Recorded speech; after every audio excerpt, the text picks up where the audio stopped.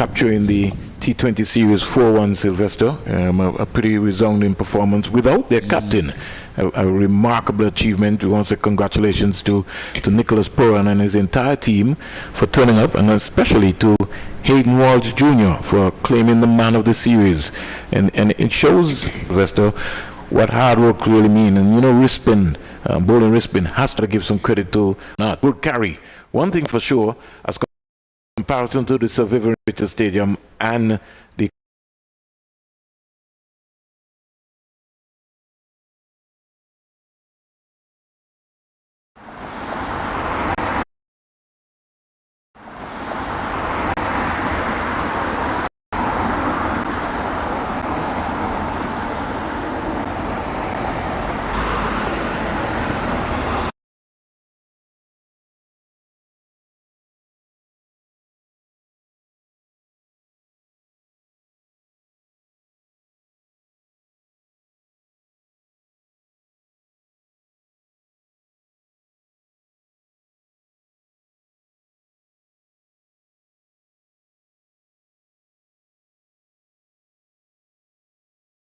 games 2020 for your shots if you apply yourself, but up here, especially even if when the pitch starts with a little moisture, you have to be more cautious, you have to be more watchful.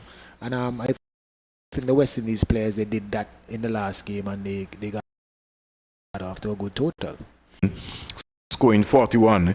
And you know, the partnerships were very, very, very important in terms of the partnership between Taylor and Kershaw tonight. The West Indies more or less fell away. 142 runs, Sylvester, from 194 balls, and to end up with 210. They fell very close together. I think a few balls apart. Yes. And settling, and the effort, I think, from the Pakistan, even though the partnerships were going, was going, Springs, you can see the effort in the field from the Pakistan. They never gave up. They always had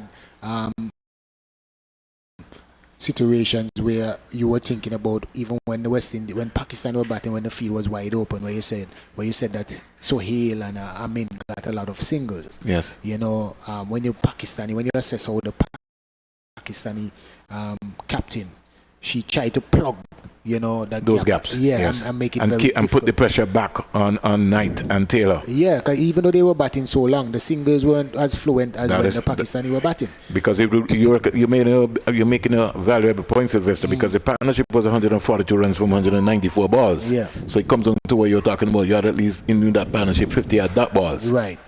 And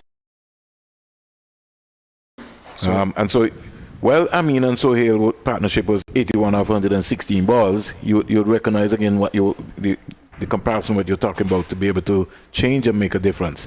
We've just had a discussion between Javera Khan, the Pakistan captain, and the umpires, Stephanie Taylor,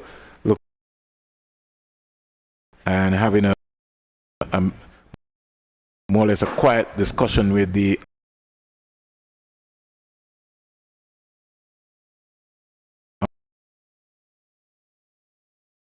and so we don't see any that Javera Khan has gone over to her coach, David Hemp, to maybe just kind of give him the news.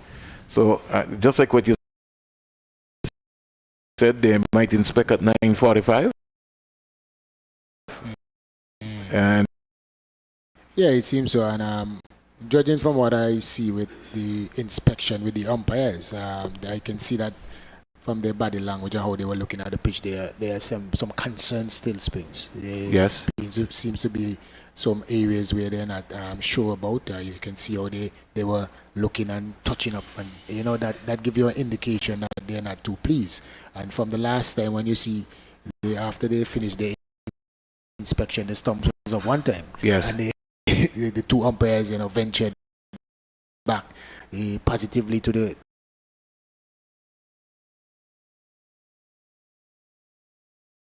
umpire. So the same area that we were talking about right in front of this Andy Roberts end.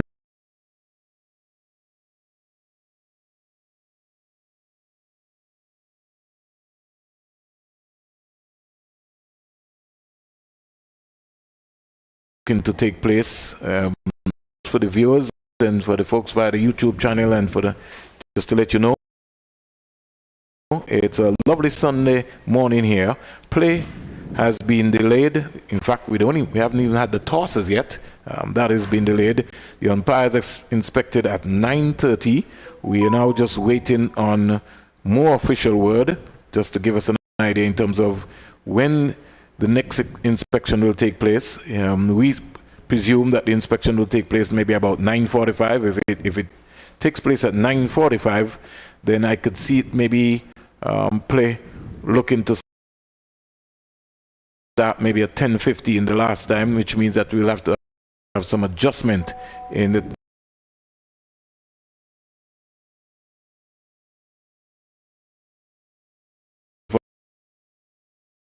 Andy Roberts end.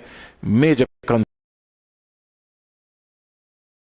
conduct another inspection at 10 a.m.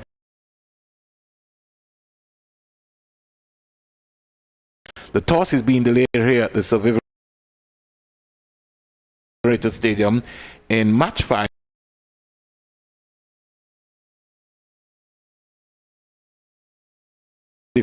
We'll be back with you by that point in time. We'll be able to give you a more comprehensive update in terms of what is going to be happening. But we're signing off here from the Sir Vivian Richards Stadium to hear the rain beating on the rooftop. We'll be back with you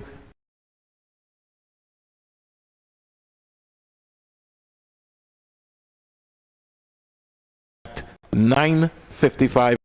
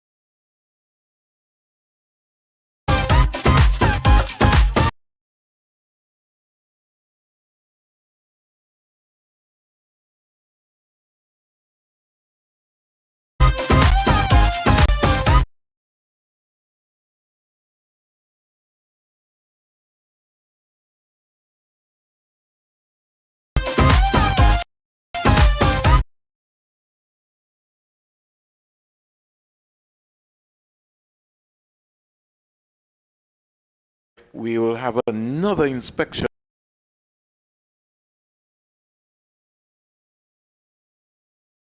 We will have another inspection at 10:50 a.m. 9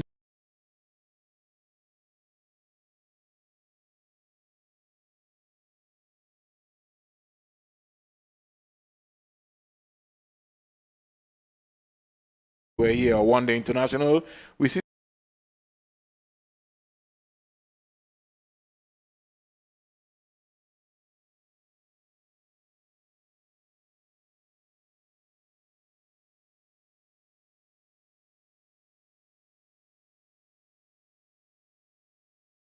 my panel today is Garfield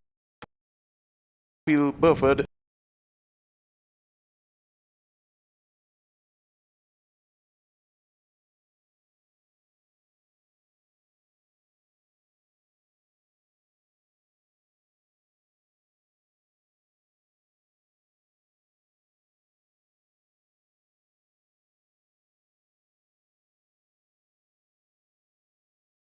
To be ready.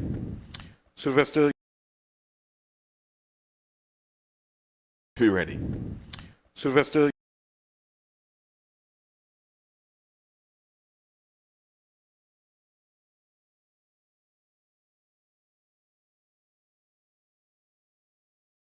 eternity here at the Sir Vivian Richards Stadium.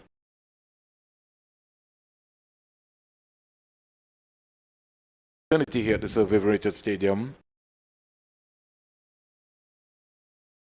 A roller came out, rolled for about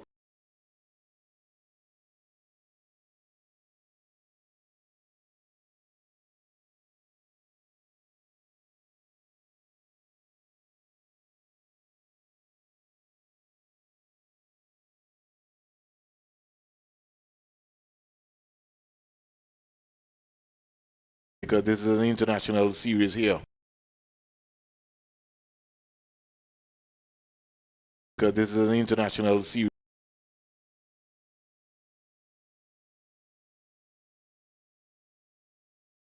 We're having an inspection Sylvester 10:50. We're having an inspection Sylvester 10:50.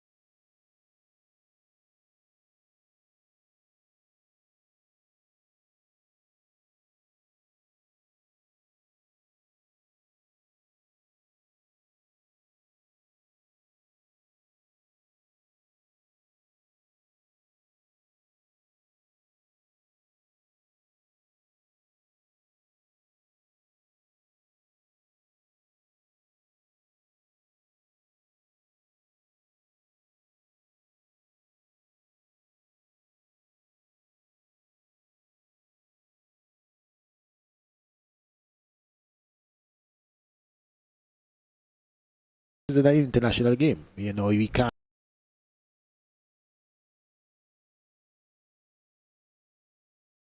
It's an international game. You know, we can't.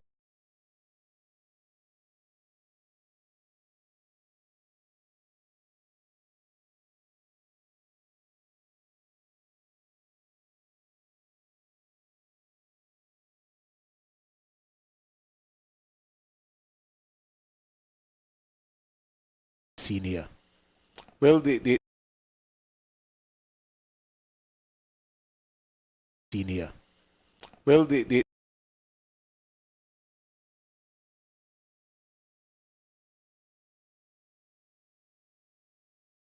matter in terms of what we're in terms of what we're executing here in the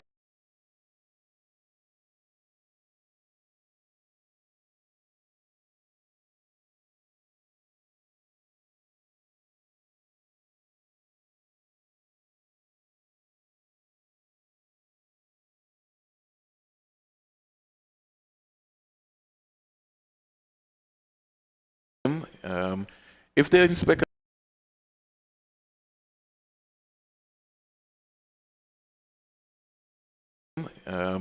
if they inspect a 1050 Sylvester, as you said,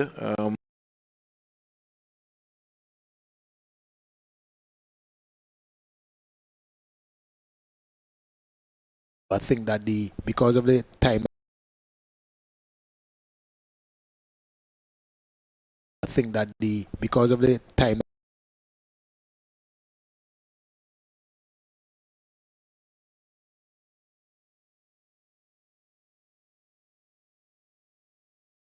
the allotted time, I think, is an hour. is an hour.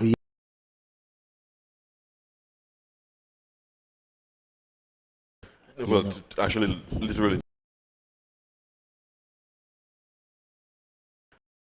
Well, actually, literally.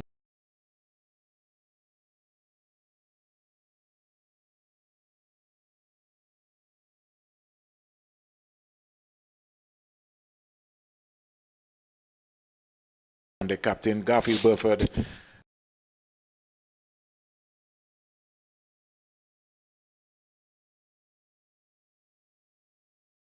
The captain, Garfield Burford, and myself, Vernon Springer, we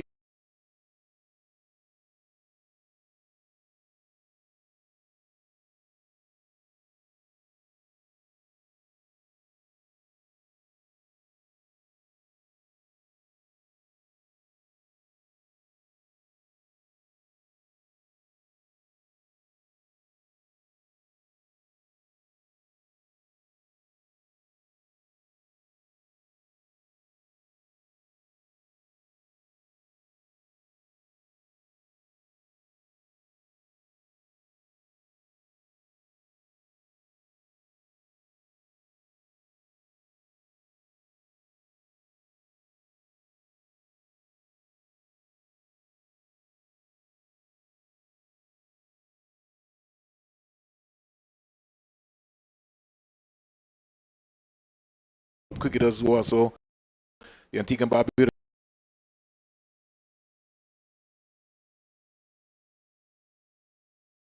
cricketers who also the Antigua and Barbuda Cricket Association have their programs, so you have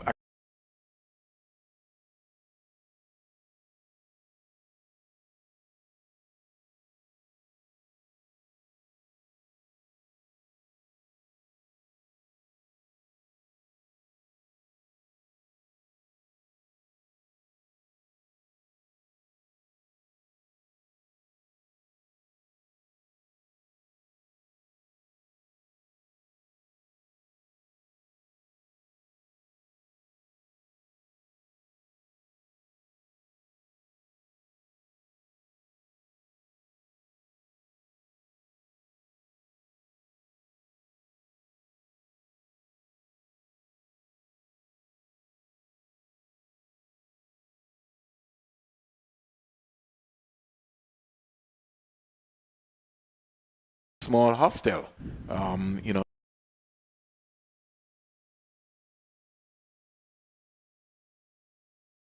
small hostel, you know.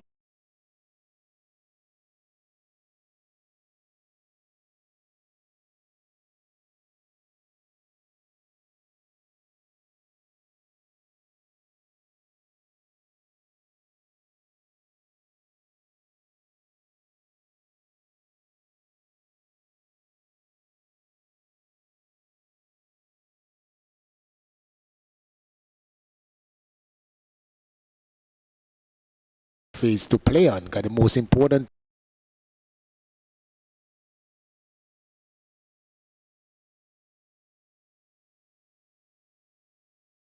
phase to play on, because the most important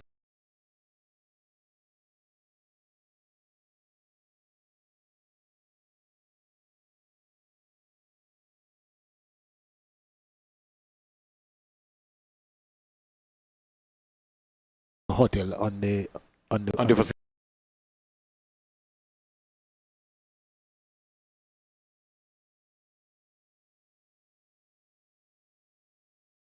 hotel on the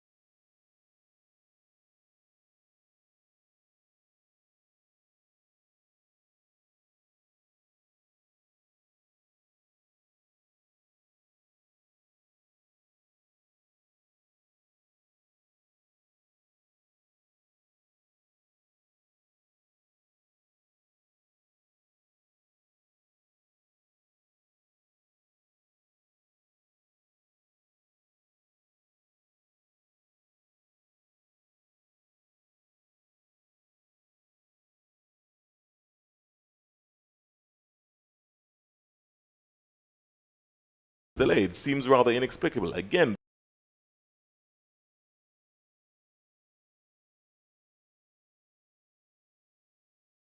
delayed seems rather inexplicable. Again,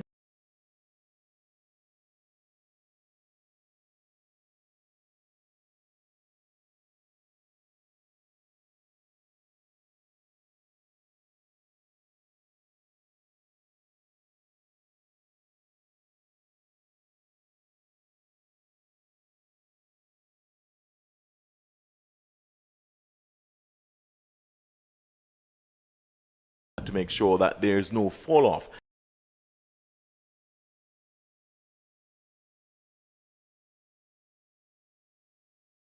To make sure that there's no fall off.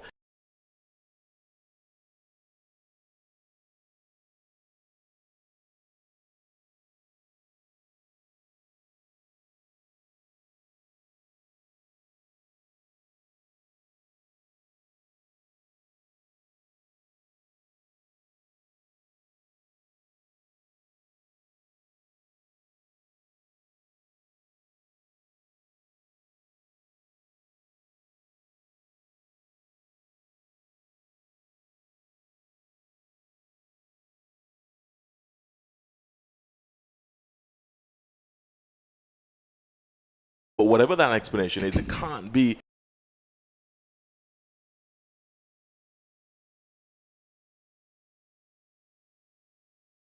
whatever that explanation is, it can't be acceptable because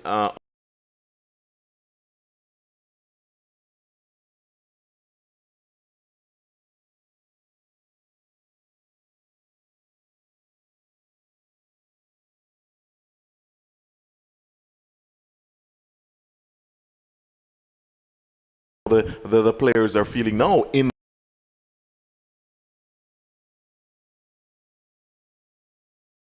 the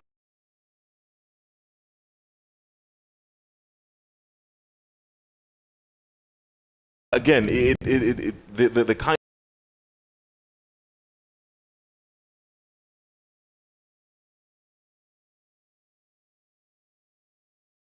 again the kind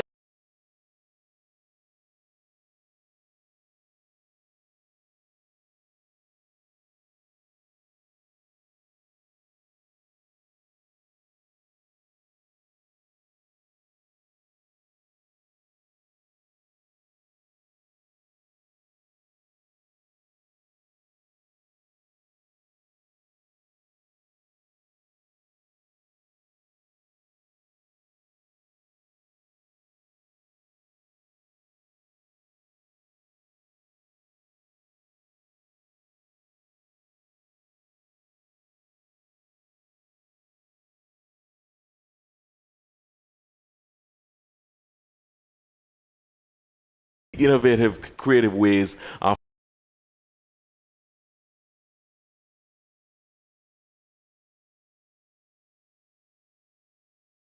innovative, creative ways of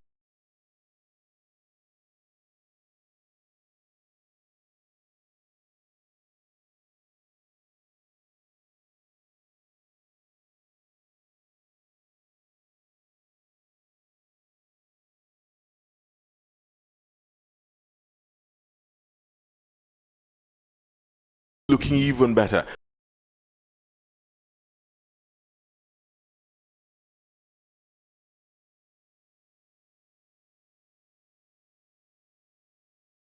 Done a pretty decent job, but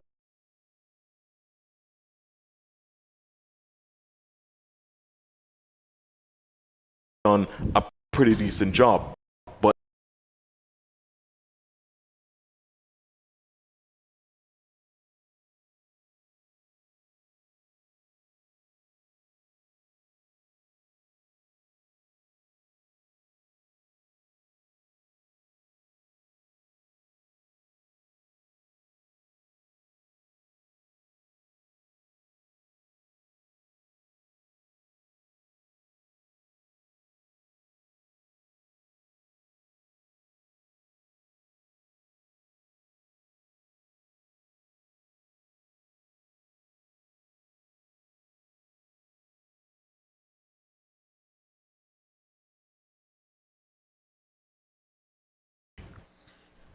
Right.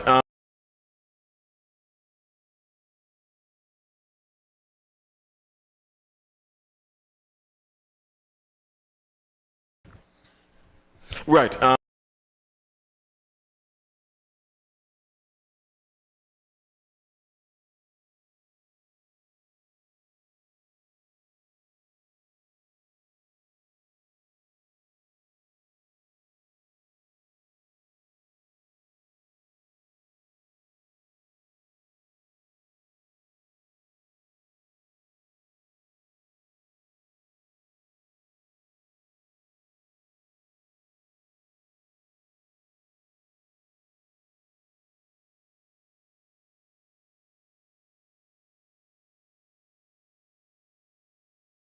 Let's consolidate the kind of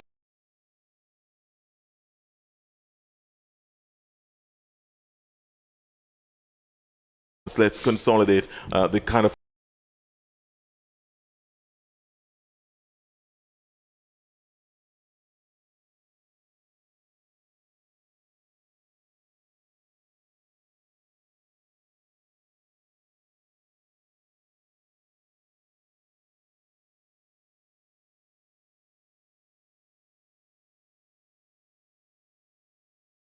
it's not surprising to me that they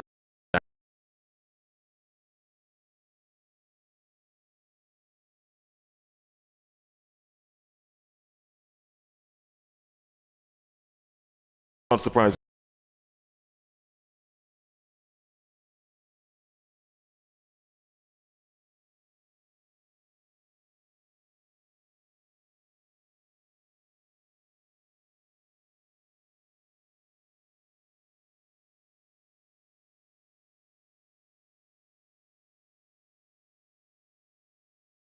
Example, get a good score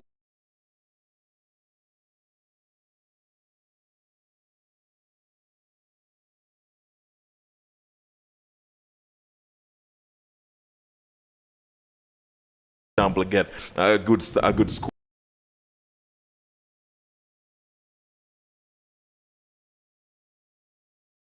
in that match. She had only one. I think she made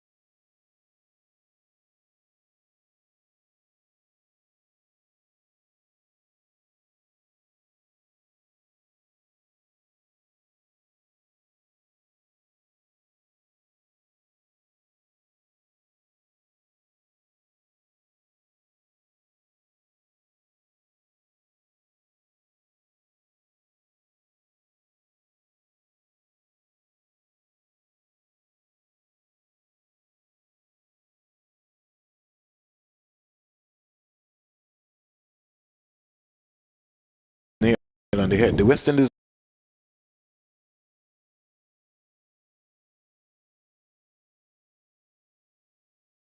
nail on the head. The West Indies lost 7 wickets to the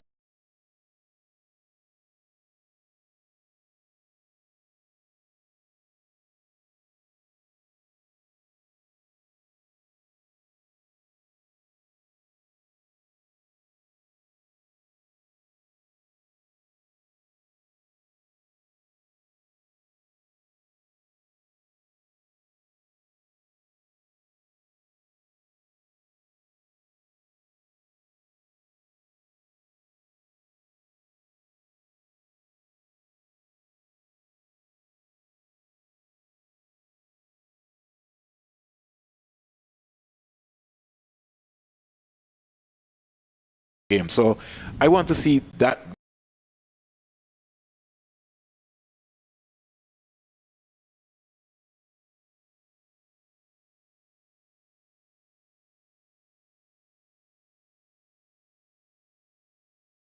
So I want to see that.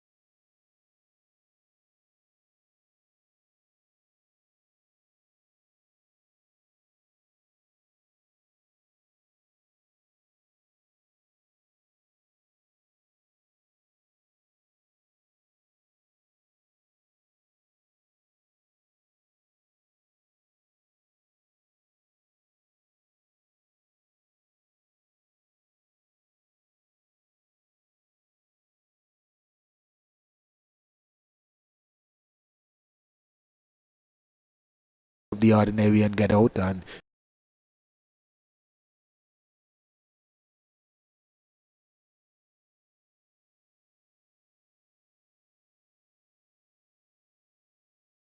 the ordinary and get out, and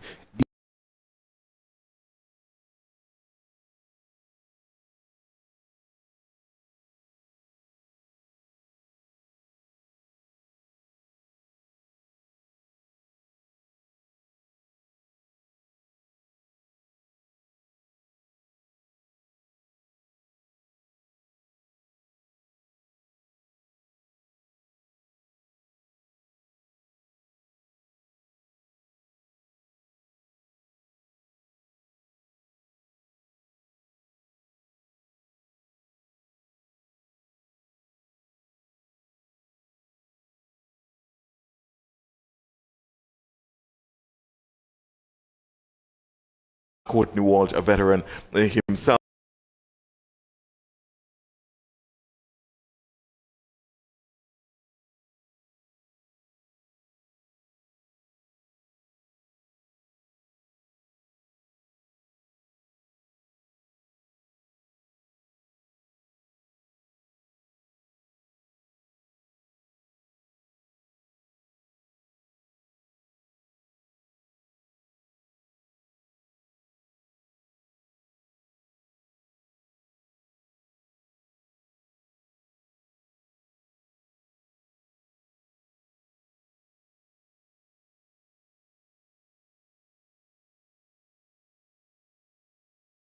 Obviously has almost carries a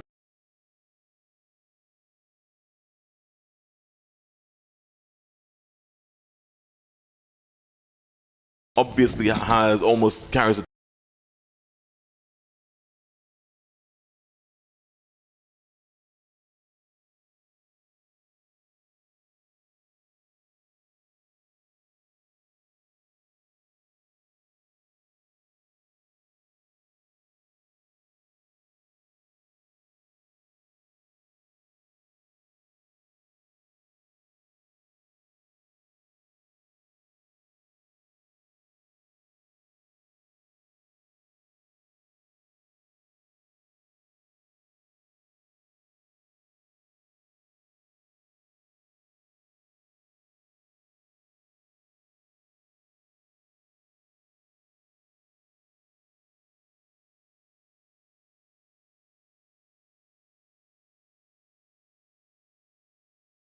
You guys right?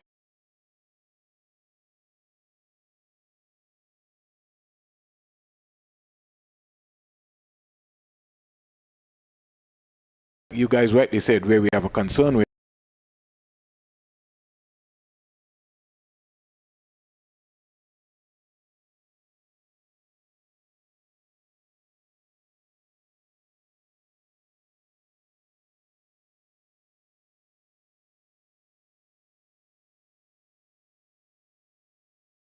So it all goes well for.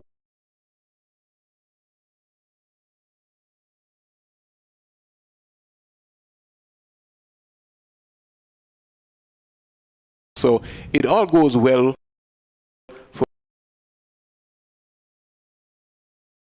for the nucleus in terms of what they're building.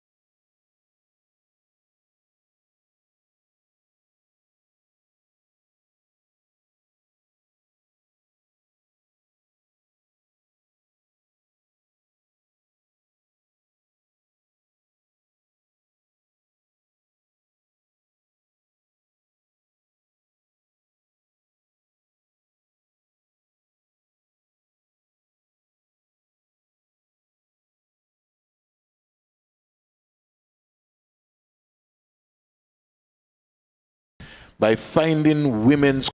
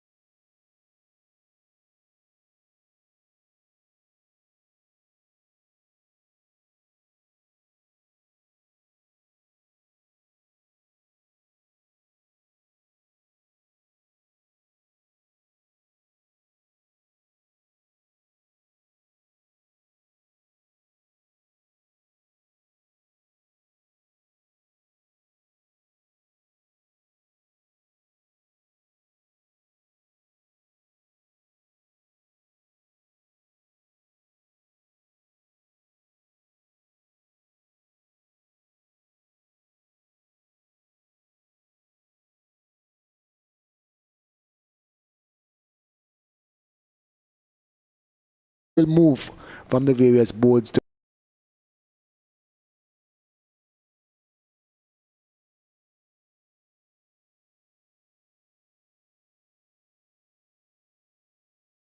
move from the various boards to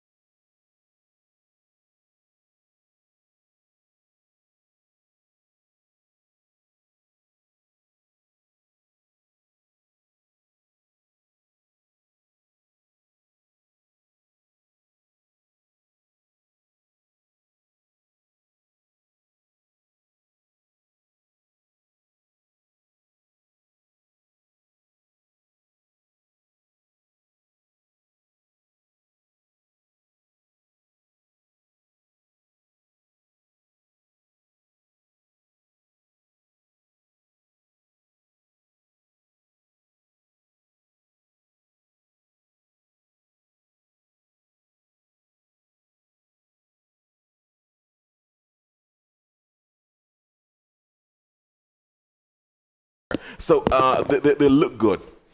Of course, there will be the perennial favorites of Mexico, the U.S. et al. But certainly, as we get closer towards the business end of the tournament, in terms of the quarters and going up, we should expect some very, very strong competition. I like the look of Qatar so far. Yes. For not a footballing nation, they're certainly holding the own. I'd like to see what happens when they come up against Honduras. Let's see what happens. But in the 2 games so far, they look businesslike. Remind you that they're the hosts for the World Cup next year. Yeah, so I think they have a point to prove that not because they are the hosts, well, in other words, they're not there because of being the hosts, but they also can actually hold their own. And let's wish them all the very best. I'm pretty sure that they have significant investment into their footballing program. So I'm pretty sure that at some point they're going to reap the reward from that. And we welcome Mali Richards for the first time this morning. Good morning, Mali. Good morning, guys. Good morning. Morning, Mali. Good to see you. And Mali, we should say, just before you ask him a question, he had an excellent outing on Sports 360 on Thursday. Very, very well received. Very good interview coming off right after Leroy was senior talking about race and football and racism, the kind of racism that he encountered. I think that the good segue into Mali's interview segment. We're talking about some of the same kind of challenges that he had when he was in England studying and playing cricket. Yeah, man. Fully enjoyable experience, Gav. Thanks for having me on that show. Indeed. And I'm pretty sure that the audience would want you to be back. Hopefully. Very, very soon. Mali, we are here Sunday morning. Yeah. Same thing what happened Thursday morning. Interesting. Very interesting. Yeah, but at least we're here. I think we'll possibly get some play pretty soon, though. Well, we would get some play. It's just that it is when we will get the play. I still have not been able to get an update. As I look, I see the umpires and Mr. Ryan King may be working out their logistics in terms of what is going to happen. The stumps are not yet up, so it now means that there will be another inspection. Wow. Nothing coming from that area as I monitor the situation. Garfield and myself, we've been monitoring the situation, so we haven't got any word yet as to when will be the next inspection. We are just looking from our vantage point to see in terms of what is going to be happening, whether there will be another meeting just before the mines. I see Javera Khan for the Pakistan team just getting herself sorted out. And she's already decked out in her playing gear. Yeah. And she's possibly looking to call some of the... It seems like she's trying to beckon to some of the players to probably trying to do some warm-ups. So that might be a good sign. That might be a good sign. But totally, we look at the West Indies team, we see whether we see some movement taking place to maybe make something happening here. And as Garfield and Malik kind of pointed it out, it looks as if the Pakistan players are going to be beginning to go back out and get themselves arched up and warm up because maybe anytime soon, and we're just only speculating that the game could be looking to start maybe in another half an hour, 10, 15 minutes, but we don't have the all clear yet. As soon as we get the all clear, we'll be bringing it live and in living color to you in terms of what's been happening. Where do we go from here now, Mali? What, here today? Yeah. 3-1 up for the West Indies. Pakistan will be hoping to continue on their winning ways, getting on the board in the previous ODI. Well, I think their victory would have propelled the men. You think so? Of course. Yeah, man. They always tend to have a sequence. Yeah, and we saw the men get up and beat England in That's that what I'm T20, saying. and the ladies then followed suit. But today they'll be looking to do more of the same, like pretty similar conditions to Thursday. Like almost identical situation, deja vu.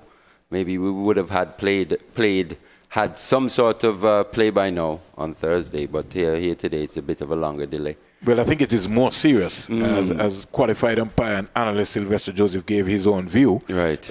It looks a lot more serious than Thursday. Yeah, well, because if we haven't started here yet, for sure. It has indicated that it's more serious than Thursday. Again, very disappointing that this has happened, and the fact that we're just here waiting when we should be enjoying play. I mean, these are perfect conditions to play. The fact that we're not having any plays. Maybe we should be going to the party stand because the crew there is getting built up. And just look at that. I mean, I know Mali has a point to make, but when you look at the fact that there are individuals there who came out in that area in the mound, absolutely, they obviously ready for a picnic. They have their igloos. They've come with their picnic blankets. Definitely and so on. ready to see some play. They're ready to see some play. Enjoy some, good good action, possibly for the first time ever since the pandemic began. Right. Possibly they planned today on being a Sunday. Yep. A good family, they possibly two families there who've come out to enjoy. They've had their cooler and they brought some drinks and some food and so on, and they've not seen any play. And that's very disappointing. I mean, I think there's a spattering of spectators in the stands in the Sir Andy Roberts at the Sir Andy Roberts end. I mean, that is it's just not acceptable that we're not seeing any action. But then, and to me, it seems to have been preventable. Yeah, and I mean, there's still a bit of confusion about even Thursday, because just looking in the media and the stadium manager actually doing an interview saying that the game wasn't delayed because of excess moisture on the pitch. Ooh. So what was the exactly? So That is what was reported by the officials. right. No, I remember I directly messaged the West Indies media manager as well, and that was the information that came to us. And by the way, the official information today as well is that it is excessive moisture on the Right. pitch. So I'm wondering what I'm will interested be to hear what the stadium manager has to say today Indeed. about this one as well. Maybe he'll be the best person to get the information from. Absolutely. And of course, we're not going to cast aspersions Of course not. Without getting the information. Yes. But we will demand an explanation because it warrants an explanation. Because of the level of confusion. Precisely. Right. We need to find out what Exactly, has happened. exactly. And we're not going to jump to conclusions before finding that out. For sure. But I think we definitely need to know what has happened. 2 consecutive match days when there should have been action, but we've had a delay. We need to find out what has happened. Again, I think the players are itching. The players are itching to play. They really want to get this match out. The final match of the series, the West Indies would want to win 4-1, similar to what happened with the men, winning 4-1 over Australia in the T20s. The West Indies, I'm pretty sure, the series has actually gone identically. Yep. Both series have actually gone For sure. identically. Winning 3-0 and therefore winning the series, and then losing the 4th one, and for the men winning the 5th one. Possibly the West Indies would want the same kind of pattern here, losing the 4th one and then coming back to win the 5th one for 4-1. So, and of course Pakistan, I'm sure, would be aiming to do the reverse, to actually make sure that it's a 3-2, which looks more respectable than a 4-1. So look, sure. I mean, the players are itching. I think they're coming out to just do some warm-ups. Windies are few of the getting players. limber as well now as well. Right. Windies, there's a bit of activity going on in the Windies camp. So I'm thinking, yeah, we'll have play. So too, the Pakistan. Yeah, both teams. Both teams are now beginning to move out. But we, in fact, as I speak to you guys, another inspection will take place at 11:30 a.m., 10:30 a.m. Jamaica time. That's another 13 minutes time. So just as we had predicted, an inspection taking place at 11:30 a.m. here at the Sir Vivian Richards Stadium. The teams are getting themselves more or less organized. I think that will be the final inspection. I can't see another inspection after 11:30, Garfield and Mali.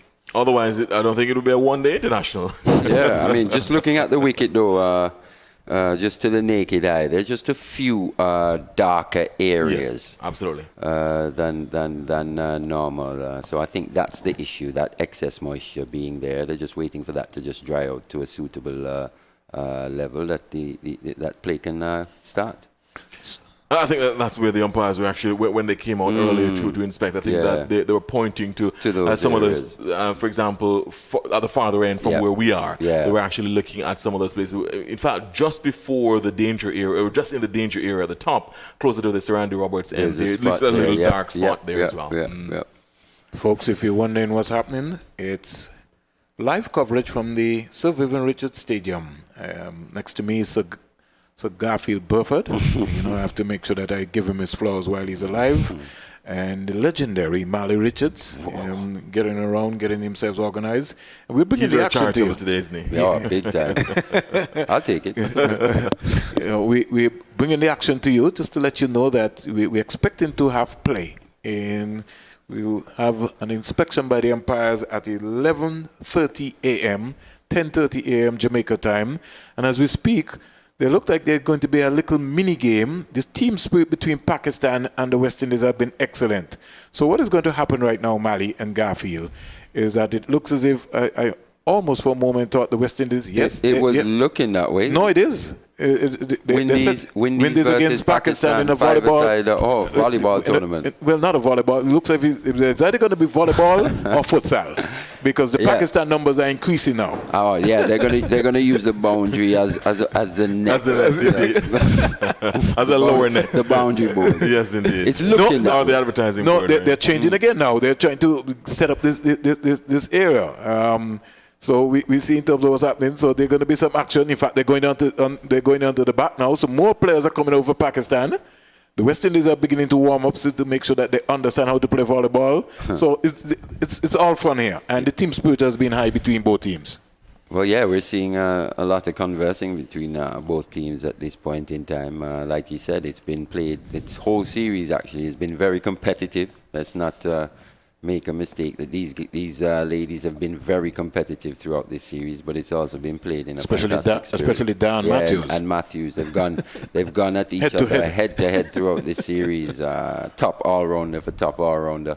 But it's been played in a fantastic And all of a sudden spirit. now we see Fatima Sana. She's come to the party now, and she decided, listen, I'm going to take on some of these West Indian players, the DeAndre Dottin and company. She's stepped up in a big way. Yeah, and we did note just how she goes about her game, and we liked her approach to the game. And being a young player as well, taking a page out of Nida's book. So the action is continuing right here at the Sir Vivian Richards Stadium. We're bringing it to you for the folks who are listening to our coverage. Looking at both teams now, maybe looking to engage they may be just working out the final details in terms of how this match is going to take place, where they're going to play, because I don't think they have enough room in terms of if they decided to go around. But they're getting themselves sorted out, and the team spirit has been high. At 11:30, the umpires will be inspecting. I think this should be the final time that they will be inspecting here at the Sir Vivian Richards Stadium. We will expect to have a word right after that. There will be some match times, reduction in overs of the game. We might get in, could boil down to maybe a 35-over game and a 40 overs. But the overs have been bowled so quickly between these two teams that it really doesn't matter. Yes, I think that they cannot in any way be affected or be fined for any slow over rate. They've just gone ahead very well. I mean, they've gotten through their overs. Of course, it helps because they have so many spinners on both teams. But I think that even the medium pacers, I think that they get through their overs very quickly indeed. There's absolutely no sort of time delay between, for example, the overs. So I think that both these two teams have actually been very exemplary where that is concerned. But I think, again, as I said, we expect later on in the day during the course of this day to get a little bit more information, as the lawyers would say, as you'd say in legal fraternity, further and better particulars in terms of what would have happened today, in terms of what is accounted for the delay. But let's hope that we get play on right after that inspection, possibly closer to 12 o'clock, that we're able to have possibly 12 o'clock. I'm looking at the start. Once this inspection goes well, I think that area that we looked at earlier, which was a little darker, is gotten a little lighter now, so it's showing that perhaps it's just drying out just a little bit more. So let's hope that that's obviously that's a good sign. Let's hope it's good enough for the umpires to be able to make a decision to play.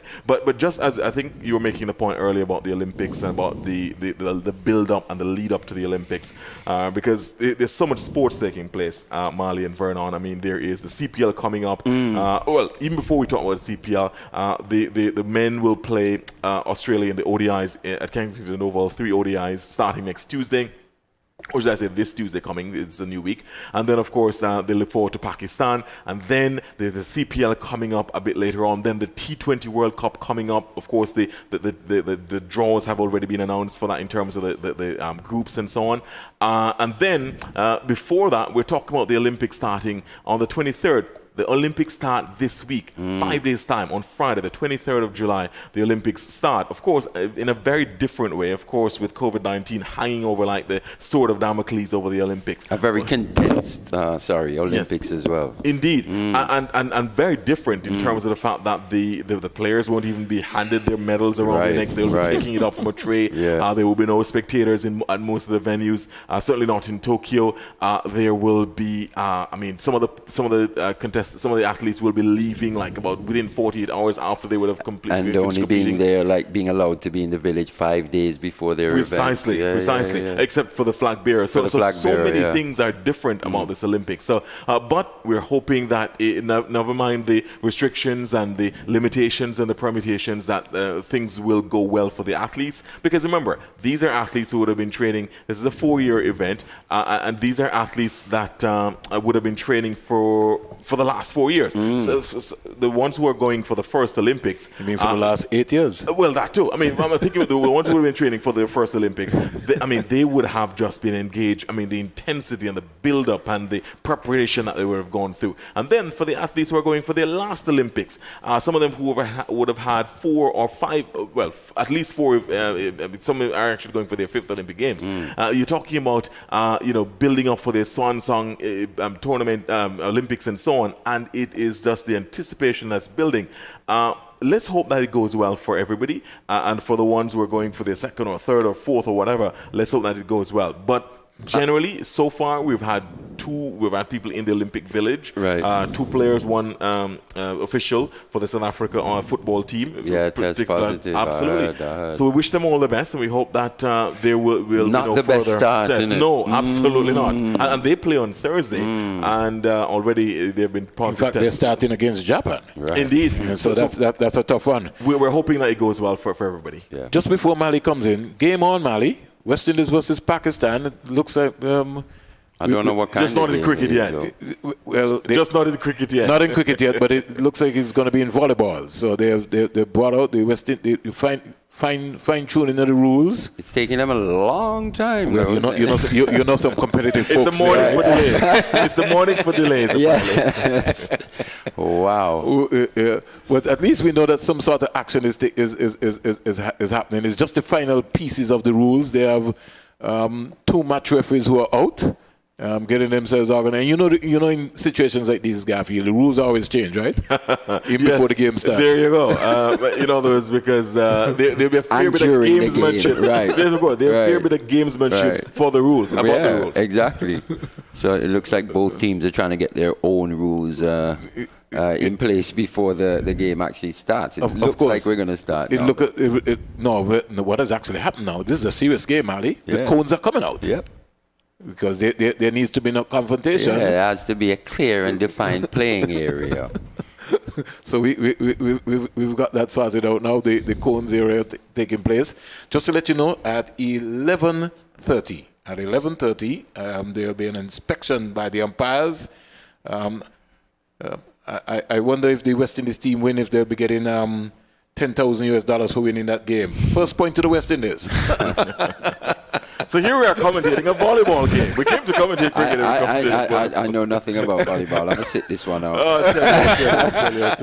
I wonder who is the libero and who is the outside hitter and so on. Well, we'll find out in indeed. terms of what's happening. But it's all fun, and it's been real high intensity. The team spirit has been high between Pakistan and the West Indies. I think the Cricket West Indies and the Pakistan Cricket Board would have done an excellent job so far in being able to pull off this series. We heard the director of cricket for Cricket West Indies, Jimmy Adams, said that this is something that they're going to be embarking on going forward. They're in negotiations right now to be speaking to South Africa. So the next women's team tour could be South Africa coming out to the Caribbean here. And then the qualifiers for the West Indies team, which hopefully will be coming up sooner rather than later. Then you have the regionals expected to take place right after the CPL in Guyana. So there's lots of women's cricket coming up for the women's. And in about maybe another minute and a half time, Garfield, we should be able to see the umpires looking to walk out from the Sir Andy Roberts End dugout area. For another inspection. Yeah, what should be the final inspection. But in the meantime, as you look onto our screen, the West Indies women and the Pakistan women have decided that they're going to get together and have a little... Have you seen the composition of the Windies team in this game? You mean for the match? Yeah, for this match. This volleyball match. Who have you seen? Look at number 29 from Pakistan, an honorary West Indian player in this game. I love Apparently that she one, might man. be acting as a libero. Yeah. She may be- Extraordinary. Yeah. We're having a look at the family. It seems like two families or one family who are coming out for a picnic. I mean, it's just extraordinary. So they're, instead of watching cricket for now, they're watching volleyball. Why not? Well, at least they're It's not. sports. At least they're not going to the. There's a big fete today at Coolidge. Yes, it starts at 2 o'clock. Yeah, 2 to 8. it's a massive The fete. first there. approved fete since the pandemic began. Since March last year. Yes. Extraordinary. I know the Antiguan public can't wait to get stuck into that one. Indeed, Well, it's 300 fully vaccinated individuals. Yep. Menace and CP, they're going to be head to head. That's going to be a big one, and some other artists right there. Nazari going across to also maybe just welcome the fans who have come out to support West Indies and Pakistan today. So it's an exciting time right here. And even though there's been no play, we're bringing the action to you just to kind of just keep you going. Inspection in about another minute. Now we should see the umpires coming through the turnstile and getting themselves organized in terms of what's going to be happening. Folks, we also want you to know that even though there's going to be a big, massive fete today at the Coolidge Ground, is that you can't drop your guard. Please.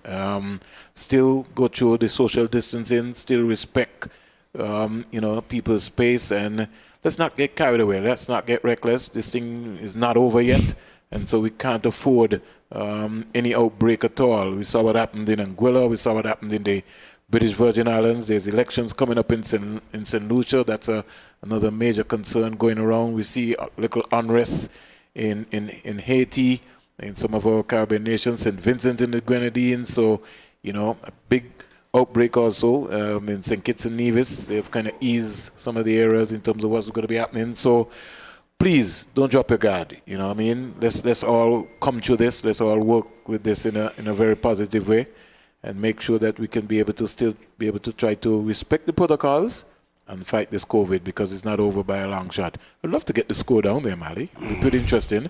Mali, as we speak right now, I see Mr. Kitwai Black is walking out.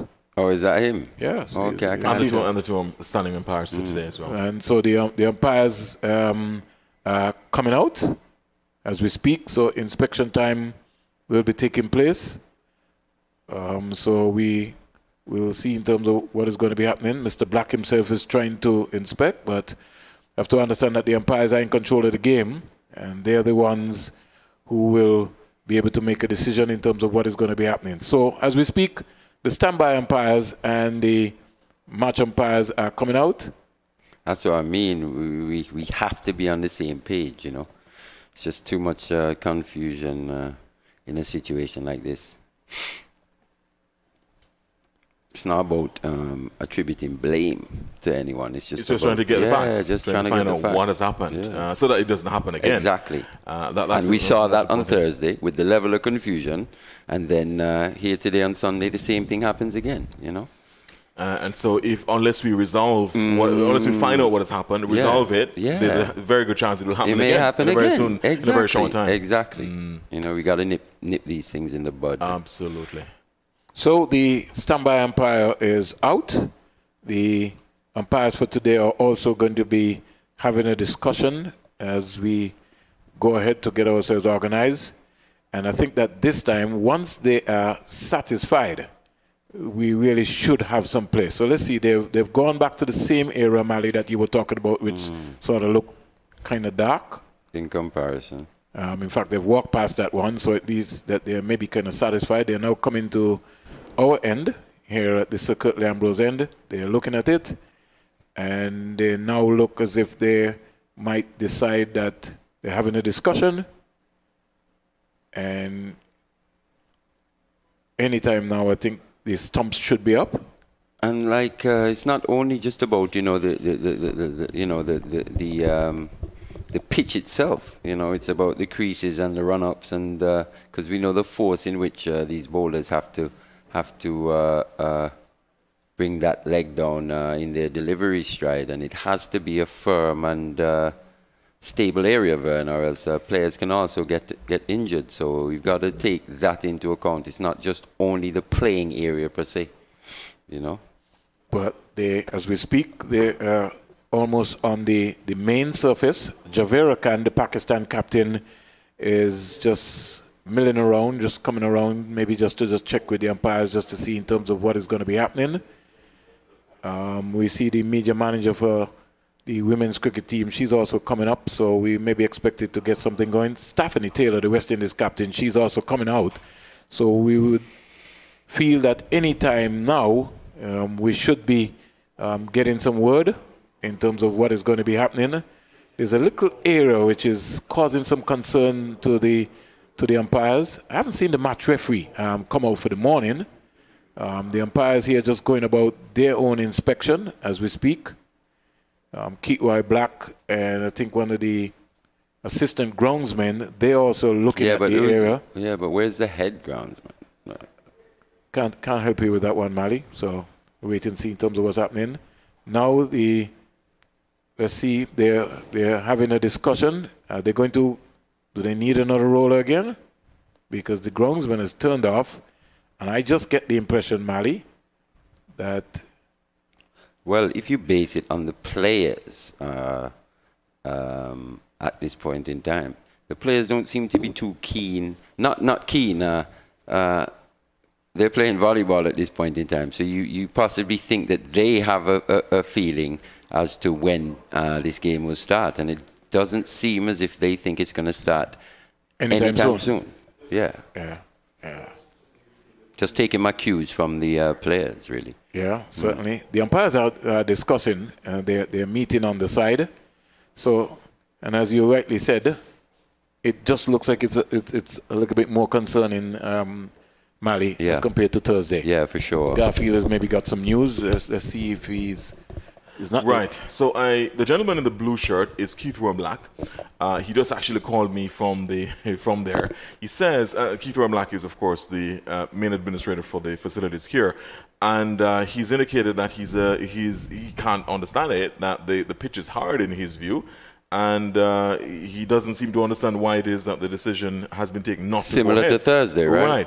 So there seems to be a little bit of a dissonance in terms of who believes considers what's fit and what is fit for play. So so he has promised, Mr. Black has promised to have a talk with us as soon as he's finished. So he's still in those discussions with the umpires, and well, he's actually not. The umpires are conferring by themselves, and then Mr. Black, I think he and other members of the ground staff are probably trying to make some adjustments as it is. So he's promised to talk with us when he's finished. So possibly to come up to our position here at the commentary box on the third floor of the Sir Kurt Lambert's end. He's indicated, he's asked whether or not I've come down to look at the pitch. I've said actually I'm not, because I'm doing commentary. So he actually wanted me to actually come to take a look at the pitch. But he's promised to come up to talk. But with the us. bottom line is the final decision rests with the umpires.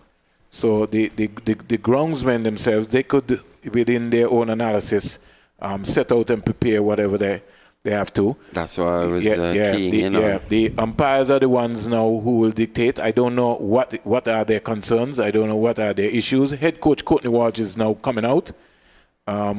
Also, especially if I hear it from a pitch expert in an Anthony Merrick, saying, oh, well, I think this wicket is actually fit for play.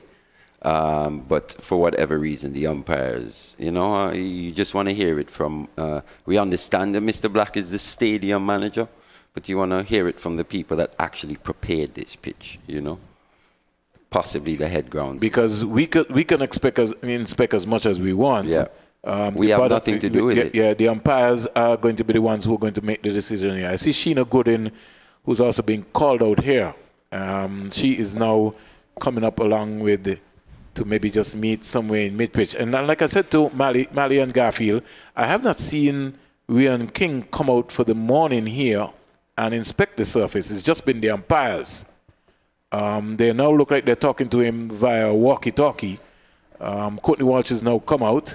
And if I know Courtney Walsh, he would maybe just want to get the game going. The coaching staff for Pakistan, they're also coming out. They maybe might be a little kind of shocked themselves too, as to find out why the umpires taking so long to maybe make a decision as to whether the game should start or not.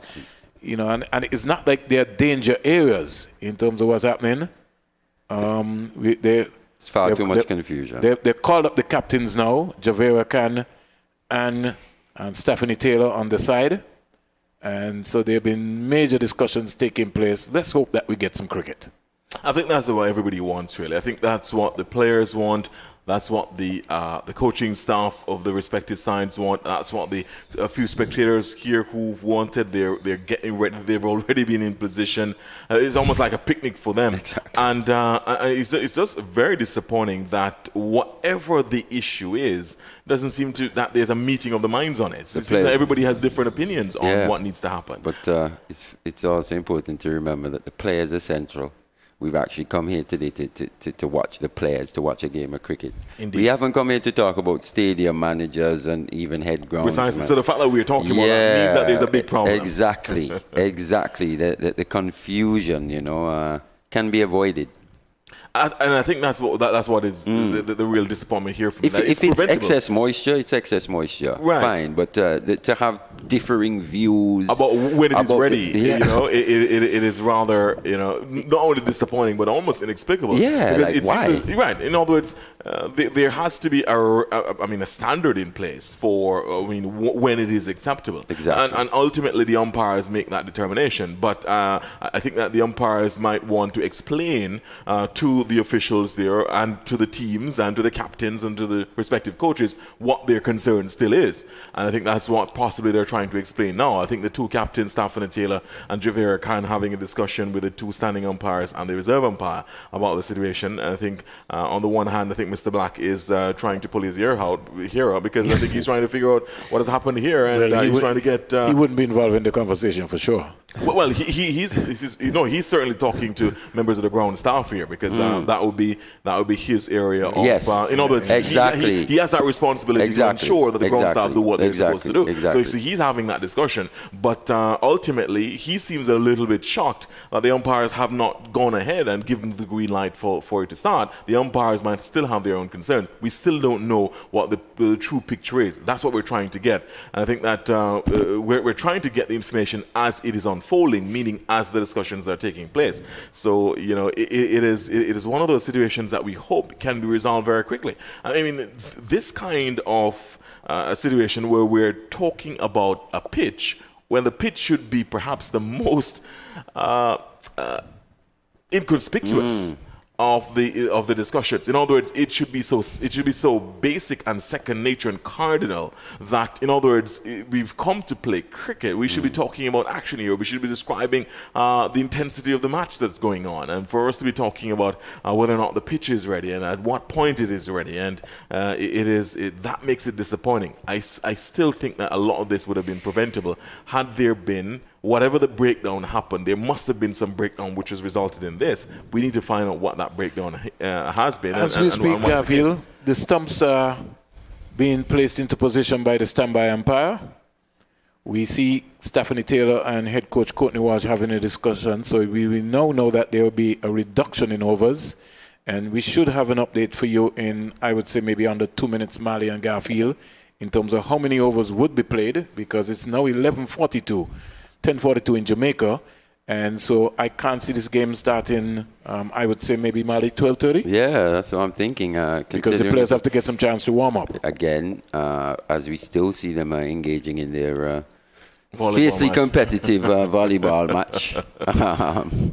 Like their competitive energies are directed there. Yes, for sure. When they should be playing a game of cricket. But hey, that's how it is. It looks like we're going to get some play today. So it certainly looks that way because we're seeing the stumps going up. Yeah. Now, the idea for us would, when the toss would be taken, which we would know anytime soon in terms of what's going to be happening. So in about, I would say, under 45 seconds, we will be bringing the action to you, to giving you the correct details in terms of at one end, we see that the stumps have been assembled. And any time now, maybe in another under 45 seconds, we should be able to give you an update, a clearer update in terms of the positioning of play, so that we could get ourselves going here at the Sir Vivian Richards Stadium. We know that this is needed, and we got some more folks coming in, Garfield. Yes, and it's very good They're to see bringing their spectators. chairs. Yes, indeed. It's good that it's good to see spectators at a game of cricket. For the first time, certainly since we've been carrying cricket this year. I mean, we've covered we've covered Super 50 at Coolidge. We've covered the Sri Lanka series at Coolidge and here, and now we've been covering women's cricket, the West Indies women against Pakistan, and it's good to see for the first time.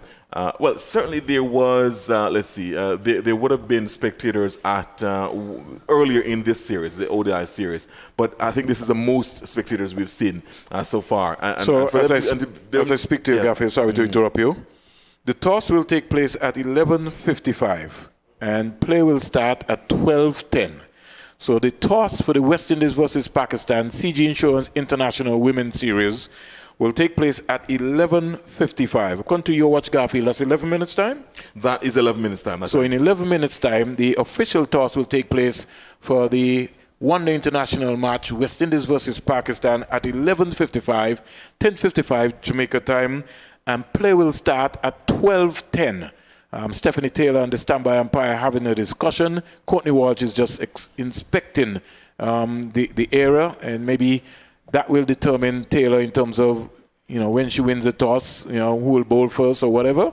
He's just confident he sorted out that area, and Taylor will be just waiting for a little while. So in about under 10 minutes time, we'll have the toss taking place here at the Sir Vivian Richards Stadium, and for sure, we'll just waiting just to give you an idea now in terms of how many overs, because there has to be a reduction of overs. We'll also be bringing that to you and giving you an update in terms of what's going to be happening. Your thoughts, Mali? Windies, I'm sure, will be trying to get into the right frame of mind. Both teams, actually, right frame of mind. Like you say, game's going to start at 12:10. How many overs? We're not sure yet, are we? Could be. I could see this maybe being, maybe it could be 40. 40 or so. I think they got enough time that they can get in that. They'll maybe cut down the lunch break. But I think the teams are eager to play. So let's wait and see what the final analysis would be. And anytime soon, we should be able to get a comprehensive update in terms of how many overs would be played. So just in case you're wondering what is happening here at the Sir Vivian Richards Stadium, the toss will take place at 11:55 in St. John's, Antigua and Barbuda, 10:55. And then play will start at 12:10. Play will start at 12:10. And as we said, we heard it was excess moisture again taking place today, where we had a delayed start. The Pakistan team coming out now to get them anytime soon. The volleyball game is over. I don't know who would have won. We'll find out sooner. Right here for you, I would say round about at 11:55. So our broadcast team will be back at 11:55. We want to thank our technicians and the folks on the television. So we'll be back with you at 11:55. At that time, we'll be able to give you an idea who would have won the toss, who will be the teams starting in the fifth one-day international ODI match, West Indies versus Pakistan. So on behalf of my commentary team, Sylvester Bouncing Joseph, Marley Richards, and Garfield Burford, I'm Vernon Springer. We'll be back with you at 11:55 with more details, and at 12:10, that will be the start of the game, the fifth ODI West Indies versus Pakistan.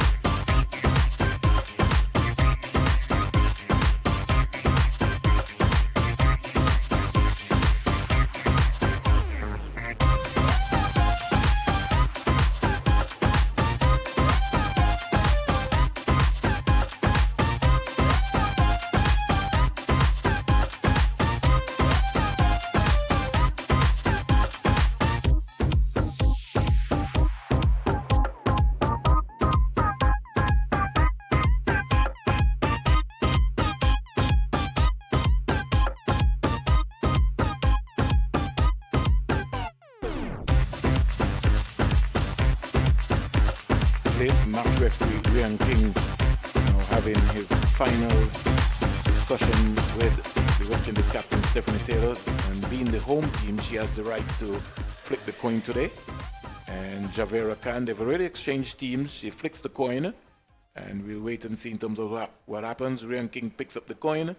Looks as if Taylor might have won the toss. We'll wait and see in terms of what's happening. Anytime now, we should be able to get the action going. I'm joined by Garfield Burford and Mr. Keith Y. Black, the stadium manager for the Sir Vivian Richards Stadium.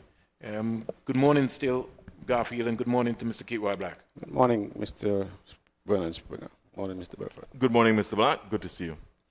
So anytime now, we'll be waiting. The umpires also will, they have, I think, been advised, they've made their calculations, so we're just waiting for the final piece of the puzzle in terms of what is going to be happening going forward. So we have Mr. Black in the studio with us. Garfield, you can take it over. Mr. Black, thank you so much for joining us. As Vernon said, Mr. Black is stadium manager. So just tell us from your explanation, in terms of from what you've been told, what happened this morning? Why are we having this delay? Well, when I got here, I was here earlier this morning. I got here like about almost 9 o'clock this morning. Game is scheduled to start at 9:30. I left. I got back. I'm now told that there's a delay in the game simply because well, when I went on the field, I heard both captains complain about cracks on the pitch. But then I was also told that the delay is due to moisture. So you have one party saying cracks, and there's another party saying moisture. I can rest assured, and I can say to the listening public that it's a one-day pitch. Preparation moisture from overnight, these things will happen. There are other umpires who would say to you that the game can play. Okay, fine, if the officials choose not to start the game. But I just find it difficult to understand the reason why we are starting at 12. I find it very difficult to accept the fact that we are starting the game at 12 o'clock, right, based upon overnight preparation moisture. It is as if we would have wet that pitch this morning, and that's not the case. Right, the pitch was sprinkled overnight as the norm, even if it's a test match or a one-day game. You do a little sprinkling overnight, and in the morning you come and you do final preparation for the game. The sun has been out all morning, after 9 o'clock until now. That's 3 hours. And up until 3 hours now, we're getting ready to start the game. I find that that's unacceptable to me. I don't see the reason for that. I went out there myself. I looked at the pitch, and I just don't understand the reason why we're starting at 12 o'clock. All right. So you're saying that when the ground staff turned over the pitch to the umpires, who would then, of course, have the final decision in terms of whether or not the pitch is fine. When the ground staff turned over the pitch this morning, in your estimation, it was okay? It was okay. And notwithstanding, I'm now told that the ground staff was asked to come out and roll the pitch for an additional 10 minutes. Okay, fine. But if they were called to come out and roll the pitch for an extra 10 minutes, okay, and I can understand that. I guess they want to roll in a certain areas and want to level it out and whatever the case may be. But to look at it, for 3 hours delay, all of us are involved in sports, in cricket. Mr. Springer, you're involved in cricket. Mr. Burford, you're into commentary and everything and so on. Look at 3 hours. For a match to delay for 3 hours, it tells me that it is as if, wetting was done this morning. You had to go maybe as if, you started doing your preparation from this morning in terms of wetting, and it's now we're starting this game. None of that was done this morning. Well, just to alert you, Mr. Blacks and Garfield Burford, the official advice coming out from the match officials is that the match delayed due to excess moisture on the pitch. And like I said to you, during the delay, we had a number of inspections that took place so that folks maybe can get an idea in terms of what we're talking about. The match, as we speak, Garfield, West Indies have won the toss and will bowl first. It's now reduced to 36 overs per team. 36 overs per team. But I just want to be able to just go through so that Mr. Black get an idea in terms of what's happening. Due to excess moisture, the first inspection took place at 9:30. Then the umpires had another inspection at 10 a.m. Then there was another inspection at 10:50. And then there was another inspection, the final inspection, at 12:30. During the period of the inspection period of 10 a.m. and 10:50, that is when the roller came out and rolled the pitch for 10 minutes. Between So, 10, yeah, between 10, 9:30 and 10:50. no, the umpires conducted another inspection at 10 a.m. 10, right. Right? And then we had another inspection at 10:50. Right? And then we had the final inspection at 11:30. So in all, we had 4 inspections And the rolling went out between which? between 10 and 10:50. Okay, so Mr. Burford, so the game was scheduled to start at 9:30, Right. and they did an inspection at 9:30 because excessive moisture. So based upon the judgment of the match officials, they figure, okay, let's go back at 10 o'clock because there might be a possibility to start at 10 o'clock. Well, not to start at 10 o'clock, but to look to see if it's Where they okay are. at 10 o'clock. At 10 o'clock. Right. Okay, fine. See if it's okay at 10 o'clock. So it was that bad. It couldn't have been that bad because they decided to go back at 10. Now we're starting at 12. As I said to you, when I went out there just now, we had officials, the guys, the coaching staff from Pakistan was saying to myself and the assistant head ground staff, there's nothing wrong with the pitch. The game could play. So you saying who said this to you? Coaches from the Pakistan team. Pakistan team. Yes. What are the coaches from the West Indies team saying? No, the only person came when there was Courtney Walsh. I didn't have no conversation with Mr. Walsh. Okay. All right, let me ask you. In terms of the, what would have accounted for the rolling between 10 and 10:50? In other words, what would have been accounted for the rolling? It could have been different reasons. As I said, maybe, again, the moisture. Could have been that. Could have been a situation where maybe they see maybe cracks and they want to level them out or what they keep. I don't know. I don't know. You understand? But I'm saying, if you decide to go back to inspect from 9:30, 10 o'clock, there must be something in your mind to figure, well, okay, maybe by 10 o'clock, we can maybe look to do toss and everything and so on, and then have a start of the game. But now we're looking at 2 hours after 10 o'clock. You did 4 inspections, and now we're starting at 12. Or 12:15 Well, actually. 12:15. 12:10. 12:10, sorry. Let me ask you, so we're 7 minutes away from the start. Just a few quick things, Mr. Black, because obviously you're very disappointed and you seem to be flabbergasted that the play has been delayed for so long. You said you heard 2 different reasons for the delay. You've heard cracks on the pitch, and you said you heard moisture. Who told you about cracks? We had the Pakistani captain. She was on the pitch, and she was doing what she was doing, and then she said, there are cracks on the pitch. Did you see these cracks? Did she show you these Of cracks? course, there are little cracks on the pitch, and most times when you prepare pitches, you'll find cracks and everything and so on. You'll find that, and that's what one of the coaches said to me from Pakistan. You will play cricket all over the world, and you have cracks. That doesn't mean that they're going to open. It's not a test. It's not a test match pitch. It's a one-day pitch. So the captain for Pakistan was pointing to cracks, On the but pitch. the officials of Pakistan were saying One of the officials. one of the officials said it's okay. Yes. So Not in her presence. Not in her presence. Oh, I see. Okay. I see. I was wondering whether or not there seems to be a dissonance in terms of the captain of Pakistan saying cracks, one of the officials saying that the pitch is fine. At the end of the day, the match officials, they will call both captains, not the coaches, but both captains, and they will make that decision whether or not to start and what time they're going to start. I guess the match official will notify them, and that's what they did while I was there standing, and that's when I made my way up here to the pavilion. Let me ask you, and I thank you so much for talking with us. This is the second time in the series this has happened where a match has been delayed because of pitch conditions. It happened on Thursday as well. What was the reason on Thursday? Thursday, again, I'm told, and from what I saw, we were told it was early morning moisture, again from overnight preparation. And what I find, for me, what I find, some things went out from the media. I guess maybe from your end, because ABS is the only broadcasting along with Facebook, whatever they're doing via the Facebook. And You're on YouTube I and am Flow on as well. YouTube, and okay, fine. But for me, it's rather disappointed. The guys, the ground staff, and I'm going to continue to applaud them for their effort. I know we have our challenges here at the stadium, but I will continue to applaud them for their effort because we have been having cricket here since way back to the year, from the start of the year to now. With the Sri Lanka series. Hardly any break. Well, even before that. Hardly any break. And it's as if, the guys are not perfect. They will make their mistakes from time to time, like all of us do. And I'm saying that for the beating that they got because of a 30 minutes delay on Thursday, that's unforgivable. That's not that it's unforgivable, but I just find that rather strange. I think the media need to be a bit more responsible with some of these things.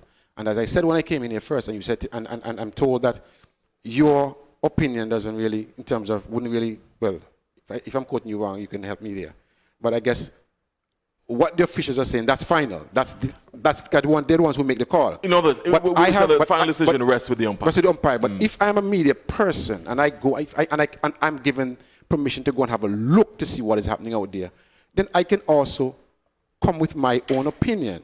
Are you saying to me, as a media person, we don't have an, oh, well, you guys don't have an opinion based upon what the officials say and what they're saying is gospel? Put this way, and that's my argument. Put this way, Mr. Black. I think that what I was mentioning to you earlier, we had a very cordial discussion, was that irrespective of what we would have gone down there and seen for ourselves, even if we had gone down there, had an inspection, had seen something for ourselves, ultimately we could come up here and say, well, you know, we actually went down there, and in our estimation, the pitch is perfectly fine, but the umpires have chosen not to go with the start of the pitch, start of the game. That may or may not, that would just be conjecture. That might just be our own opinion. I understand. But ultimately, the umpires would have the final call. But what and I've seen, I've seen test match pitches, not only here at this stadium, but in other venues where you have a little crack there, a little crack there, and the guys there doing the inspection look back, and they would have made it clear, I'm quite sure maybe by day 3 or day 4, these cracks are going to open up and this is going to happen. And they start to analyze and tell you what is going to happen, what will not happen.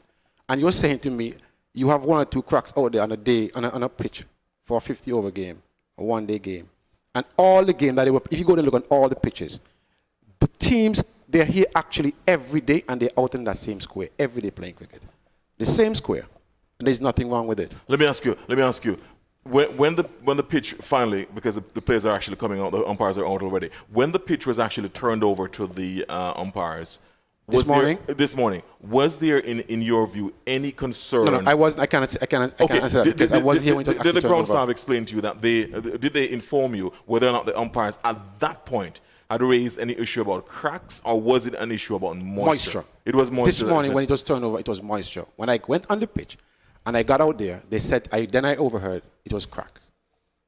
How do we prevent this from happening again, in your estimation? Finally. Prevent what from happening? In other words, how do we ensure that there's no delay? You see, the problem for us, Mr. Black, is that the delay is the real challenge. In other words, there are spectators here who have been out there for the last hour and a half. Those spectators were right. One explains, in other words, our issue is, and our concern was that this delay was unacceptable because it makes, it's a disservice of the game of cricket. How do we prevent this from happening? You just said it's unacceptable, but unacceptable on whose behalf? Because now the stadium, as far as the world is concerned, the stadium, the ground staff at the stadium will be blamed because they figure, well, person may get the opinion. How do we prevent this from happening? That we would have started preparation this morning. No, that was not the case. Okay, so you're saying the ground staff did the order. They did what they had to do. How do we ensure that this doesn't happen again? I think that's what I'm asking. I don't know. I honestly don't understand what you're asking me, Mr. Burford. I'm sorry. Garfield. All right. Mr. Black, we thank you so much. No problem. We have to actually go because the players are actually out on the square. Yes. Just waiting on the Pakistan batters to come out. Thank you very much, and we certainly will be keeping in touch with you. No Hopefully, it doesn't happen again. In other words, because my concern is that it does cricket a disservice when things like this happen. No problem. Whether it's a communication issue. And you're correct. Right? You are Whatever correct. the issue, it may be a communication issue. Let's prevent it from happening again. Not a problem. So once again, we thank very much Mr. Keatroy Black for having that discussion with Mr. Garfield Burford. And just to let the folks know that the Black Lives Matter movement is continuing here as the players are taking a knee for the ball. Just to give the listeners and viewers an update in terms of the revised match. The match has now been reduced, Sylvester, to 36 overs per team. West Indies have won the toss and will bowl first. The first session will end at 2:27 or 1:27 Jamaica time. The luncheon interval has been reduced to 25 minutes. The second session will start at 2:52, and then we'll have overs per bowler. One bowler will be allowed to bowl 8 overs. The other bowlers will not bowl more than 7 overs. So we have an idea in terms of what's happening. The first power play will be 7 overs, and the match is expected to end at 5:09 or 4:09 Jamaican Eastern Caribbean time with 1 drinks break. Good afternoon, Sylvester. Good afternoon, Springs. Good afternoon to the viewing audience. It's wonderful that we get this very important game up and running. Conditions here look pretty good. We're waiting now to see how the pitch will react I think it will be a wonderful pitch, Sylvester. Well, let's wait and see. Certainly. Let's wait and see if the Crocs cause any. We certainly saw that on Thursday, so I don't think that we will be having any alarms at all there today. But the West Indies are starting Sylvester, and we're gearing and ready to go, fired up in action, and we have the left-hander Muniba Ali Siddiqui, and we have Shamila Connell starting from the Sir Curtly Ambrose end. West Indies playing the same team that would have played on Thursday. Give Sylvester a chance to be able to pull up that team for the listeners so that they'll be able to get a chance in terms of what has been happening. But anytime now, we expected to start the first ball here at the Sir Vivian Richards Stadium. West Indies versus Pakistan. Match being reduced to 36 overs per side. And we'll be reared and ready to go. Shamila Connell, she just looks eager and pumped up and really want to get out there and get going. West Indies starting with a slip, a gully, backward point, cover. They got a sweep on the offside, Sylvester, so they seem to maybe be coming up with something that we maybe don't know about here. Connell around the wicket to Ali. That cut back a good long way. And good take there so far by Rashada Williams, who's keeping in her second game. Sidra Amin on the non-strikers and the right-hander, just looking at the play so far. Exciting time, Sylvester. Yeah, indeed. It's good to see that the first ball has been bowled. As you can see, Amiba Ali, she plays very well to the offside. So, and they Pakistan sneak in their first single. West Indies hitting some stumps pretty early. Sylvester, Gajanabi. Yeah, Gajnabi, well, we know she's full of energy. So she's one that has a lot of energy. A good one in again between the wickets there by Amin. Amin and Ali. Yeah, looking. Amin normally, from what we have seen from the last game as well, she looks always to score. Even though she tried to occupy the crease, she looks to rotate the strike. She looks for every possible single, and it's a good support, I think, for Ali. In terms of the field placement, now we have the fine leg and the third man in for Amin. Umpires for today, Sylvester, Jonathan Blades and Verdine Smith, with Mr. Danish Ramdani being the standby umpire. Amin gets her first delivery from Connell and sort of lazy, leaned onto it. Hands went more or less. It was almost like a wide delivery. DeAndre Dottin coming around there from the backward point area, as Sylvester has always said. She owns that area. As long as the West Indies women are playing and Dottin is playing, she's going to occupy that spot. One without loss. Muniba Ali Siddiqui is on one. And Sidra Amin, who scored 100 in the West Indies A series. She's been elevated to the senior team. She gets a beauty of a delivery. No feet movement at all. Beat of a pace. And good take by Rashada Williams, who just lobs it to Hayley Matthews at first slip, who in return just flicks it up to Brittany Cooper at cover. A little bit more energy from the West Indies this afternoon, Sylvester. Yeah, they look, they've been out there whole morning waiting to go and ready to go. So they had some additional rest, and it seems to be like they're in for a good game today. No Keisha Knight, who's still out injured, but Rashada Williams going down behind the stump. Connell gets a wide delivery there, and it's called wide by the umpire. He comes across and just waves his hand. So Connell starting off in her first over with a wide, working up some pace. And I was very much impressed, Sylvester, in the fourth game when she bowled some very, very, very good Yorkers. Yeah, she bowled a few Yorkers. She shows she has different variation and varieties in her bowling. She goes past the umpire in out two thing, another wide again. She's pulling, not losing her shape right there. And we were looking at something this morning, Sylvester. I find that she just struggles a little bit bowling from the Sir Curtly Ambrose end. Don't know how you feel. Well, she normally bowls from this end, but in the warm-up, you see she looks very comfortable, warming up from the other end as well. Here comes Shamila Connell, player of the series in the T20 series, comes up bang on target, just turned into the onside. Amin is looking for two, but she's got to have to scurry back into her crease. It looks like the fielder there, Nation is feeling on the final boundary today. So both batsmen are one. Connell's first over so far scores 4 runs, 2 wides, 4 without loss. West Indies winning the toss and deciding that they're going to give Pakistan a run out today. Back to the old The plan. strategy. Around the wicket comes Connell. Connell is having Muniba Ali Siddiqui in all sorts of problems. She was neither forward nor back, caught on the crease. But in the end, the first over is completed. 1 over bowled so far. Pakistan have 4 without loss. Yeah, and good start again by Connell. And even the Pakistanis, they're looking positive. Both teams are looking, animous. They really want to get a good start going. And the West Indies players, they look like they come to play today. They're dragging to their field. You don't see that lackadaisical attitude from the last game. I guess this is the final game, and they want to go out on a bang.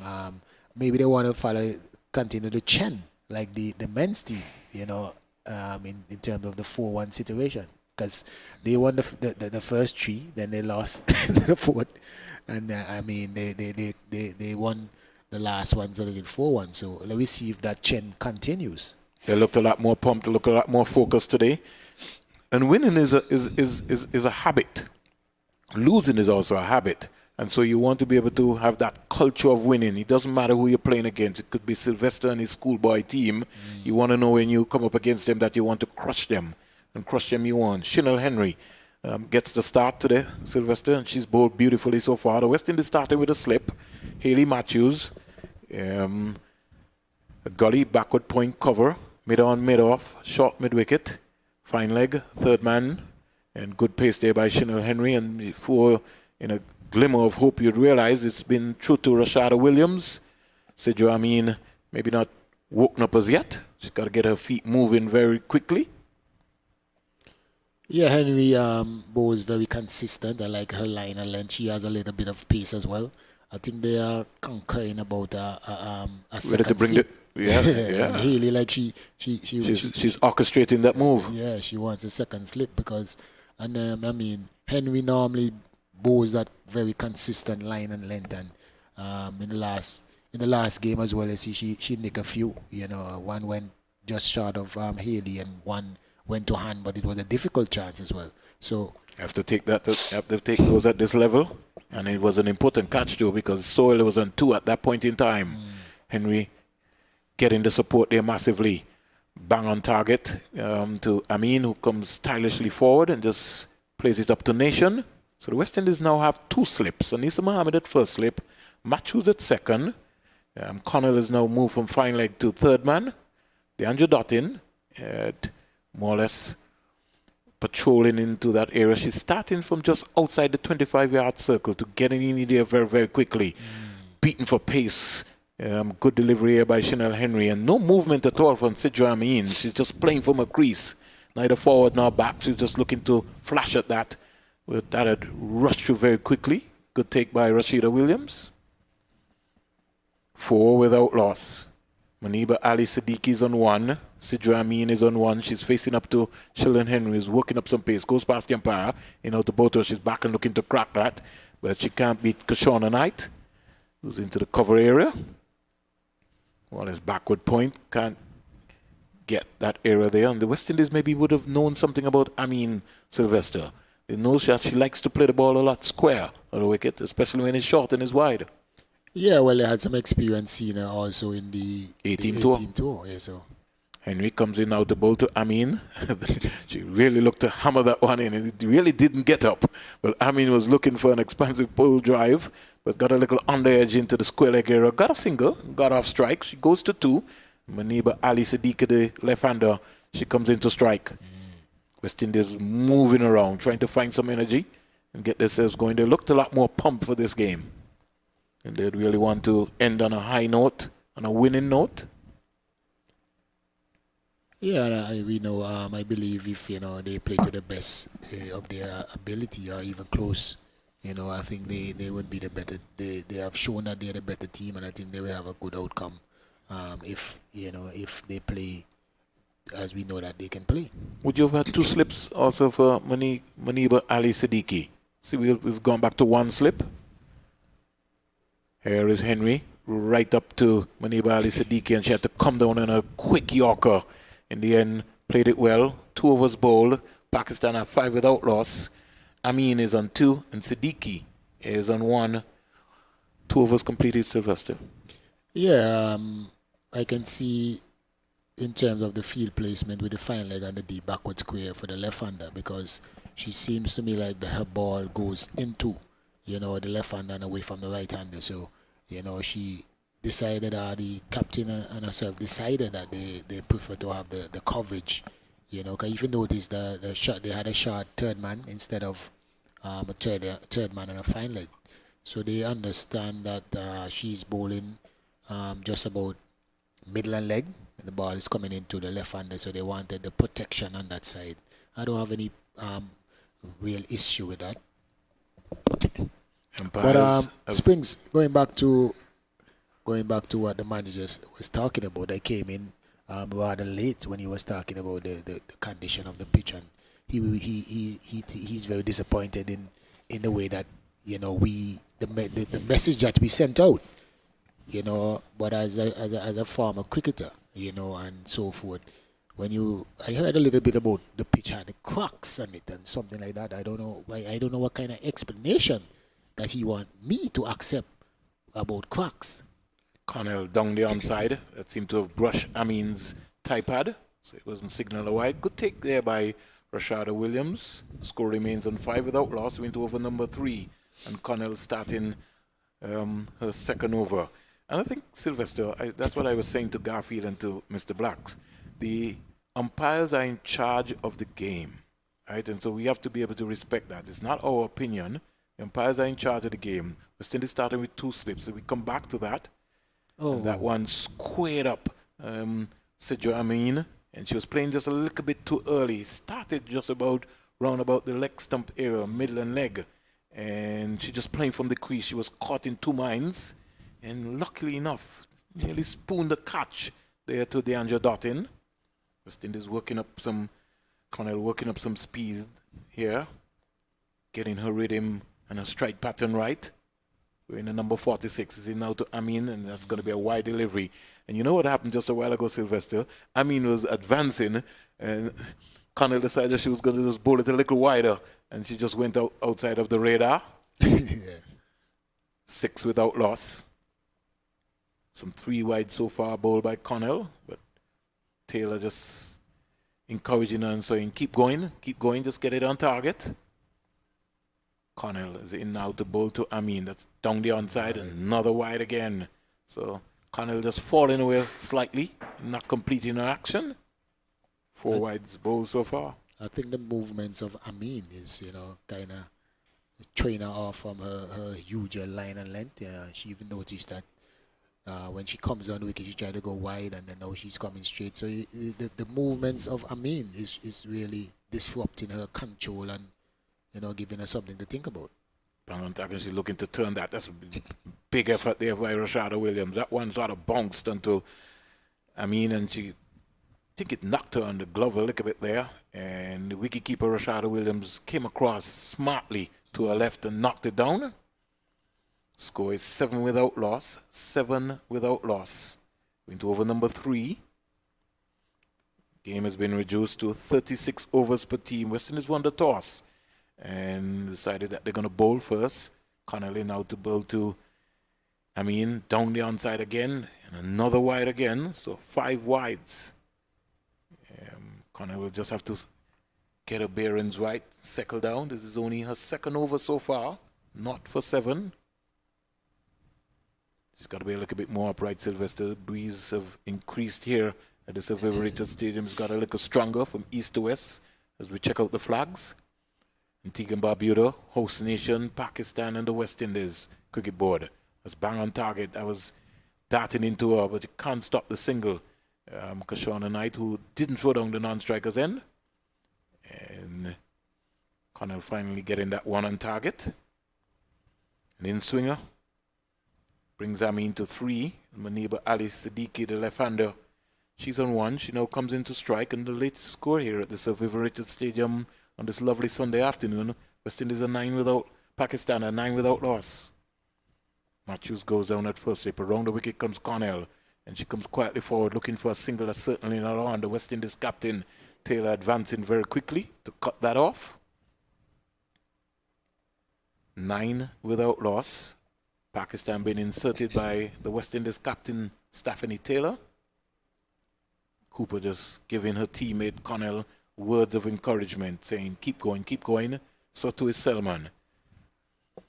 Connell around the wicket. The ball to Maniba Ali Siddiqui pitched up. That had some good zip onto it, and she's had to defend and defend quickly. So over number 3 completed. Pakistan are 9 without loss. Connell's first 2 has cost 8 runs with some 5 wides. And the score is 9 without loss. Amin is 3, Siddiqui is 1. Yeah, different than the inconsistency in terms of the wide. You know, when she gets it right, it is very difficult for the Pakistani batters in Ali and Amin to score. You know, so the extras they are supporting, I guess, the runs for Pakistan, and with the conditions so far in terms of the pitch, you know, playing a bit of two pace to me. You know, she have to find a radar and be more consistent. So Chanel Henry starting from the Sunday Robertson. She'll now start her second over.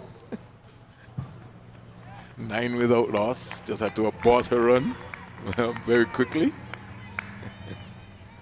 It's all happening here at the Sir Vivian Richards Stadium, where we can hear the noise, the choir girls of the West Indies A team chatting away. Henry in now the ball to Amin, and Amin steering this down the backward pointer. Quick throw there from Deandra Dottin. I think had it been a direct hit onto the stump, Sylvester, we could have maybe had some curtains and some danger. Yeah, indeed, and you know, Ali run herself out a few times, so that one was a close one as well. But we have a few spectators in today. Springs, they're on the beach. It's a planned day. You see, I wonder if there's a family outing down there. But they've been here early, you know, watching and waiting. They were waiting, and then finally now they have the game going. Down the onside, so Henry, it's almost like she's picked up the bug. She's also started with a wide to Maniba Ali Siddiqui down the onside. West Indies team today: Stephanie Taylor, captain, Kashona Knight, Deandra Dottin. Just bring that team back up very quickly for you, because my screen has just been blocked by so we come back to that. Stephanie Taylor, captain. It comes Henry, comes in out the ball to Ali, and that's a good one, leaving her there. Henry working up some steam here, Sylvester. West Indies team: Stephanie Taylor, captain, Kashona Knight, Deandra Dottin, Hayley Matthews, Brittany Cooper, Shadeen Nation, Shillan Henry, Rashada Williams playing her second game, Anisa Mohammed, Shamila Connell, and Shabika Gajnabi. That's the West Indies women's team for today. Selman maybe taking a break in this game. Pitched up, good delivery. And Maniba Ali coming down on a good Yorker. Ricocheted from Nation up to mid-on to the captain. But that was a good delivery there from the big fast bowler. 11 without loss. West Indies winning the toss and inserting Pakistan. Give it the Pakistan team in a little while. Clipped away beautifully into the leg side. The fielder from deep backward square coming around. Looks like Kashona Knight. And she has a powerful return. One bounce into Rashada Williams. All good cricket here so far by the women in action here at the Sir Vivian Richards Stadium. 13 without loss. In fact, it should be 12 and giving Pakistan an extra run. The Pakistan team: we see Javera Khan, captain, Maniba Ali Siddiqui, Sidra Amin. As we break for a while as we come back to the Pakistan team. Little inside edge there from Amin going down to the final boundary. Rashada Williams is charging after it. They've come back for 2. If they're interested, they might come back for 3, but they've changed their mind. And we get a little leg by signal here by the umpire. So the score goes up to 14 without loss. Amin remains on 4. Maniba Ali Siddiqui is 2. 14 without loss. We're into over number 4. And Chanel Henry, I like her approach. She's really hitting her straps, hitting the crease. And she looks good. Bowling to the right-hander. Amin comes in out the ball to Amin. Amin gets a back of the length delivery. She's just have to defend. Nation comes across over 4 Over number 4 completed. Pakistan have 14 without loss. Amin is 4. Muniba Ali Siddiqui is on 2. And the West Indies are getting through these overs very quickly. Yeah, so far, I would really love to see that one of the offside fielder, be placed at fine leg for Henry when the right hand is on strike, because I think with the field, we have a 7-2 field. She's one-dimensional in bowling outside the off stump, and I think the condition of the pitch, like it's playing a bit too pace. I think sometimes she can bowl a little bit more straighter, and with the fine leg, with the protection. I think one of those cover fielders, when she's bowling, can be at fine leg. Connell around the wicket, and Muniba Ali having a go at the delivery, which she was neither forward nor back. It was just the hands moving, caught a little bit onto the crease. And as Sylvester said, because the wicket is playing a little too pace, Muniba Ali, Siddiqui and Amin in a little danger area where they neither want to go forward nor back. And the West Indies seamers are bowling with a little bit more zip here. Consistency. Bang on target. She's got to defend that back of the length delivery. Can't score Muniba Ali Siddiqui. West Indies are real pumped for this game. Could hear the chatter, they're moving around. 14 without loss. And Amin and Siddiqui are not allowed to get off on a flyer start. The power play will be first 7 overs. Into over number 5. Here is a delivery, banged in short, and firing away at it was Muniba Ali Siddiqui down to the vacant fine leg boundary for 4. That really didn't bounce enough, but it bounced enough for Muniba Ali Siddiqui, and she sort of more or less just helped it around. First boundary for Pakistan. And the score goes up to 18 without loss. And Siddiqui now becomes the leading scorer for Pakistan in this inning. She's on 6 and Amin is on 4. Yeah, that delivery was I think it was a bit too quick for her. Catch her somewhere high on her gloves on the top of the bat, but there isn't any fine leg. I think enough moisture is in this wicket to be the field to be more balanced, so they can be more attacking. Here is another delivery being played onto the offside. Dottin coming around there from her favorite area. And once you see Dottin, then you know that there's going to be no danger, because both Amin and Siddiqui got back into their creases very quickly. And the presence of DeAndre Dottin will always send quivers to the batters. Round the wicket comes Connell into it. She pitched up and she's driving it, but there's protection on the offside. Kashona Knight coming around nicely, and she just lobs a return 1 bounce into Rashada Williams. Score goes quietly to 19 without loss. Finally, we have play here at the Sir Vivian Richards Stadium. Muniba Ali Siddiqui goes to 7, and Sidra Amin, the right-hander, she comes into strike. She's 4 from 15. And Connell into the 3rd over, not for 13. Comes in now to bowl to Amin. Amin is back and steering this out to the cover fielder in Brittany Cooper. And 5 overs been completed. The West Indies are getting through these overs. Pakistan are 19 without loss. Muniba Ali Siddiqui is 7, Sidra Amin is 4. And Connell's first 3 overs has scored 13 runs. Yeah, good start here by the West Indies bowler Henry and Connell. They really put in the pressure and not giving the Pakistani batters any free deliveries to get any runs. They are really bang on target, and as you know, because of the reduced over, the pressure is always going to be on Pakistan for them to keep scoring. Here is a delivery from Chanel Henry, and Muniba Ali Siddiqui flirting at danger outside the line of her off stump, and could have maybe just got an easy edge and spilled anywhere close to Anisa Mohammed at first slip, or even Haley Matthews, who is stationed into a very delicate short 3rd man position, so they must know something that we don't know. Henry comes in now to bowl to Ali. Ali is defending nicely. They're playing with a nice straight bat. It's brought Henry into contention to cut it off, so it really didn't go down to the mid-off fielder. Mid-off fielder is Gajnabi, who's playing today. So she gets an opportunity on an outing. With the game reduced to 36 overs per team, it means that one bowler for the West Indies will bowl 8 overs. Here is Maniba Ali steering this.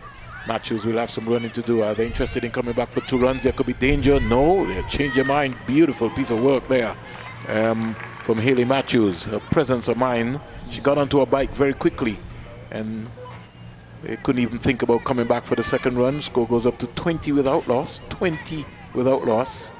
Amin on 4. She comes into strike, and Maniba Ali Siddiqui's on 8. I like her approach so far in the series, Maniba Ali Siddiqui. The only thing is that she's maybe sort of run out of gas at the end. Here is Amin just steering this down to 3rd man. Coming around from the 3rd man area is Shamila Connell, big, strong West Indian fast bowler. She lobs a return in to Rashada Williams. Takes it nicely. And there's a rotation of strike between Siddiqui and Amin. Now brings the left-hander Maniba Ali Siddiqui back into strike. Amin goes up to 5.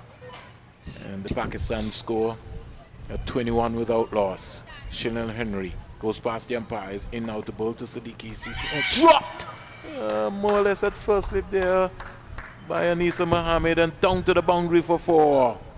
And that's why I think Sylvester was talking about having the 2 slips there, because Shinel Henry always gets the ball to dart away. It does something, especially when she's bowling on that off-stump line there. And they were fishing for danger, and it went past Anisa Mohammed in the air. I don't know if she got a hand to it. No more, I would think a 2nd slip. But she made a gallant effort and down to the boundary for 4. So, but that's what I'm saying, Springs, in terms of the conditions so far. The game started. The game started because of excessive moisture in the pitch, right? According to the umpires.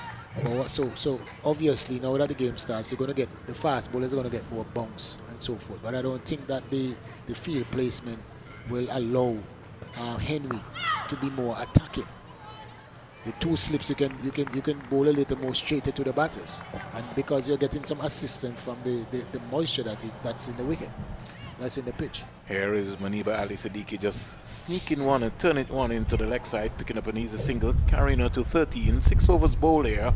Pakistan at 26 without loss. Amin is 5, and Henry's first over has cost 11 runs so far. Sylvester would like to see the wind coming through our outside broadcast microphone. So folks, just in case you're wondering what's happening, yeah, the wind was just picked up here at the Sir Vivian Richards Stadium, and the folks on the mound, they're having a beautiful time. Yeah. Along with Elaine and her mom, Elaine Turner and her mom, they've always come out to look at the game, always come out to support West Indies cricket. Connell around the wicket, in now to bowl to Maniba Ali Siddiqui, who stands up straight and looking to spank that, but the West Indies captain Taylor at cover says not today. Score remains on 26 without loss. 26 without loss. Umpires for today, Jonathan Blaze and Verdin Smith. Connell. A little strange for her, but she's coming around the wicket to bowl to the left-hander. She goes in now to bowl to Maniba Ali, slashing that, but there's protection there for the West Indies. Kashona Knight sweeping, coming around and getting a return very nicely back up. A lot more energized West Indies team today. They only were able to get 1 run. Maniba Ali Siddiqui goes up to 14. The score goes up to 27 without loss. And Sidra Amin is on 5 from 17, the right-hander. She comes into strike, and the West Indies, for Connell, they'll have 2 slips for Amin. What you wanted, Sylvester? You wanted the fine leg to come up inside the 30-yard circle? No, that's it's okay. fine. This Fine field leg is is fine. okay? Yeah, this All field right, is fine. got you. I think they should have this particular field as well for Henry when she's bowling. All right. Sylvester just making his assessment. Former captain. Bang on target there is Shamila Connell. And Amin had to defend. A delivery which was climbing at her. Hit the back real hard. As you could have heard it. So she's working up some pace here. Shamila Connell. Not for 14. Pakistan 27 without loss. Into over number 7. The first power play. 7 overs. Connell searching for success, searching for an early wicket for the West Indies. They've got 2 slips, plus Rashada Williams waiting. Comes in now to bowl to Amin, that banged in. And That's what she's looking for. And she's not afraid to bowl. Some quick deliveries, Sylvester. Yeah, and that, as I said, she's a big and strong fast bowler, and you can see that she has a good short ball in her repertoire.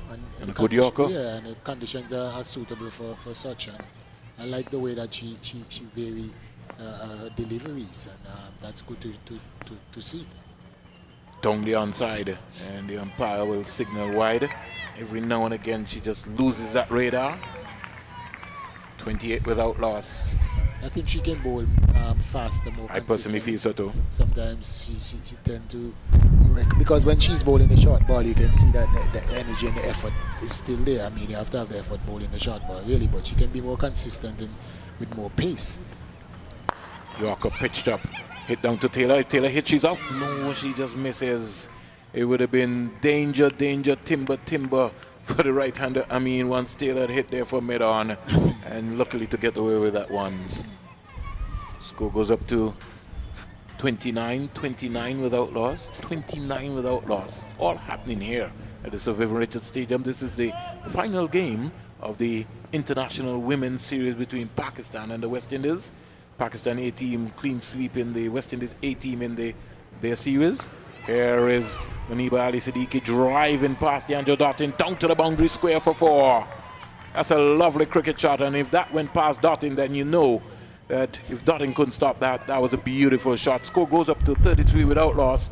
Maniba Ali Siddiqui goes to 18, and Sidra Amin is on 6 from 20. 7 overs bowled here at the Sir Vivian Richards Stadium. Yeah, and very, very good shot there again by Ali. We know she's very, very strong outside the off stump, and a lovely executed square drive. Even the quality and the of that, you know, they didn't even have a chance.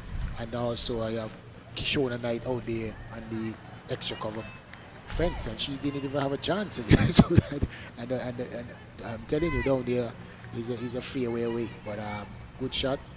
And that's what I'm talking about, spins. I don't like the area in which they are bowling. They are concentrating, you know, wide outside the off stump. I think that conditions are of such that they can bowl a lot more straighter. Here comes Henry, comes into bowl to Sidra Amin, and she just quietly climbs onto the deliveries and steers it down to backward point. And in fact, Sylvester, I'll be bowling to Amin a little bit more, because Amin is the one who tends to defend a whole lot.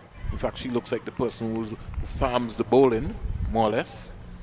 Maniba Ali Siddiqui, she seems to be the shot maker.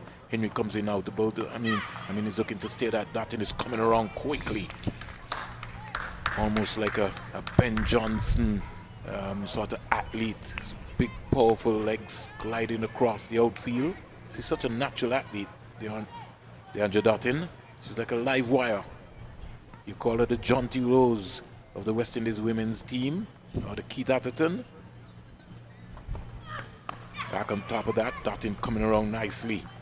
And the pressure mounting here on Sidra Amin because she wants to score. You can see her looking to open up her eyes. 33 without loss. Amin is on 6 from 23. Maniba Ali Siddiqui 18 from 22. Don't tell me they're going to wait until she paces the offside to put her feet out there. Here comes Henry. That climbed on her and she just turned it into the onside. Cooper is after it. They're thinking about 2, but she's got to scurry back into her crease. And Cooper coming around very quickly. Only get 1 run. Score goes up to 34 without loss. Amin is off strike. She's on 7 from 24 deliveries. But the stroke maker in Maniba Ali Siddiqui, she's on 18. She comes into strike. Chanel Henry working up some pace here. I like her spirit today. I like her energy. You can see her completing the crease, really hitting the deck, hitting her straps nicely here, down the onside, wide delivery. And she's upset with herself for bowling that wide because she knows that Courtney Walsh will be finding her. Score goes up to 35 without loss.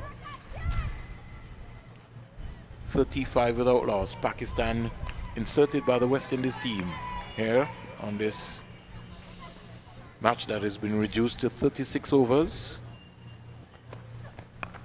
Here is Maniba Ali steering this down to the short third man fielder in Haley Matthews. And the score remains on 35. Siddiqui Ali is on 18.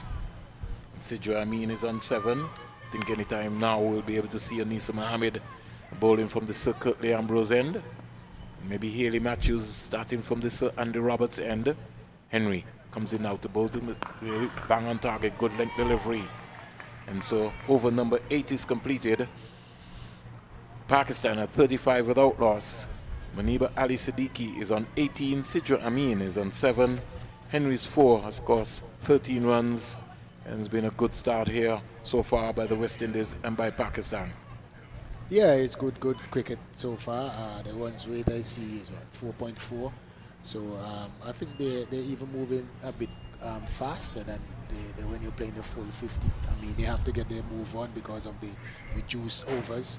But it's good cricket. The West Indies bowlers, they are really striving and bowling the right areas and try to contain the Pakistani batters as much as possible. You know, but it's good. It's good to see the effort and the energy by both teams so far. Shamila Connell, 4 overs, no maidens, 20 runs, no wickets with 6 wides. Chanel Henry, 4 overs, no maidens, 13 runs, no wickets with 2 wides. So the West Indies just losing their way. Some 10 extras so far, 8 wides and 2 leg byes. Gajnabi is going to start for the West Indies. And the Pakistan team, they would have had an excellent tour here in the Caribbean, their 18 program.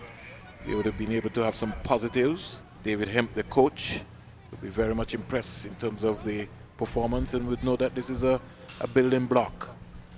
Gajnabi, she will start now from the Sir Curtly Ambrose end. Medium pace bowler also. She's going to come in now to bowl to Sidra Amin, pitched up, and she's on driving. Can't beat Haley Matthews. Comes across nicely. Do you like this field place in Sylvester for Gajnabi? Yeah, I mean, Gajnabi, you know, she's a bit slower, but when I say she's attacking, because she bowls more attacking to the stumps and more wicket to wicket deliveries, and both sides are balanced. I like that. Gajnabi comes in now to bowl to Amin. Amin is coming down the wicket and driving, ricocheted off of Maniba Ali, and Connell making a big effort. Good football stop there by Connell, and good cricket all around there by the West Indies. So positive start so far for Pakistan. Score goes up to 37 without loss. A little consultation taking place between Taylor, the West Indies captain, and Gajnabi. All is well. That ends well. Except that some folks don't want you to call a spade a spade. Don't know what they expect you to do. Bang on target is Sidra Amin.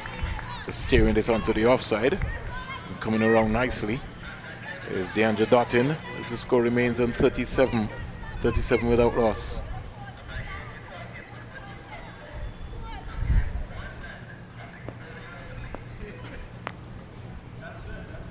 Without loss. He's back and looking to punch that. And can't beat the backup point field at the end of this over. Will be the voice of Garfield Burford. Will be stepping in very quickly. It's a pity he never came and said that when we were complimenting the Gongsmen for all the good works that they've been doing. Danger. And in the meantime, Haley Matthews just missing on the non-strikers end there. And as long as the batters communication is not right, Sylvester, you know that there's always going to be a contention for a run out. Had Haley Matthews hit there, I think that Amin could be in a little bit of a spot of problems. In the meantime, she's picked up her 10th run. The score goes up to 38 without loss. Maniba Ali Siddiqui is on 18. She comes into strike. This time, Gajnabi is going to come around the wicket to bowl to Maniba Ali Siddiqui. She comes in now to bowl to, she's driving but can't beat Taylor. So 9 overs completed. Pakistan are 38 without loss. Gajnabi's first over cost 3 runs. Maniba Ali Siddiqui is on 18. Sidra Amin is on 10. More comments from you, Sylvester, and then a little bit of voice for the first time in the ball by ball. Garfield Burford. Yeah, good start there by Gajnabi. We know that she's a very steady bowler. She knows exactly what she's capable of doing. She has the skill. She has shown that she has the skill to, be consistent in in her area. She's not as fast as Connell or Henry, but she's very effective, in bowling her areas. Welcome, Burford. Very good morning to you again, Sylvester. Great to be back with you. Our thanks to Vernon for the first stint there. Pakistan women 38 without loss. It's a 36 over match. And just a very short delay in the action here. Just a short break as the players get some refreshment. We've had a significant delay. We started at 12:15, should have started at 9:30. The official information was that there was excessive moisture on the playing surface. 38 without loss, so that's behind us. Of course, we await better and further particulars. I think that there has to be a meeting of the minds, certainly a discussion among all the stakeholders in terms of trying to find out what exactly happened this morning to ensure that it doesn't happen again. But as it is, that's behind us, and now we are inside the playing action. 38 without loss, 9 overs gone. Siddiqui on 18 from 25, Amin on 10 from 29. The current run rate 4.22 as some spectators begin to continue to enjoy the action. This is a sweep shot by Amin down to a fine leg. Miller Connell running around to her right to do the fielding. 2 more runs to the score, 40 without loss now. And Amin moves on to 12. The score 40 without loss. With her at the long striker's end is Muniba Ali Siddiqui. She's on 18 from 25. 4.36 the run rate. Glorious conditions here. The Sir Vivian Richards Stadium. The sun out in all its glory. And a very, very brisk wind just going across here. As here comes another delivery from Hayley Matthews. She's up to the wicket and bowls. And this one is turned. Looking for a quick single there was Amin. Not there. She has to retreat quickly to the safety of her crease. The first time for Hayley Matthews in, of course, she's bowling from the Sir Andy Roberts end. 2 deliveries bowled from, she's just having a quick discussion with her captain, Staffan Taylor, down there just before she makes another approach to the crease to bowl her third ball of the afternoon. 40 without loss, Pakistan. Siddiqui on 18, Amin on 12. The right-handed Amin faces up now. No slip in place. Here comes Hayley Matthews bowling with her cap in, and this one is just played quietly back along the pitch. Good delivery there, good variation being shown by Hayley Matthews. That one, a quicker delivery, just had to push it back along the pitch. No, nothing else she could have done with that one.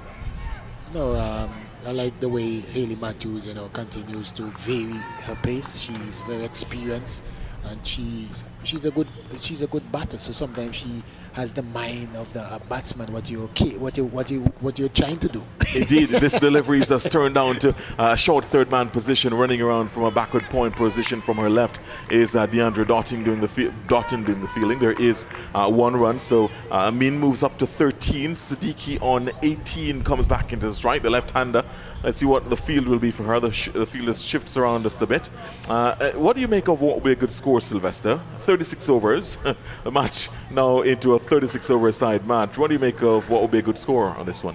I get to think about it a little bit. I'll get your views after this delivery. Next delivery from Hayley Matthews. She's coming into bowl the 5th delivery, the penultimate delivery of her first over.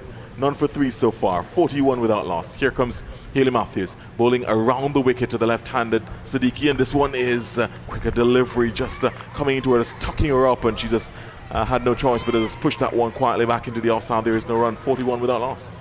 Yeah, maybe about between 160 to 180, 90 should be a good score. But the pitch is going to get better as you go along with the sun out and everything. West Indies should be in a better place. This delivery is getting some bounce on that one, and just turned down back with a pointer, so a short third man position. No run. The end of the over there, the 10th over ball, the first over for Hayley Matthews, conceding 3 runs in that one. 41 without loss. Pakistan women put into bat by the West Indies women. Siddiqui, that's Muniba Ali Siddiqui on 18 from 27. Amin is on 13 from 33. The run rate 4.10. The latest score here at the Sir Vivian Richards Stadium. Yeah, but like Sylvester was saying, one. As we welcome at Marley Richards. Yeah, good afternoon, people. Indeed. It's going to take some batting by this Pakistan team to get up there, though. Windies, I think they've got a perfect bowling lineup for a situation like this, and with the addition of Ghaznavi, a medium pacer who can take pace off the ball, it's gonna be pretty tough for Pakistan batters in this situation, Garth. Indeed. Thanks so very much to Sylvester, and welcome to Marley Richards. Ghaznavi, the aforementioned, bowls, and this delivery, the right-handed Amin is just playing it quietly back along the pitch. There is no run. Ghaznavi does the feeling of her own bowling. 41 without loss, over number 11 being bowled, and the West Indies getting through their overs very, very quickly indeed. 36 over a side match. We mind you that we started late. Some concerns over the pitch. Here comes Ghaznavi up to the wicket, bowls, and this one boulder. What a delivery! And Ghaznavi is absolutely cock-a-hoop. That one going through a wide gaping gap. And it's Amin who has been castled. Goes back to the pavilion. The West Indies making a breakthrough, 41 for 1. A delivery that was a peach. She got that delivery pitched perfectly and going between bat and pad, castling in the stumps. 41 for 1. Amin goes for 13. And a bowler like Ghaznavi, who bowls quite a few cutters. She rolls her fingers down the side of the ball and looks to get revolutions, almost like a fast spinner, Garfield. And on that occasion, and with this pitch having that excess moisture, earlier, causing the match to be delayed, the ball gripped in the pitch. It's a fantastic delivery. We were directly behind her bowling arm, so to see it go down from this vantage point, it was beautiful. You could see her just roll her fingers over the ball, and it just gripped in the pitch, and that gap that was left by the batter, she fully exploited that through the gap. And also, what's also key, in her first over, Rashada Williams was standing back to Ghaznavi. On this occasion, she was standing up. No, not allowing the batters the opportunity to try and get down the wicket to Ghaznavi and try and blunt her by getting closer to the delivery. So good cricket all around there from Rashada Williams and Ghaznavi, but Ghaznavi produced a fantastic delivery, Gav. What a delivery, a peach of a delivery. You hit the nail on the head, Marley Richards. She really pitched that one perfectly. And a bit of a gap left between bat and pad, exploited perfectly, and it's cannoning into the stumps. You could see the joy, the elation on Ghaznavi's face there. She really sprinted across with an upright hand, right arm to celebrate that wicket. So 41 for 1. The new batter for Pakistan is their captain Javera Khan comes to the crease, and wouldn't she want this one to be really come good here, because she has the potential, she has all the skills and the talent, but really hasn't been on show in this series, and so she certainly wants to ensure this match, her swan song match in the series, that she actually comes good here. Ghaznavi will have other ideas. There's a slip in place now in Anisa Mohammed at slippers. Here comes Ghaznavi to bowl the first ball to Javera Khan. Bowls outside the off stump, wide outside the off stump. Actually a full wide delivery. She was looking to just squirt it out square on the offside, but succeeded only in just getting the ball bubbling back along the pitch. There is no run. 41 for 1. What's been Javera Khan's problem, do you think, in this series, Mali? Is she just out of form in this one? We'll get your viewers after this delivery from Ghaznavi. Up to the wicket bowls, and this one is a shorter delivery, just back of her length, and she gets inside her crease. It is turning it into the onside. Shortish mid-wicket position. Shona Knight does the feeding. There is no run. 41 for 1. I mean, playing limited overs cricket, there is always going to be an element of pressure, be it from the scoreboard or whatever, but I think her problem has been the way she's gone about trying to construct her innings on this tour, Gav. She's just not, it's varied. At different times she comes out looking to play shots. Other times she's looking to be more circumspect and build a more traditional innings. And neither of her methods has worked, to be honest. So I'm at a bit of a loss, to be honest. This delivery, another delivery from Ghaznavi, playing it square into the offside, but looking to get a quick single was Javera Khan to get off the mark, but she has to retreat quickly to her crease. There is no run. Score 41 for 1 remains. You're absolutely right. She's almost caught in no man's land. She's looking possibly to go, blitzkrieg and to hit her way back into form. That hasn't worked. She's trying to play her way back into form. That hasn't worked either. This delivery is just turned into the onside to get a quick single. She's off the mark. Javera Khan is turning this dust behind square leg, getting one run. She sees off the mark. 42 for 1. The end of the over there from Ghaznavi, a successful one. 2 overs, 1 for 4. Her figures. 42 for 1 Pakistan women put into bat by the West Indies women. 11 overs gone. Maniba Alice Siddiqui on 18 from 27, and with her the captain Javera Khan on 1. In that over we saw the wicket of Amin going bold by Ghaznavi. Yeah, it's actually quite pleasing to see Shabika Ghaznavi get her opportunity in this series against Pakistan. We've seen her in the T20s, especially against the Pakistan A squad.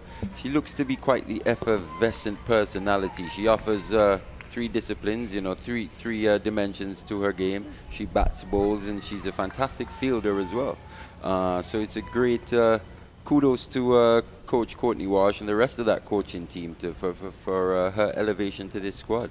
Hayley Matthews to start from the Sir Andy Roberts end, over number 12 bowling to the right-handed Khan, who just plays this one back along the pitch. There's a slip in place. You're absolutely right on that. By the way, just a little bit more cricketing action. The second T20 between England and Pakistan. England winning comfortably by 45 runs. They made 200. Pakistan limited to 155 for 9 in their 20. Here comes Hayley Matthews up to the wicket to bowl. The slip in place, and this one is punched into the offside. Can't score. The short extra cover position, fielded. The score remains 42 for 1. So England managing to pull one back. Pakistan were looking to complete the series, a 3-match series. They won the first one, so England pulling back the second. So it's all back down to the decider now. With Sir Andy Robertson. Here it comes Hayley Matthews, bowls, and this one, rather interesting. She was looking to scoop that one over. It runs into the long leg boundary for 4. Let's see what the signal is. It's buys. So it missed everything. I think the bounce there surprised everybody. So here was, I think, a premeditated sweep shot being attempted by Khan. She went down on one knee, looking to scoop it down to a fine leg position. The ball just went over the bat, went past the keeper, down to the long leg boundary for 4. Welcome runs, 46 for 1. Massive premeditation there by skipper Khan. But if anyone's going to get anything out of this pitch, we've said it before, it's Hayley Matthews, because she really looks to give the ball a hard rip. Here goes balls, and this one is in the air. Easy catch, and Javira Khan goes. Another failure for Javira Khan, the captain. She goes for 1, and the Pakistan women lose their second, 46 for 2. And Matthews is in the midst of things. Her first wicket, 1 for 3 in her second over, and Pakistan getting another setback. And yeah, that shot that she played previously, that premeditated almost ramp that she was looking to play off Hayley Matthews, that was the you could see that that's a player with a muddled mind at this point in time. Like we said, you know, she had tried to hit her way out of her bad form, and at other times she looked to consolidate and play a more traditional type innings, and it hasn't. Neither has worked for her. And today, once again, she just looked a bit rushed, a bit harried, not in control too much of her game. And to consider that she hasn't been out there very long. It just tells you the state of mind that the skipper from Pakistan is in at this point in time. Yes, so very disappointing series for Javira Khan. She's a much better player than her outturn of this series has shown. It's just one of those times when every player goes through it. At some point, you really have a torrid time. It's almost a nightmare, unforgettable series. Absolutely. And you can be very well intentioned. You can practice as hard as you possibly can and do all the right things off the field, and it still doesn't go for you. And it seems to be that Javira Khan's going through one of those phases at this point in time. Indeed. She hopes that it will be an evanescent phase, hoping that it will end quickly. But certainly that's it for the series. The series for her is in the books, at least with a bat. Here comes Hayley Matthews to bowl to the new batter, who is Umaima Sohail. Just plays this one quietly into the covers, and there's short extra cover position. There is no run. The score remains 46 for 2. So the 2 wickets going, 1 for Hayley Matthews and 1 for Gajabi. So West Indies getting early success here. It's a 36-over match. This is over number 12 being bowled. Hayley Matthews from the Sir Andy Robertson bowls and beaten out Savion Stump. That one, getting some bounce on that one, and Hayley Matthews just clasps her hands as if to say, what on earth should I have done to have actually gotten the wicket there? At the end of the over, so a wicket maiden for Hayley Matthews. 2 overs, 1 maiden, 3 runs, and a wicket. A wicket maiden for her, getting the wicket there of Javira Khan, the captain, going for a shot over the onside. Only succeeded in getting a top edge, an easy catch for Anisa Mohammed running around from slips. So 46 for 2 after 12 overs. 36-over match, the third of the overs bowled so far, and Pakistan women getting early setbacks. And that final delivery from Hayley Matthews almost looked like it went the other way. It didn't. It's possibly that natural variation there. Still looking to give it a hard rip, but for whatever reason, it just doesn't spin and just holds its line, and just almost taking the outside edge of the dangerous Sohail. Indeed. So it's Siddiqui now facing up to Gajnabi, and this one is punched on the back foot. Authoritative shot down to the sweeper Kashona Knight on the cover boundary and gets 1 run. So Muniba Ali Siddiqui moving on to 19 from 28, 47 for 2 over number 13, and Gajnabi will be bowling now to the right-handed Sohail, who's yet to get off the mark. She's faced 2 deliveries so far, so still a right-hand, left-hand combination. Which is the West Indies. I think the bowlers have actually done well to adjust to the left-hand, right-hand combination. Oh, for sure. They've been very disciplined here today. It's been good stuff because, like you say, it can pose a threat, that left-hand, right-hand combination. Gajnabi bowls, and this one is just turned down to fine leg position. Running around is the Shidin Nation doing the fielding down there at fine leg. 1 more. No signal from the umpire, so Bat was involved in that one. 48 for 2 now. And Sohail is off the mark. So the run rate has just dipped a little bit, 3.89. And of course, the best way, Marley, to actually get the run rate down is to take wickets. And that's all the West Indies have done. Exactly. They set Pakistan women back. 2 quick ones, and especially with the way Sohail goes about her innings. I'm quite interested to see how she does it here today, because she's a player that doesn't like to be rushed. Here comes Muniba Ali Siddiqui facing up to Gajnabi, and this one is punched, full delivery, punched down to mid-off. Chanel Henry does the fielding, getting down on her haunches, does the fielding, so the score remains 48 for 2. Siddiqui remains on 19 from 29. Yeah, Gajnabi still doing a fantastic job here, stringing these knots together and building that pressure. Hopefully the Pakistan batters. Oh, that one going down to 3rd man, but obviously no slip in place. A vacant slip cordon, but had there been a slip in place, certainly a first slip might have had a challenge getting that one. Certainly a second slip would have which would have been one for that. But as it is, no slip in place, goes down to the 3rd man. 1 more to the score, 49 for 2, and Siddiqui goes on to 20. She's going to be key, as well as Nida Dar, who is still to come. She's going to be key for the Pakistan women to get a good score here.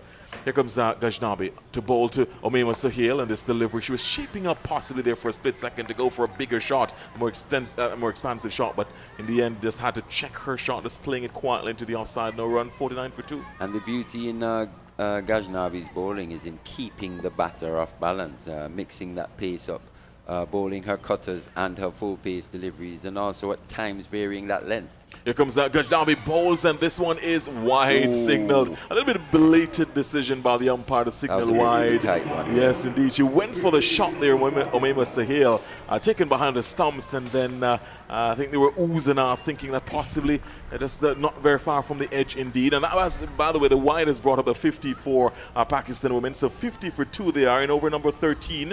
There's a slip, there's a 3rd man on the boundary, backward point, cover, short extra cover, mid-off, mid-on, mid-wicket, and a deep fine leg. This delivery is again beaten outside the off stump. This one closer to the off stump this time, so no wide signal. The end of the over, the 13th over bowled, and Gajnabi 1 for 8 from her 3 so far. 50 for 2 Pakistan women put into bat by the West Indies women. Muniba Ali Siddiqui on 20 from 30 with her Omema Sohail on 1 from 5, 3.85 the run rate. And just watching Gajnabi as well, you can tell she's a real thinking type cricketer. The way she, like we said, varies her pace, her lines and her lengths, has her field set accordingly, keep her standing up, especially on a pitch with excess moisture. It's going to allow her deliveries to just grip in that pitch a little longer and cause the batsmen to not be able to time those deliveries as sweetly as they would have liked. A very handy addition to this squad here today.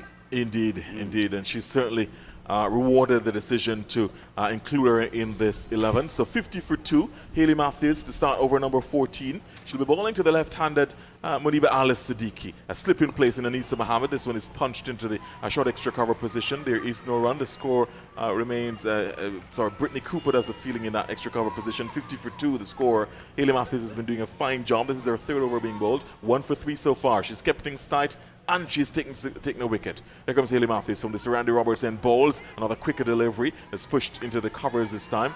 Doing the fielding is Shamilia Connell, who's rather more on the boundary more than anything else, but this time she's in the 30-yard circle. So she's fielding at, in fact, she's at a backward point position today. Rather interesting. Let's see where doesn't seem that. I'm looking for Deandra Dottin if she's on the field. This one is punched back along the pitch. She's the bowler gone feels, off. Yeah. Yes, she has gone off because she pretty much owns that backward point position. It's Mangru in that position there. Indeed. Yeah. Who's a live wire as well. Absolutely. Absolute live wire in this Windies squad. Here comes Haley Matthews bowls, and this one is punched down to mid-off this time. There can be no run. And Gujnabi does the fielding there at mid-off. The score remains 50 for 2.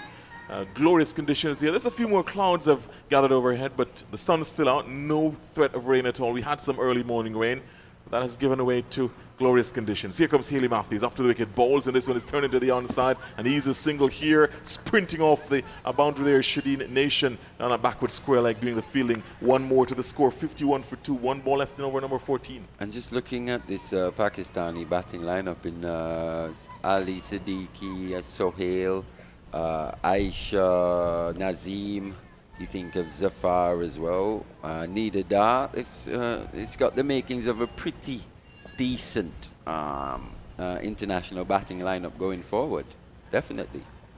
If they can get things right, this delivery from Haley Matthews is just punched in by Umaima Sahil into the onside. There is no run. The end of over number 14, 51 for 2. Pakistan women put into bat by the West Indies women in this 36 over side match today, following the late start that we had. Siddiqui on 21 from 35. Sahil 1 from 6. 14 overs gone. The current run rate 3.64. I'm also curious to see where Aisha Nazim will come in here today. She's ultra aggressive.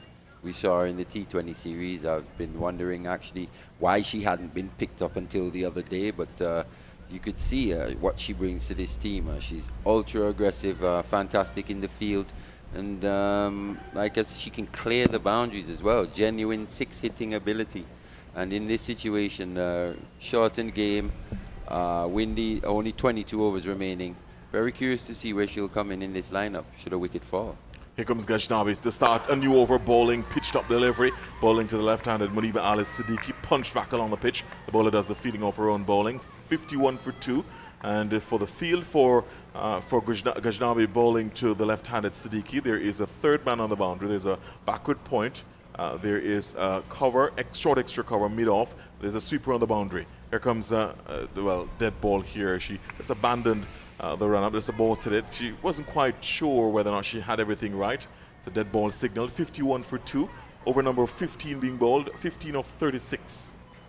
Here comes Gajnabi to start him again to bowl from the Sir Curtly Ambrose end. Glorious conditions here. She's up to the wicket to bowl to Muniba Alice Siddiqui, and she gets this one. She'll get 4. Let's see what the signal will be from the umpire. Going down to long leg, and that will be 4 wides. Extraordinary. Just straying there. Missed everything. Yeah, for sure. Just straying down the legs of Ali Siddiqui on that occasion. Gajnabi maybe just trying something that's not too necessary here. Considering the field, you've got your sweeper down on that deep extra cover boundary, deep cover boundary actually. That angle from over the wicket with her cutters would be sufficient in this situation. Gajnabi, what will be her response? She bowls, and this one is just punched hard into the pitch. The ball just bounces over the bowler, going down behind her, running around from a mid-off position to field. One more to the, none to the score. Chanel Henry does the fielding. Especially considering you've got no boundary protection on the leg side, apart from a fine leg. The angle from over the wicket will probably be better, in my opinion. Indeed, this one is just tugged down to Shamilia Connell down at mid-on. There is no run. You get the feeling that Siddiqui just wants to perhaps change gears. She's really putting some power into those shots. She really wants to really go hard at those balls, sometimes not really timing it as best as she can because she's really putting in the power. She wants to change gears. That's where the match conditions can also have an effect, knowing that there are only 21.3 overs remaining. Here comes another delivery from Gajnabi bowling to the left-handed Siddiqui. Punches this one. Very elegant shot in the V down to mid-off, down to Chanel Henry. No run, 56 for 2. 14.4 overs of 36. 2 balls left in over number 15. And that's the line right there. It has to be quite a way outside off stump. Can't afford for the batter to be playing into the leg side with this field. She bowls again, and this time pitched up outside the off stump. A quick single. Haley Matthews can't stop it. One more to the score, 57 for 2. and Siddiqui moving up by 1 to 22 of 40. Omema Sohail on 1 from 6 will coming back into the strike. So you see what they're trying to do here. The plan is for Siddiqui to really be the attacker, the aggressor, to really go on the offensive, and then Sohail possibly to play almost a foil to her. 57 for 2. Yeah, and we saw how the way Sohail played the other day. Yes, she scored at quite a decent strike rate, but her intent builds as her innings goes along. Omema Sohail faces up now in this delivery. Almost a slower delivery there. This one played into the V down to Chanel Henry at mid-on. The end of the over, 15 overs gone. Pakistan women 57 for 2. Put into bat by the West Indies women. 36 over a side match. Siddiqui is on 22. That's Maniba Ali Siddiqui on 22. Omema Sohail on 1 from 7. Current run rate 3.80. Remind you that the batters to be dismissed. Sidra Amin bowled brilliantly by Gujnabi for 13, 35 deliveries faced, and Javeria Khan, her nightmarish tour continues. She was caught by Anisa Mohammed of the bowling of Haley Matthews for 1, having faced 8 deliveries, looking to possibly change gears, but choosing the wrong delivery to do so. The not out batters, as we said, Siddiqui on 22, Sohail on 1. A water break being taken here. More comments from you, Amali, and then it'll be time for Vernon Springer. Yeah, and Maniba Ali Siddiqui just struggling today to really score at the rate required in terms of in order to post a competitive total for the Windies here today. We know she's got fantastic hands. She looks to get after the ball, but maybe the wicket and the actual playing conditions on the field aren't conducive to her scoring at a quicker rate at this point in time. So with that being the case, Sohail and Sohail and Ali Siddiqui in this situation are two batters that the Windies would be pretty happy to have in a situation like this. As well as Sohail played the other day, she's also a batter who doesn't necessarily look to apply pressure onto the bowlers as maybe as much as compared to a Aisha Zafar or a Aisha Nazim. So in this situation, the Windies will be pretty comfortable having these two batters at the crease and just looking to do the same, because these two won't necessarily be looking to knock any bowler out of the attack. Good afternoon, Mali. Good afternoon, Brian. Just to let you know that India got past Sri Lanka in a high-scoring encounter. Sri Lanka 262 for 9 of their 50 overs. India in reply 263 for 3. Shikhar Dhawan 86 of 95 balls. Strength, that depth. I was going to mention that earlier when Garth was talking about England as well. What we're seeing from both England and India is remarkable depth in terms of the strength of these reserve players. Also, both teams are setting themselves up well. They looked in perfect condition, actually, going into that World Cup as well. T20 World Cup later in the year. I'd say India, England, along with the West Indies, but those two in particular, I'd say heavy favorites. And as we know, things tend to trend and happen. Pakistan would have won the first game against England. England coming back today, tying up that game. England 200, Josh Butler on a warpath, 57, Moeen Ali, and he had 36 of 16 deliveries. Pakistan bowled over 155, in fact reached 155 of their 20 overs. So England tying up the series, all to play for in that important game. But we're back here with the action here at the Sir Vivian Richards Stadium. Pakistan, after being insulted by the West Indies, 57 for 2, 64 dot balls, Mali. I'll give you a chance to talk about that in a little while. Maniba Ali Siddiqui. I've got a question for you 22. as well, Brian. Sure, no problem. Matthews around the wicket started stop. And just a little trigger more. In fact, she's just having a word there with Sohail to say, hey, take it easy. Don't be backing up too far. And that's the competition you like to see, that competitive nature. These are the two teams that were just playing a volleyball game, warming up together. It's a cricket game now. Yeah, now it's it's a serious real stuff. And it's the real thing. It's the real deal. You like that? It's Ali looking to come for 2 runs. Danger, danger. And somebody's got to get back. Got to get back into your crease very quickly. Vern, quick question. Sure. India, Pakistan don't play against each other at all, apart from in ICC events. Do you think it's a coincidence that they keep getting drawn in the same groups every tournament, every ICC tournament? Why do you think that is? You know, Mali, I never looked at that scenario. But it keeps happening, doesn't it? Yeah, I'll come back to that, Mali. Certainly we come back. In the meantime, here is a sweep coming out here from Sohail, going down to the deep backward square leg fielder in Shamil Collin. You know, the culture and the history between Pakistan and India has been so intense. We're hoping that it can get better, because now you have more nations going to Pakistan and playing cricket. I could see a series happening, maybe not right now, but sooner rather than later. I just have to go to the cycle, Mali, for the Test Championship and see what's going to be happening in that area. And while I sort myself out, Mali, to give you the status for the World Test Championship, which starts from 2021 to 2023, would be it here. Find out if Pakistan and India will be playing anywhere close in that area there. You have the home and away mixed up. In the meantime, 59 for 2, Sohail is 2, Muniba Ali Siddiqui is on 23 from 42. She's back in strike. She's a left-hander.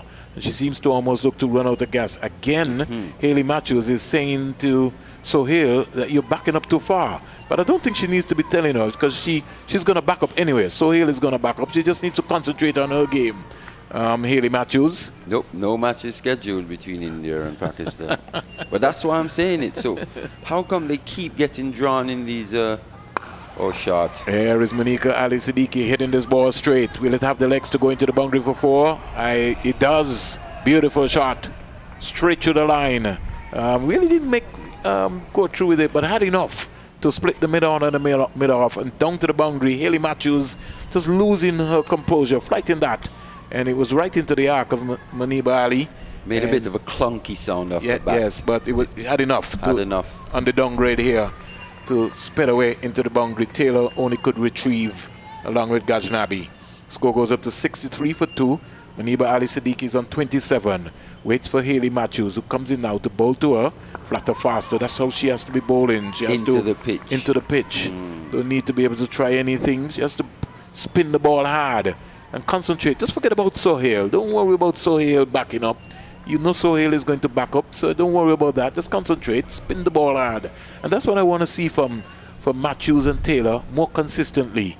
Comes in now to bowl to. That's a lot better. They're looking for a single onto the onside. They get it quite easily. Can't stop that one. And Chanel Henry just coming around very quickly. Over number 16 is completed. 64 for 2. Mali asked me a political question. Well, you know the political situation, Mali, like I said, between India and Pakistan.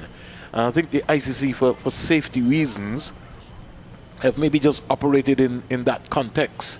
I don't know how the draw is made, but it's amazing, Mali, right, that but this is they keep coming up all the time. So it's more of a question of the ICC than even a political question. It's like, how do these teams keep getting drawn together in the same group? Unless the ICC wants it that way. That's what I'm hinting at more often. It certainly sounds... Yeah, it looks that way, doesn't it? It looks that way?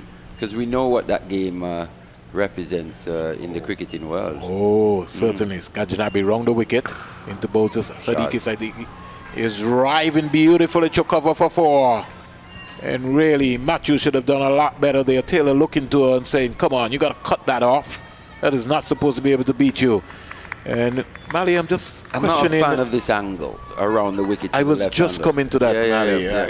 Ghaznabi doesn't seem comfortable bowling around the wicket. And I think for a left-hander, she's better served bowling over the wicket. And I find that all of a sudden we have people bowling around the wicket who is not comfortable. She's struggling, whether you like it or not. Looking to stay this pass down to third-man boundary, but Dottin has made so many rooms. That's a debate I'm having even with Rakeem Cornwall as the spinner bowling to the left-handers. First thing he comes round the wicket. I'm saying just come and bowl over the wicket. And use the natural angle away from the left-handed batter.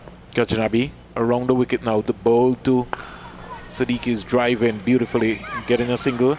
Henry misses the stump. The West Indians have not been able to be on target yet. The outside edge would never be threatened from around the wicket. The type of bowler that Ghaznabi is as well. It's more into the hitting zone of Muniba Ali Siddiqui, whereas if she was over the wicket to her and bowling just outside that off stump, it's more of a fetch by Ali Siddiqui, and we know what can go wrong when you're fetching the ball from outside off stump. Driven beautifully by Sohail, who's really looked in good touch here. And she can maybe get 3, but she's not interested. As Taylor just ambles after the ball, and the Sohail gets 2. The outfield is a little heavier here today, isn't it? We had some morning showers, yeah, so not that's why. quite as quick as we've seen And some real previously. powerful showers too. 71 for 2. Sohail is 4. Siddiqui's 33. And Siddiqui's, this is something Mali has been talking about in terms of Siddiqui. She sort of tend to run out of gas more or less. Yep. Here's Sohail driving, coming around nicely is Hayley Matthews. And she's at that stage again. Yet another innings where she's at that stage. One thing's for sure, though, she's a pretty sure starter. She gets in more often than not. Whether she goes on and gets a big one, that still remains to be seen. But but more often than not, she gets a start, and she Slip pulled away very quickly here, Mali. Have a more or less a short extra cover. Anissa Right. Mohammed. Yeah, right in front of Sohail. And in the meantime, Sohail is looking to run this down to third man. Almost got herself into a little trouble, but sent back very quickly by Maniba Ali Siddiqui. 17 overs bowled. 17 overs bowled. Pakistan has 71 for 2. And the current run rate is 4.18. Siddiqui, Maniba Ali Siddiqui is on 33. Sohail is on 4. Gajnabi is 5. 1 for 21. Not a bad little spell from Gajnabi. Yeah, very well bowled from Gajnabi. She's come in and she's been, apart from her last over and the one previously where she just sprayed down the leg side a little bit, she's been pretty good to pick that wicket up as well with the fantastic delivery that she bowled. Little off cutters that yeah, she goes. little cutter. Like I said earlier, a good addition to this Windies ODI squad. Looking to go forward. Pretty handy. Pretty handy little cricketer. Gajnabi. 5 overs, no maidens, 21 runs, 1 wicket. Gajnabi bang on target again. And sneaking a single there is my neighbor Ali Siddiqui. It's good cricket there. Cooper Good batting. rifling and returning to Rashada Williams. She had to run ricocheted, but there was no danger. And in Ali Siddiqui, she's by no means a finished article, Vernon. Still got quite a ways to go in terms of her development, but you're seeing the makings of a good player. You know, you're seeing the potential of a very good player for Pakistan. It'll just be incumbent upon the system to really bring her through. Now she's bowling the ball, spinning the ball hard there, Hayley Matthews. And when she does that, she's so effective. That really skidded through very quickly. We're talking about Maniba Ali Siddiqui, but this time is Sohail who's in strike. Maniba Ali Siddiqui is just 23 years of age, Mali, so she's one for the future. Here is Sohail driving inside out, over mid-arm, down to the boundary for 4. Had room, and for some reason, Matthews every now and again over tosses the delivery. No need for that. She just got a ball between wicket and wicket. The length on that occasion, yeah, like you were saying, just straying into that hitting area of Sohail. One thing about Sohail, she never looks to overhit the ball. You know, it's always really controlled, like we've been saying. Never really rushed. Always looks like she's got that extra time, and that's the hallmark of a good player, Vernon. Here comes Hayley Matthews. She goes past the umpire. Pretty long run for an off spinner. Comes in now to bowl to Sohail. Sohail is sweeping. Connell will have some work to do. She doesn't get there for more. And Hayley Matthews is all over the shop. Started well and has gone off course. Ruffled a little bit. And 2 boundaries so far. Back-to-back boundaries to Sohail. Score goes up to 80 for 2. Sohail is 12. Maniba Ali Siddiqui is 34. Yeah, and now Sohail applying pressure to Hayley Matthews on the previous, on that last delivery. Just straying down the leg side after getting hit over the offside. Hayley. Bang on target. That's a much better delivery. Well flighted, good control. She just needs to just relax herself. Don't try anything. Yeah, she just overcompensated, you know, with providing that width where Sohail hit her over extra cover.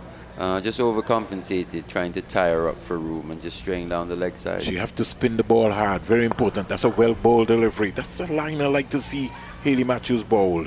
Wicket to wicket. That's what you got to bowl here. 18 overs completed. West Indies fighting back here. Pakistan at 80 for 2.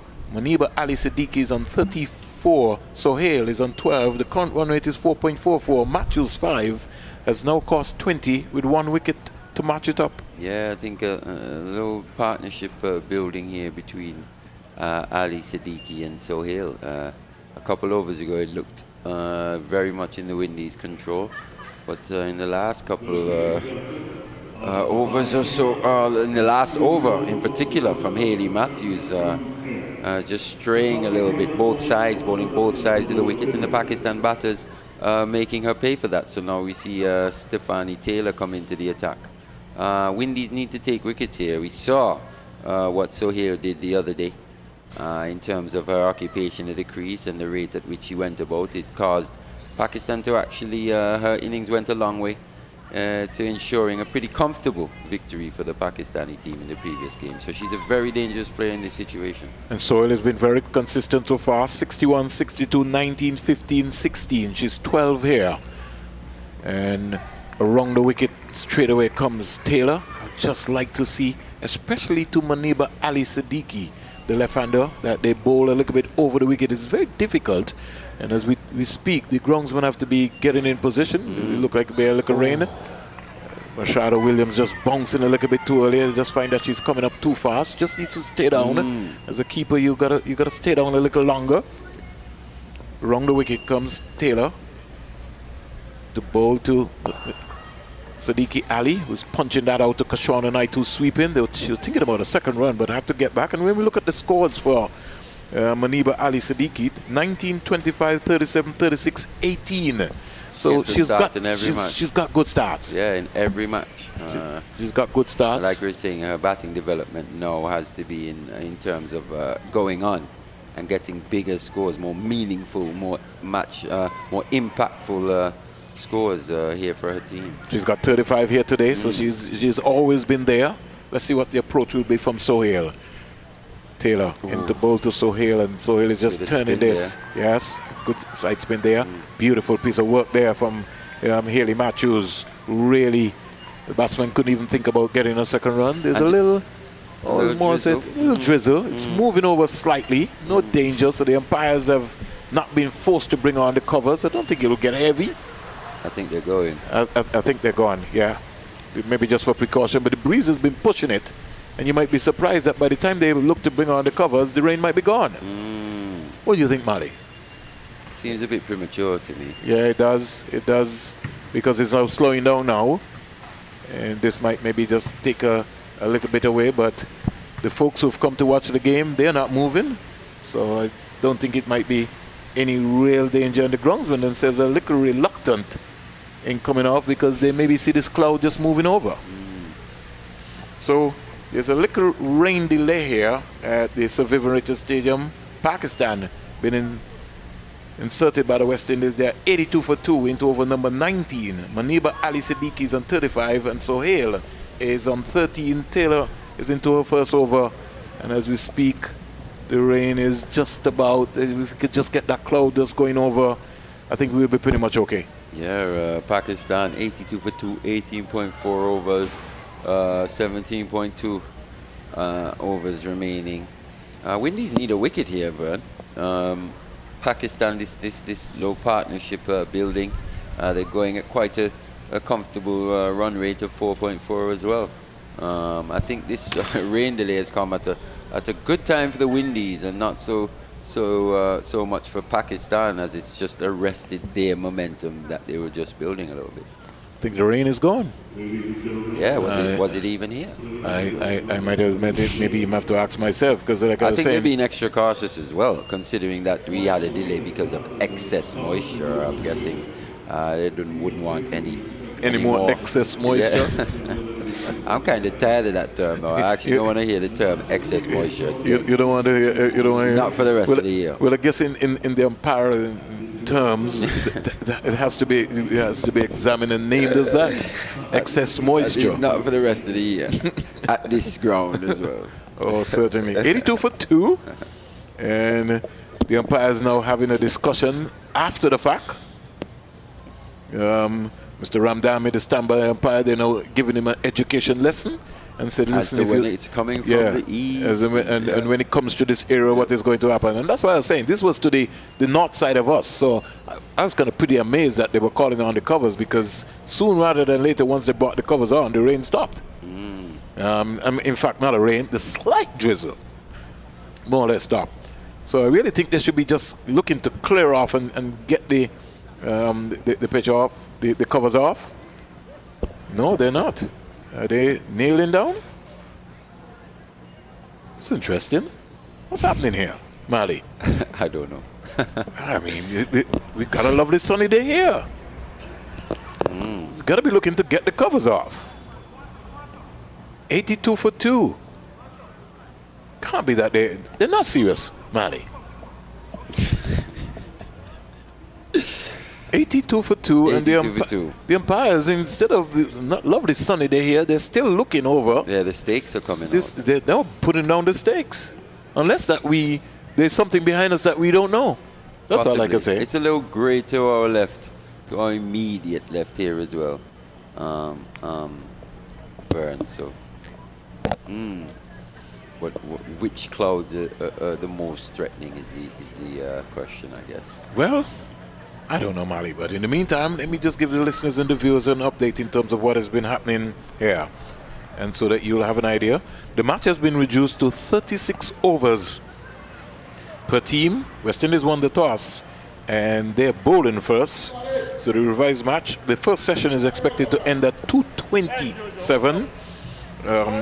Second session at 2:52. Second session at 2:52. So like I said, the rain has been tapping down here. Courtney Wall Jackson. It's coming now. It may be coming down now. Somebody maybe has turned the pipe on. Yeah. What do you think? Courtney was asking Bongson if he turned the pipe If he turned the pipe on. Well, it certainly looks like that way. So we'll just give our listeners an idea in terms of the scorecard. But I think this one will be passing over pretty fast, Mali. So no at real least need now for we that. can see why they actually put the stakes in.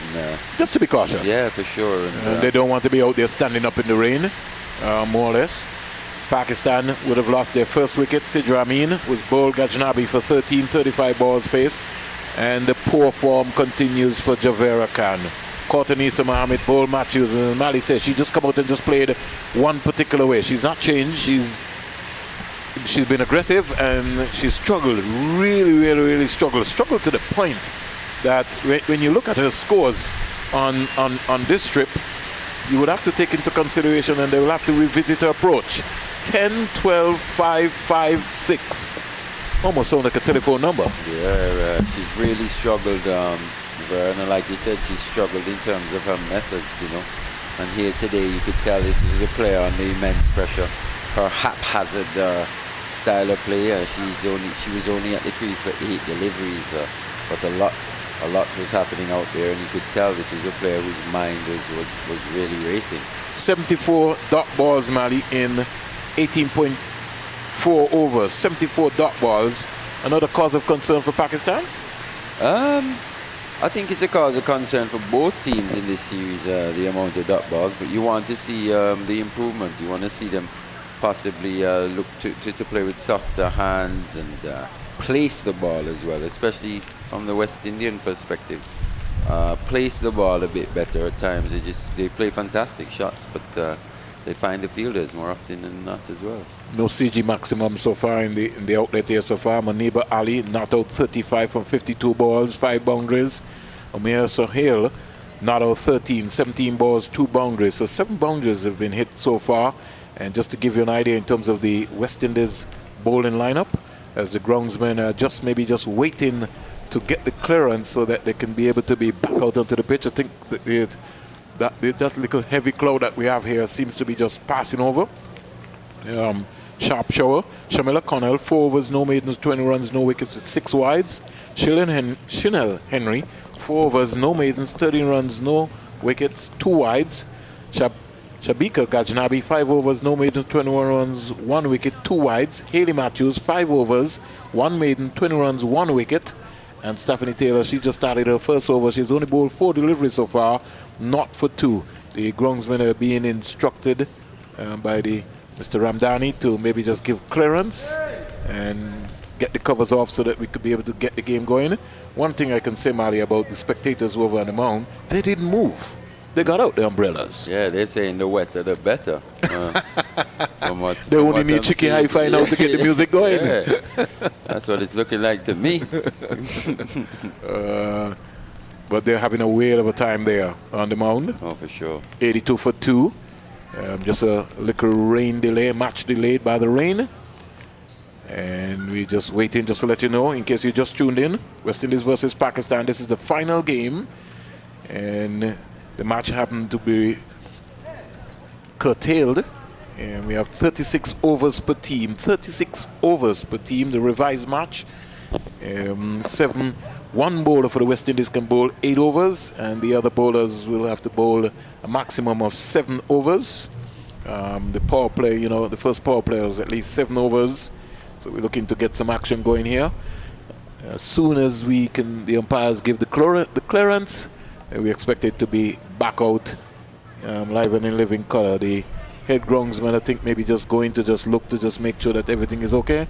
He says it's time to go. And also as well, in the last game and for periods here today, the Pakistan batters have been more proactive to the West Indian spinners. We've seen that when the West Indian spinners come on, the triplets, as we've been calling them as well, they've really controlled the Pakistan innings. But in the previous game as well, where Pakistan got up and won, and here today, they're really looking to apply pressure to the West Indian spinners, and Hayley Matthews in particular here today. They just really look to be a bit more proactive to her, and that pressure got to her a little bit, I'd say. And I think the pressure got to her because she was more concentrating with Sohail backing up rather than focusing on what she had to do. But in the end, I just wanted to spin the ball hard. I think that when she spins the ball hard, Mali, she's a very difficult proposition to get off. It's just important to recognize the conditions in which you're playing, what type of bowling will be suited to whatever pitch you're playing on here today, like you say. And how we know Hayley Matthews goes about her bowling, looking to give the ball a big rip and bowling into the pitch would be very difficult stuff for the Pakistan batters to face. So the groundsmen here at the Sir Vivian Richards Stadium just about trying to get themselves organized so that they can be able to just get this big, massive blue cover off the square. The umpires are coming back out, and as soon as the ground is cleared, we'll be back with the live and living color action. We've got a number of spectators here at the Sir Vivian Richards Stadium ground, and they're really having a whale of a time, along with Elaine Turner and her mom, who's always at cricket. It doesn't matter. It could be local cricket, cool and smooth, Leeward Islands, CPL, you name it, West Indies cricket. One big massive supporter is coming out here. The umpires are coming out, and I don't think they're coming out to go back out to start the game. And they have a little notebook and coming out. And I think once they can get the clearance out, they should be back out onto the park very quickly. Do you think there'll be any further I hope not. loss of time here in this match? I don't even think that we had 5 minutes there, in terms of what's going on. It's maybe So you don't according think to my watch. it will affect by the 7. playing? I would playing hope that it conditions doesn't. today. But let's keep our fingers crossed. We never know what happens in this game called cricket. And like we said, the umpires are in control. They're the ones who will be making the calculation. Hope we don't have any reduction in calculation at all today. But I can see them getting out their calculators and maybe making the rating, maybe just looking at the timing. I think, considering what they had devised before, if there's any interruption to that, then I'm sure they'll have to do another set of calculation as their previous calculations would have been thrown into disarray. Well, doesn't look like they've maybe made anything. Maybe what they've done is maybe just take some notes because they're walking back very quickly. Mr. Ramdani is getting the stumps up. He maybe is looking to say, I thought that you guys were ready. But they're saying maybe they just have to maybe just go back and just get their hats. Like I said, I thought when they came out that they would have been coming out and getting ready to go one time. That to me would have been the urgency. But the West Indian bowlers, they've been getting to the overs so quickly, Mali, that it doesn't matter. They'll get through these 36 overs very quickly. And this is where I've said at times, common sense isn't so common in the game of cricket. We've seen it on numerous occasions, where at So times the they laws call, supersede. they're calling the captains. But if Having a discussion with Taylor and surely, if the first session is can- to end at 2:27, you think there could be a reduction? well, at least, What well, for sure the session won't end at 2:27. It's 1:45 now. How long do you think that break was? Maybe about 10 minutes? Roughly, Maybe roughly. close 10 minutes. 8 to 10. Umpires, no, they're going back to the dressing room still? Wow. I think they're going to take up about 3 overs. Possibly. Where's our umpire? Where's our resident former umpire? You're talking about a qualified umpire, Sylvester Bunks and Joseph. Yes. He's He's the expert. yeah. He's been the man He's of better business. suited To, to these situations. to tell us in terms of what's these happening here. discussions, yeah. I see Garfield very glued to the television. What's good? I wonder what he's looking Which television? Which one? at. Or monitor in our booth. Yeah, it's looking like carnival down there on the. They only need Chicky Hi-Fi on the now to bank. get some music going. Yes, party stand. Will we have some reduction of overs, resident umpire? Oh, he says he's not sure. So we'll wait and see in terms of what's happening. But trust me, these folks are having a whale of a time. I'm sure, I hope they're having some English Harbor. They're having some English Harbor and Coke. Yeah. And some ginger. They're certainly looking good. English Harbor and Coke. They're in Antigua. Premier Beverage need to cut the check before I say that. 82 for 2. 82 for 2. You got to come to Antigua. Antigua is open for business, so when you come here, you know, you're likely to get everything. Hey, it's looking like it. It's looking like it. Look at the poor. I You saw it. You saw it. That's why I told you that. You know, my eyes were right there. Were sharp enough. Okay. In terms of what's happening. So, folks, we are just waiting for the umpires to step out. I just think that there might be a reduction in overs. We don't know yet. We're waiting. But everything is all clear. The groundsmen, the folks are putting back up the signs. We just had a little slight delay here. A little passing shower came across. Jack Macho is here, so that's a good thing. 82 for 2, 82 for 2. Manib Ali Siddiqui is on 35, and Amir Sohail is on 13. We still don't see the umpires yet. I think they got some kind of music out there. They can't be just dancing and don't have a music. They got some speaker. They got some speaker somewhere bubbling with some music, taking a.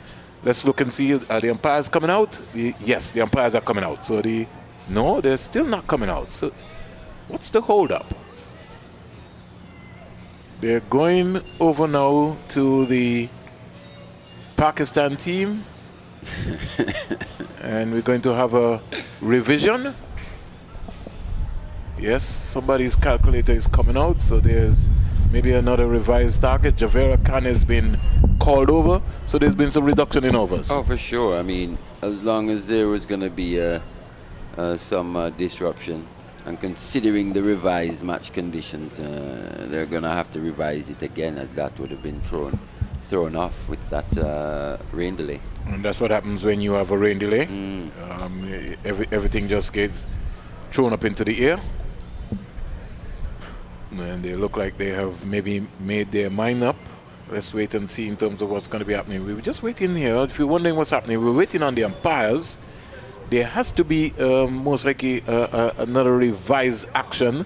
Originally, the game was supposed to be 36 overs. That looked like it's going to change now. 34 or so. Yeah, it could be 33. We just don't know. We'll wait and see in terms of what's happening. 82 for 2. 82 for 2. West Indies team just about gearing up and ready to come back out. Our main scorer, Nigel Clark, is trying to see if he could be able to get some information because he would have to make the adjustment on his end here. But the West Indies team are keen to get back out. The umpires are still not out yet. I find that they're taking a long time, Ali. Yeah, it's. Originally, when they came out, if there were going to be a revision, then you come set. They went back in, and then they took some time. They've gone back into the dressing room. The West Indies team is gearing up to go, and still no show of the umpires as yet. You're getting that end of series kind of vibe, you know. It's been a long series. Are they fatigued? I think everyone's fatigued. You mean mentally? Mentally, you know, it takes a different toll on an umpire as opposed to a player. There's been pressure situations, so we are waiting on the umpires who are now coming. Look, revised match conditions. Yeah, revised little note that has been given. Oh gosh, so they've gone back now to try and see if they can be able to now pass that information over to the Pakistan team. They've passed it into the West Indies team, and now it's now passed to the Pakistan team. Surely that's the job of the third umpire. They need to get on. I was about to say that to you. That's the third umpire's match official duties. Yeah. In fact, so we have a little slight delay, but the umpires are back out in a little while. We're just waiting to see what the revised system will be like right now in terms of the completion of the first innings here for Pakistan. You want to bet a Vitamalt how many overs? I'm not trying to bet a Vitamalt today. Okay. I know I've owed you so many Vitamals that I know you're feeling thirsty. I think we just need, when our stint comes, we will be able to get a chance so we can go into the party stand and see what we can get there and see what's happening on the end. So we're just about waiting on the revised target. We don't have that yet. I don't think Kenny Nibs has received that information as yet. And so it's all in a little toss-up here. We still don't see that. Nigel is trying to be able to get his information going. Nothing yet to date. Let's see what's going to be happening. Okay. No, we still don't see the revised target. And really, that should be coming through pretty quickly. Nigel is being forced into a trap right here because he has not received any information. And we're going to the commentary. So until we get the revised target, we will try and see if we can get ourselves going. 82 for 2, back with the action. Taylor will be looking to complete her over as we get the communication line going. No word yet on the revised target. And remember, we're in a biosecure bubble area, so that is kind of more or less hampering us in a little while. Here is Siddiqui Ali spanking this earlier clock onto the offside, coming around quickly. Looks like Kashona Knight, and they get a couple of runs quite easily. Score goes up to 84. Haley Matthews, 2 overs coming off, as Mali has indicated. You know I don't want to bite them out, right? No, I'm not even trying to do that. But 2 overs coming off, meaning what, Mali? 34. Yeah, but Nigel is still searching. He still has not got that. So he needs to be able to get confirmation of that one. Around the wicket, bang on target. So over number 19 completed. Pakistan are 84 for 2. Maniba Ali Siddiqui is on 37. Sohail is on 13. The current run rate is 14.1. Current run rate is 4.42. Mali says the game has been reduced to 34 overs. So they're taking off 2 overs. Yeah, that's what we got from Sylvester? No, from the lead scorer. So he's obviously had communications. So the game is now reduced now to 34 overs. 34 overs. The West Indies have now brought on their trump bowler in Anisa Mohammed. And Anisa Mohammed, she continues to just pick up wickets consistently for the West Indies. Yeah, the scoreboard now says 15 remaining, so yeah, that confirms it, I guess. So we wait for a while. Mohammed is in now to bowl to Sohail. Sohail driving on the offside and picking up a very easy single in the end. So Anisa Mohammed has started a little mix right here. At the end of this over, a bit of voice of Garfield Burford will come in and clear his way and maybe either get some runs or get some wickets for somebody. Don't know who will be. And she's quite the attacking bowler, Anisa Mohammed, isn't she? Especially in the circumstances that we're talking about right now. I wonder just how much she'll attack in a situation like this. Interesting stuff. Good suggestion there by Mali. 85 for 2. The first ball, really singlers come off. She comes in now to bowl to Maniba Ali Siddiqui. In now to bowl to Siddiqui. Siddiqui is driving. This one is peeling off out the outside edge. And because she bowls that overspin and that side spin delivery, it looks like it's there above your eye line, but it's really not there. And so you got to be careful. Siddiqui's got a good start here so far, 37. She's equal her high score here so far. When she gets here, she's driving beautifully, picks up a 38 run. And good control, good shot there. She leaned into that and stroked it up to mid-off. And we can see Pakistani batters really being positive here. Only the 14.3 overs remaining. And they're really looking to get after the West Indian spinners. Here is Sohail driving inside out, down to the boundary for 4. No need to run. That's her favorite shot. And Anisa Mohammed will know she can't flight there. She's got to bowl the ball. She's got to spin the ball hard.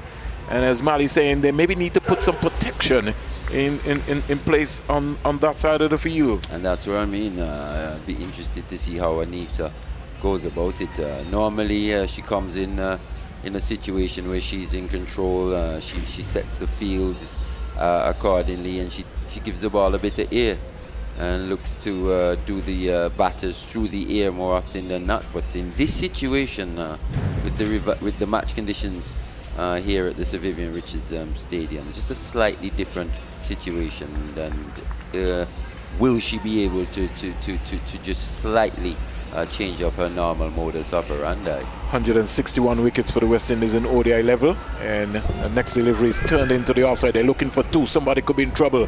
Beautiful piece of work there by Shamila Connell, coming in from the deep backward square leg area and restricting both batters to Sohail and Siddiqui to 1 run. Sohail goes to 19. Siddiqui is on 38. A high score so far on the tour. Mohammed's first over so far has cost 7. Might be the most expensive over she's bowled so far in this spell, or in this series. She's a servant of West Indies cricket, Trinidad and Tobago cricket and world cricket. Bang on target again as she bowls a lovely delivery. Just quicker through the air though, from Mohammed. It's also important that as much of a veteran as she is, as experienced as she is, she's still also learning and can also adjust her game to the different conditions. Her spell, Mali, 3 for 24, 2 for 31, 4 for 27, 3 for 25, and 1 for 30. I'll take one more and then we'll have the voice of Garfield Burford. So when you look around, she has been consistent in terms of taking wickets. About 12 wickets, you could say, really, in her spell so far. But it's going to be very important that the West Indies end on a very high note here. Otherwise, Pakistan could be putting some pressure on them. Sohail gets a flighty delivery. And driving, but can't beat Taylor. Full stretch out like a goalkeeper trying to save a goal there. Parried away into the end.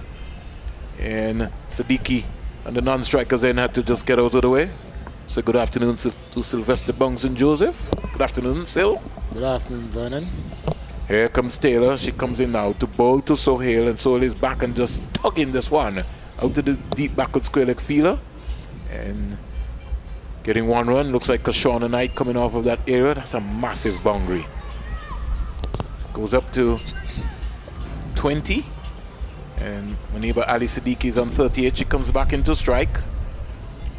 Going to over number 21. 92 for 2. Do I hear music? Yeah, I heard it. It's coming from the jam, from the cheeky hi-fi over on the mound. Here is beautiful shot, stroked up onto the offside again by Maniba Ali Siddiqui. It's a little wide there from Taylor. Want to see Taylor spin the ball, really spin it nicely. Siddiqui goes up to 39, Sohail is 20.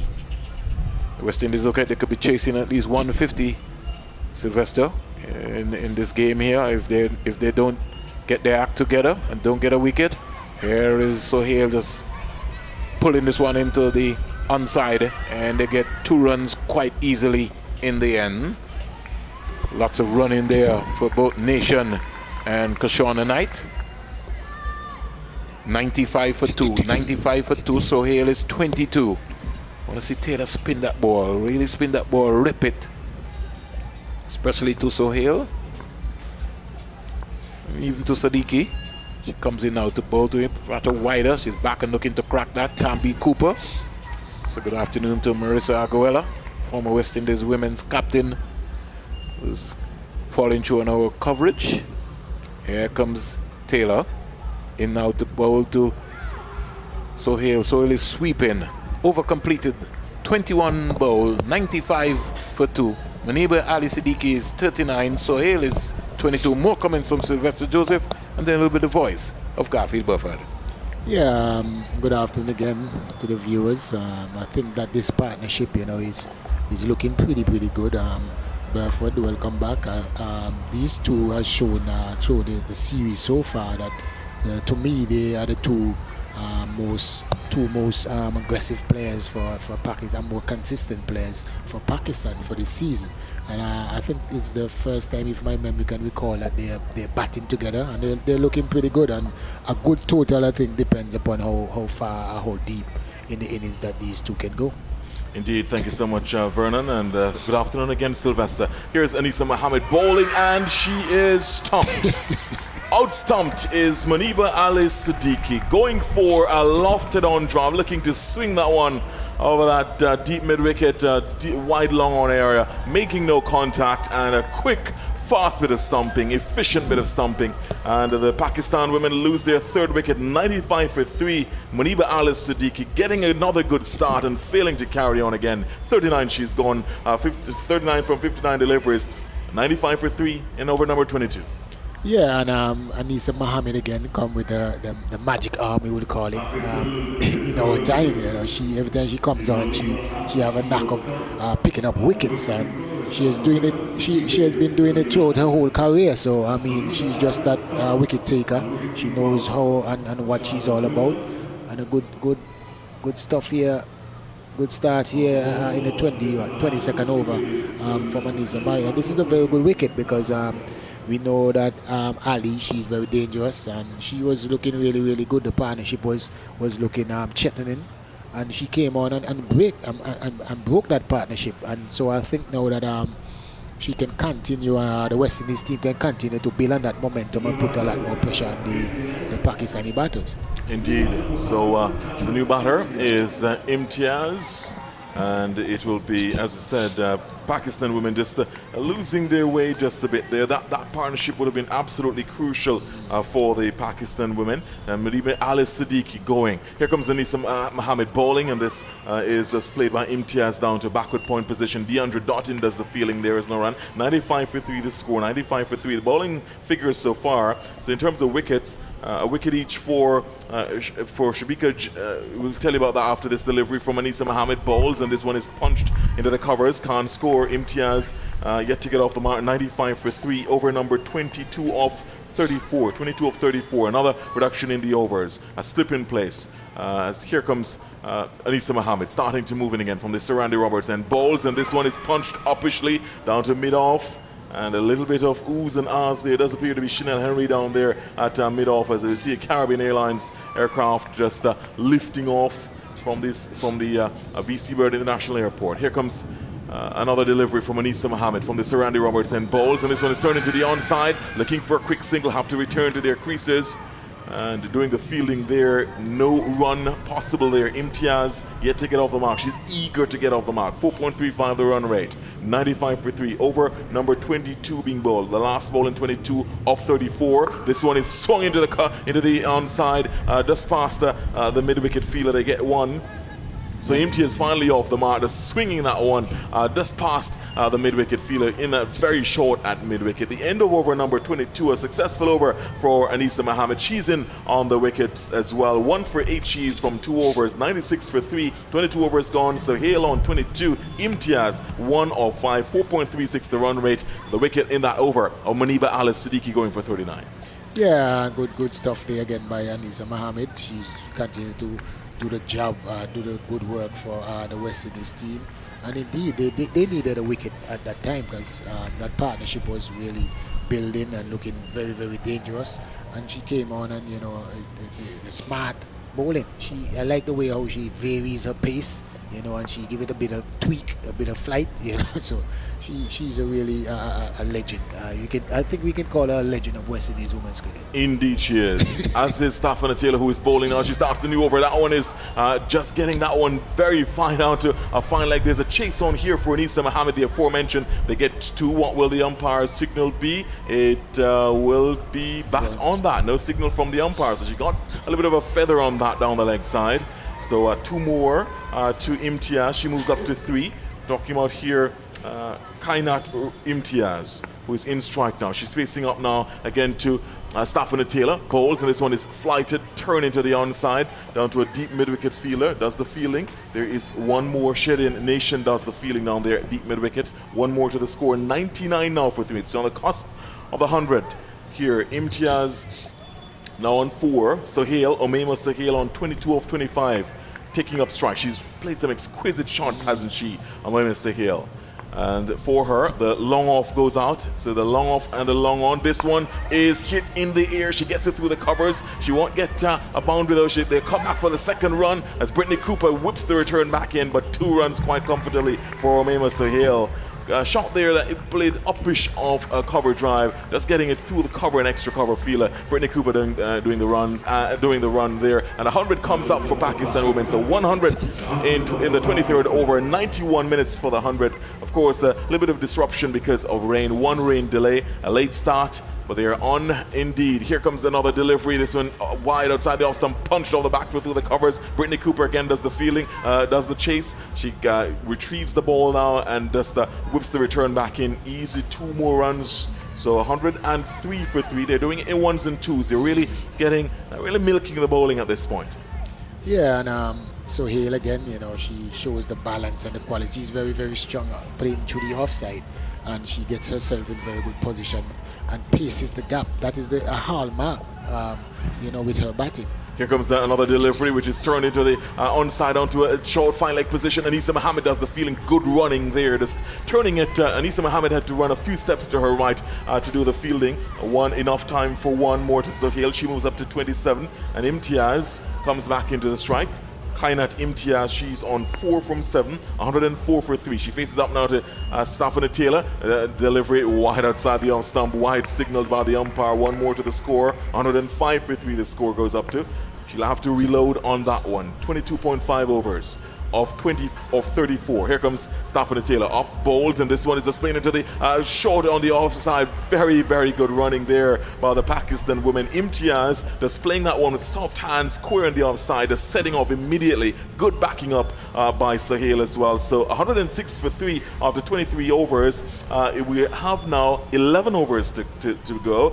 23 of 34. There was another further reduction to 34. We started with 36, now we're down to 34 because of the rain delay.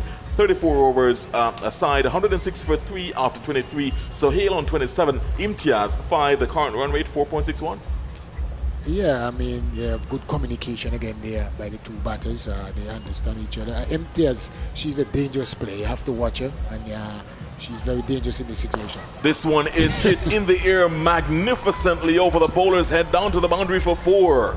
Straight lofted drive by Imtiaz, Kainat Imtiaz, showing that she has pretty much the hallmark of an exquisite player. Getting to the pitch of that one, a little bit of shimmy down the crease and hit over her head. Down to the boundary for 4. Imtiaz rushes on to 9, 110 for 3. Yeah, they have to be wary of her. She can get a good 20, 30 at very brisk pace. So you have to keep a close eye on her. This one is, again, this is flighted, brilliantly fielded there in the covers. Does appear to be Shedian Nation doing the fielding there. That one was flighted just outside. It's actually Kishona 9, actually, sorry, in the covers. And getting that one, getting well done on that one. Had she missed that one, it would have come very close to the boundary. Here comes another delivery from Anisa Mohammed. This one played straight down to show me down fielder there, Easton O'Ryan. More of a straightish mid-wicket fielder who is Hayley Matthews doing the fielding there. So there's a long on, straightish mid-wicket on the onside. There's a deep mid-wicket, deep backward square leg, short fine leg. This one is hit in the air. Will there be a catch here? It go. Wow, she just carries it into the boundary. Chanel Henry, she punches the turf in disgust at herself. She's absolutely apoplectic. I think she misjudged it. Yeah, she was yeah, actually coming in. Then she realized that the ball was going over her head. She tried to catch it one-handed, only succeeded in powering it into the ropes for 4. So Imtiaz is getting a move on here. She's really looking to go blitzkrieg. Yeah, timing is as critical as well. So I think is a misjudgment there by Henry. By Sheila Henry, this one is looking to just dab that one down to a short third man position, making no contact, taken by the wicket keeper. There is no run. 114 for 3, but Kainat Imtiaz has been really piling on the pressure here for the West Indies. She's looking to up the ante. Here comes Anisa Mohammed bowls, and this one is just dabbed quite gently to the outside, getting a quick single shot of the stumps by DeAndre Dottin, and they're in. Good running again, but I had Dottin hit there, that might have been touch and go, but in the end she didn't. 115 for 3, 24 overs gone, 10 overs to go. Imtiaz is really changing gears. She's on 15. The score 115 for 3 after 24. Yeah, I mean, I think they need to get her out because she's timing the ball so sweetly, and also she knows when to get a single. You know how she plays it softly, so it's very difficult to contain her. Yeah, the good thing is that she's not picking the gaps as frequent as she would like. She's really timing the ball nicely, and a brilliant effort there by Dottin again. We don't have to mention the fielding position because when we say, always owns backward point. yeah, when we say Dottin, I guess everybody knows that she has to be at backward point. I have never seen her in another fielding position. Absolutely not. When somebody else is in that position, it means that she's off the field. Yeah. Simple as that. So it just reminding you that Pakistan women put into bat by West Indies women. We had a late start, 12:15 start. Should have had a 9:30 start. There were some challenges with a pitch. Of course, we're waiting further and better particulars on that one. Muniba Alice Siddiqui, she's gone stumped Williams, bowled Mohammed 39, Sidra Amin, bowled Gusnabi for 13, Javira Khan the captain, she was caught Mohammed, bowled Matthews for 1, and Omema, well, those are the 3 wickets to have gone. The Omema Sahil not out on 27, Kainat Imtiaz not out on 14 and looking very strong indeed. Shamila Connell, by the way, a change in the bowling from this currently Ambrose end. It will be Chanel Henry back into the attack. So far she's had figures, Chanel Henry, of 4 overs, no maidens, 13 runs, no wickets. She starts to move in to bowl, and this one down the leg side, wide signaled. Imtiaz looking to get a feather on that one down, fine leg, but making no contact. Wide signaled, 116 for 3 now. As we say good afternoon, and special good afternoon to the great Guy Yearwood, who always listens in on our commentary, always has perspicacious analysis on cricket. Guy is a master at cricket. This one is punched straight back past the bowling on the onside. It'll go down to Shedin Nation running off the long on boundary. One more to Imtiaz. She moves up to 15, 117 for 3. We would have had Guy Yearwood coaching at some point. Yeah, indeed. A few, maybe just for a short period of time. Yeah, one of the greatest cricketing minds, easily in Antigua and the Leeward Islands and across the wider Caribbean, has always insightful opinions on it. Here comes Chanel Henry to move in now to bowl to Sahil, and Sahil swings this one into the onside. She'll get one as the deep mid-wicket fielder runs off, or actually deep square leg fielder runs off, and they get one more. So Sahil moving on to 28, 118 now for 3. Imtiaz on 15 comes back into strike. Her strike rate is 100, 15 from 15. Yeah, she's a key. She has to, go as deep as possible and give Pakistan a respectable total. As I said, between 160, 180. After the takeoff, the two maybe a little bit more. But if these two continue, that one is that she gets a very fine nick down to third man. She actually gets this one pulled just back in, and they come back for, actually, was it a 1 they got? Does appear just one.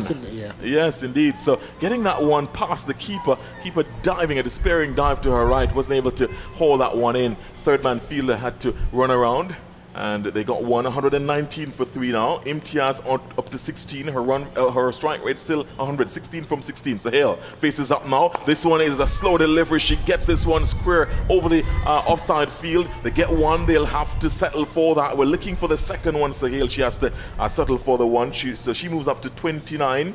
Her strike rate is just under 129 off 30. 120 for 3 now. Over number 25 being bowled. 25 off 34. Yeah, with 9 overs, 54 balls, say 56 with 2 in this over, another Full toss, and this one is pulled into the onside. A chase on here. They'll get just one. They ran the first one hard, looking to put pressure on the fielder, but she was equal to the task. Anywhere in the backward square leg position. So one more to the score. So Hale moves up to 30. 30 she is, and actually it was Imtiaz actually. Imtiaz, she moves up to 17 from 17. So Hale on 29 of 30 comes back into strike. 121 for 3. Also say good afternoon to Wayne Lewis, my good friend. Good afternoon to you, Wayne. This delivery is slower, and this one is, she gets this one down to third man. Seems to have gotten a very thick top edge of that one that's squirting down to third man. So one more to the score. The end of over number 25, 122 for 3. So Hale on 31. 30 she is. So Hale on 30, 17 is Imtiaz, 122 for 3 at the end of over number 25. 9 overs to come, 4.88 the run rate. It's inching up, Sylvester.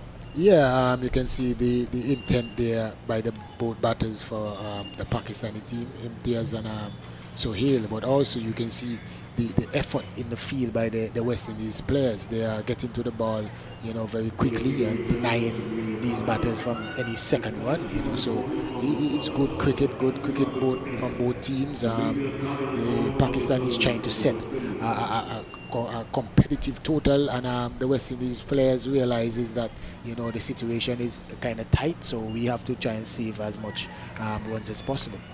Indeed. So Shamila Connell back into the attack. So far, none for 20 from her 4 overs. So 5 economy is her economy rate.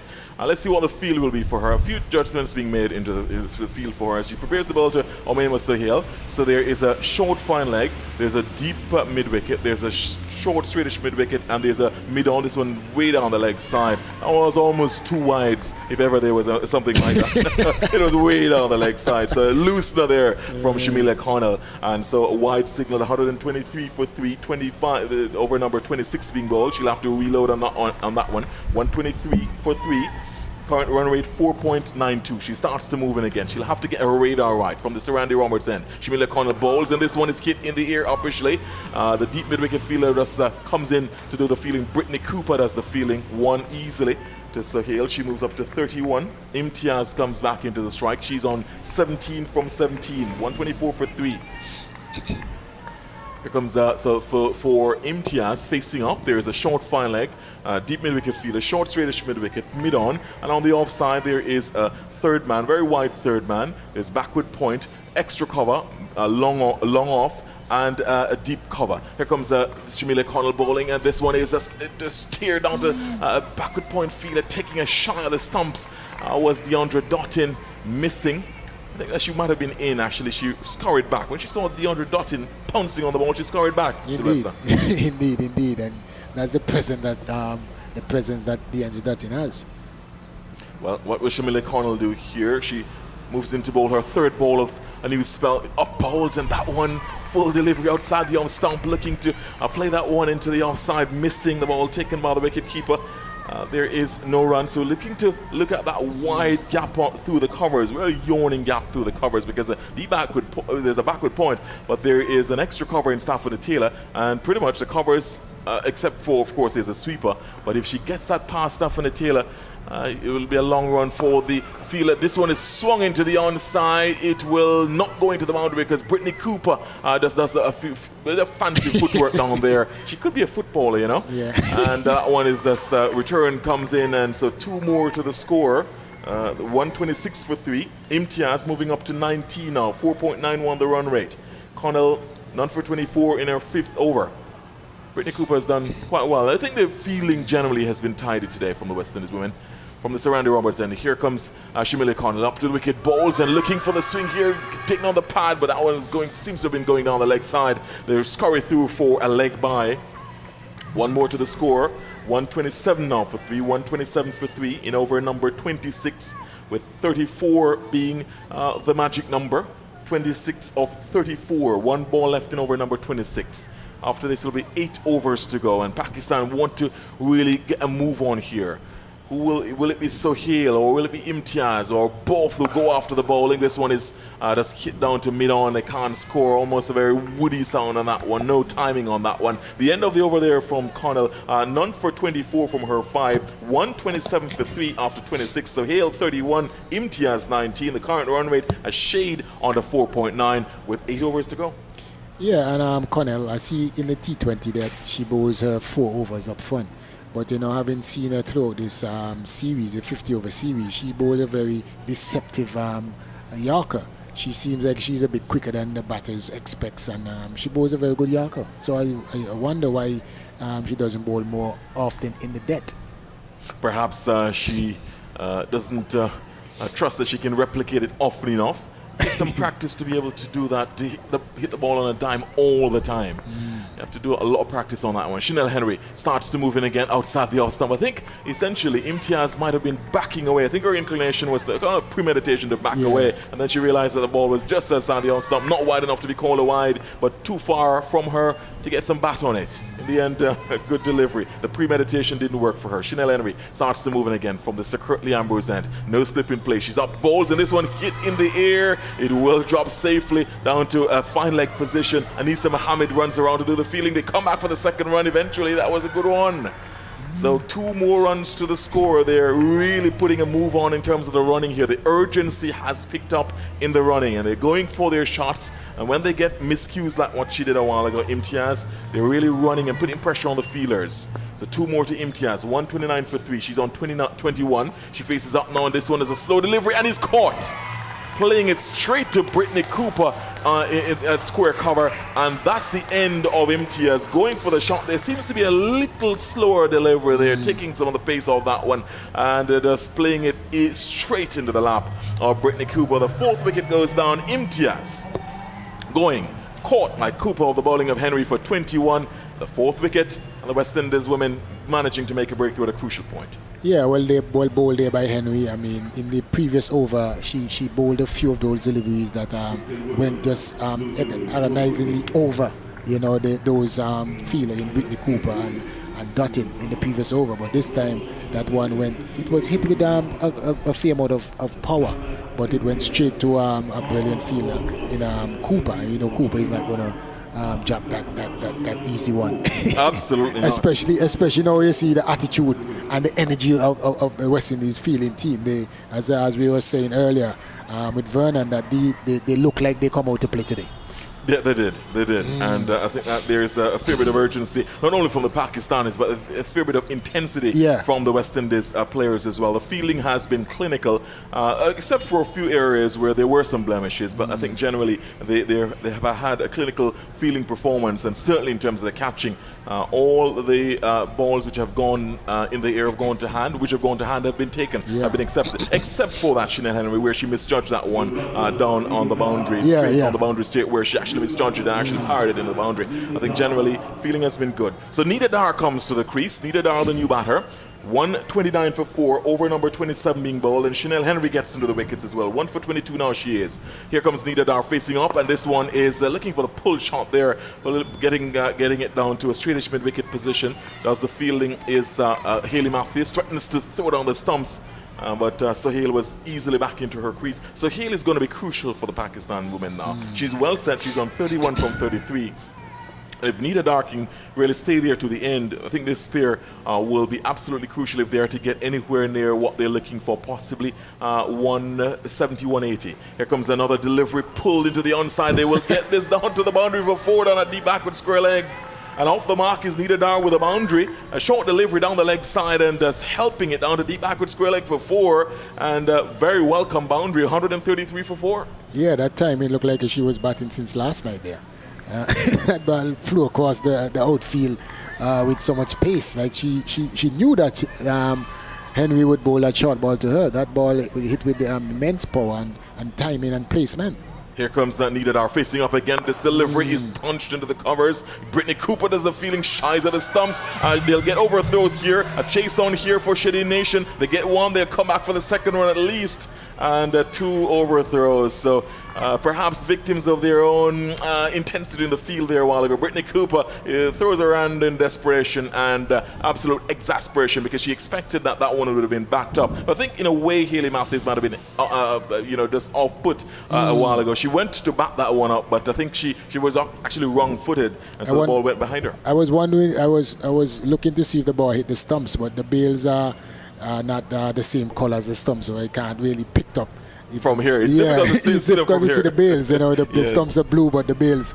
It seems like the ball get a little deviation and go the other way. Because she was, like she was in line to back up the ball, and the ball went the other way. Indeed, and that's why she was wrong-footed. Yeah. So a good effort. I mean, good. And the throw was. I don't think it was a bad throw, really. Indeed. Here comes Shamili Connell to start a new over, and this one is punched. The square leg umpire to just get onto that one very quickly. Brittany Cooper does the fielding at that deep square leg position. 136 now for 4, 136 for 4, and with that single, Sahil moves up to 32 from 34. Dar comes back into strike. She's on 6. Dar on 6, and with that she had a boundary in the previous over. So for Dar facing up to Shamilia Connell. On the leg side, there's a short fine leg. There's a deep square leg. There's a straightish mid wicket, short. There's a mid-on fielder. There's a long off. Extra cover, backward point, and a deep cover and a third man. Here comes Shamilia Connell up to the wicket, bowls, and this one, Dar looking to swing it into the onside. She gets it down to Brittany Cooper, feeling on that deep boundary on the onside. So one more to Dar. She moves up to 7. On 32 is Sahil. 32 of 34. The run rate now just a tad over 5, and it's inching up. It's exactly what they would have wanted at this point. We say good afternoon to Carol Beckford, listening to the broadcast. Good afternoon to you, Carol. This one looking for the improvised shot, looking for the typical white ball shot of the modern game, making no contact with Sahil. Going outside the on stump, looking to scoop it, possibly past the short fine leg feeling Anisa Mohammed, making no contact. The ball was passing just outside the on stump to be taken behind by the keeper. 137 for 4. 137 for 4. Very intense period of play here. We're crucial to see whether or not Shamilia Connell will be able to pick things to hold them back. This one outside the on stump, wide, signaled a little bit too wide for Shamilia Connell. You see what she was trying to do there, because perhaps she sees that the batters are just moving to side in their crease, and possibly she was trying to perhaps expect that Sahil would have been moving to the leg side, put it outside the off stump, but too wide outside the off stump, wide signal, 138 for 4. Yeah, I think Connell she was thrown off by the movements of Sahil. Here comes that Sahil, and this one is swung in the air. That will go. Well, one part actually thought that one went further. They come back for 2 runs, as running around from deep square leg was Brittany Cooper. Enough time for them to run 2 runs. So that was swung into the deep mid-wicket area, and getting 2 more runs was Sahil. She moves up to 34, 140 for 4, 140 for 4. The run rate 5.06. But obviously, you can see the intention here is to up the ante, and obviously they have to do that. The over is running out very quickly. This is the 28th over, 28th of 34. What will happen here is Shamilia Connell, her figure is down for 29. This is her 6th over. She'll have to be wary of the fact that the Pakistan women want to up the ante. Here comes Shamilia Connell. Up to wicket, bowls and edge and caught. Caught behind. Shamilia Connell gets into the wickets as well. Sahil goes, the well-set batter. A big setback for the Pakistan women. She's absolutely exasperated with herself with Sahil. 140 for 5 now. Sahil going caught behind of the bowling of Shamilia Connell for 34. Yeah, brilliant catch there by wicketkeeper Williams. That one flew off the edge, and she dived and took a wonderful catch. And well, the bowl there by Connell again, bowling to her field, bowling just outside the off stump. And it was a good cricket all around there. Good delivery, good catch. But in terms of the Pakistani players, we have seen this throughout the series so far. When the overs are running out, they look to up the ante, I guess I would say, too much. Instead of we have 36, 38 balls remaining, and if you can get another 40 to 50 runs, your total will look up to 180, 190. You know what I mean? So it seems to me like they're pushing going too hard at every delivery, and sometimes they miss the delivery, you get out, and sometimes they don't even time the delivery. In terms of when they are taking their time and looking to stroke the ball, you see a more fluent shot and good timing. But when they're trying to hit the ball too hard, you're not getting the power, and you're wasting a lot of deliveries. So I think, this is the key area that these ladies have to start to be more conscious of. That when the overs are coming in, let me focus on the balls. Absolutely. So the new batter is Naseem. You make an absolutely perspicacious point there, Sylvester. Sylvester bounced to Linia Joseph. He reminds us that's what his name is. Here comes Shamila Connell bolting to the new batter, who is Naseem. She's running, looking for her first run, and she will get it eventually. That one, and well, actually, quite a bit of action there, because if she played it to backward point, Naseem, the new batter for Pakistan women.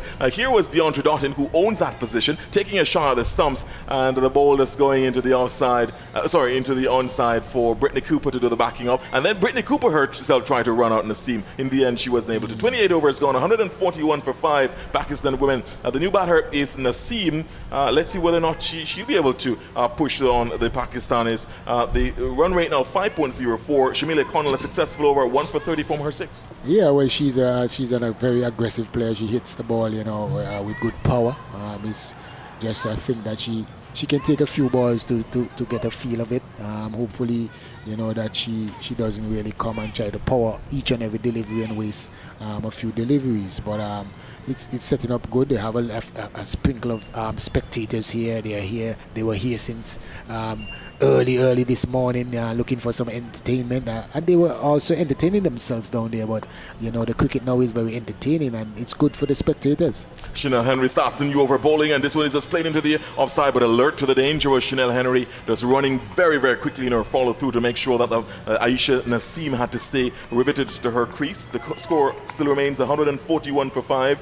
Over number 29 being bowled. It will be 5 overs left after this one, because it's down to a 34 over game. We started late at 12:15 Eastern Caribbean time. Should have been a 9:30 start, and then after we started, there was a delay for rain. A few cumulus clouds passed over, and it's dumped a very moderate drizzle. This one is played the first 6 of the innings. What a shot from Naseem. She picked that one up as if she was seeing the ball as big as a breadfruit. Remind you, she just came in 6 runs, maximum, the first one of the innings. 147 for 5 now. You see the youthful exuberance and power. She's 16 years old. I think next month is going to make her 17, but she's a little pocket rocket in every She's a sense dynamo. of the word. She's an absolute okay. dynamo. What a shot that was. Chanel Henry almost seemed absolutely taken aback by that one. And now there's a feelers going out to deep mid-wicket. Here comes Chanel Henry. Starts to move in again. Bowls, and this one is off the back foot. Punched. Can't beat the skipper at extra cover. The score remains 147 for 5. But the way she picked that one up was just... And the sound of the bat was absolutely music to the ear of the batter. Absolutely nightmarish for the bowler, because as that one was hit, you could see that one would have been a maximum. Of course, remind you that 147 for 5 now. Over number 29. 29 off 34. Chanel Henry starts to move in again to bowl to Aisha Naseem, the teenager, the dynamo, outside the off stump, wide signaled, and having a little difficulties behind the stumps, reining that one in. But eventually there is no more to the score apart from the wide signals. 148 for 5 now, 148 for 5. And I think trying to perhaps get her to stretch a little bit was Chanel Henry, but she put it too wide. Too wide, yeah. And that one looked like a slower one as well. The one that she got the wickets before in the over, the previous over, and she tried the next with that one, the same one, but it was a bit wider. The fielders on the boundary. There's a third man on the boundary. Long on, long off, and a deep mid-wicket. There's also a short fine leg. There is a straightish mid-wicket. Here comes another delivery outside the off-stump. Another wide from Chanel Henry. And again, almost a carbon copy of the delivery before. She'll have to reload on those. 149 now for 5. Naseem perhaps in all that is getting into the mind of Chanel Henry. She's perhaps, she was a little bit taken aback by that shot over deep mid-wicket. What a shot that was. I think since then she's actually been putting it too wide outside the off-stump. Indeed. That shot is still on her mind. You can see that she's going wider and wider. Absolutely. She doesn't want to get close to to the batter at all. Absolutely not. Here comes Chanel Henry. Let's see what she'll do here. She's up to the wicket, bowls, and this one is pulled down to a long on. They get one. They look to come back for the second, but good work by Shady Nation, doing enough and quickly enough to keep them at their creases. That one more to the score, and that has brought up the 150. So 150 for Pakistan women in 119 minutes.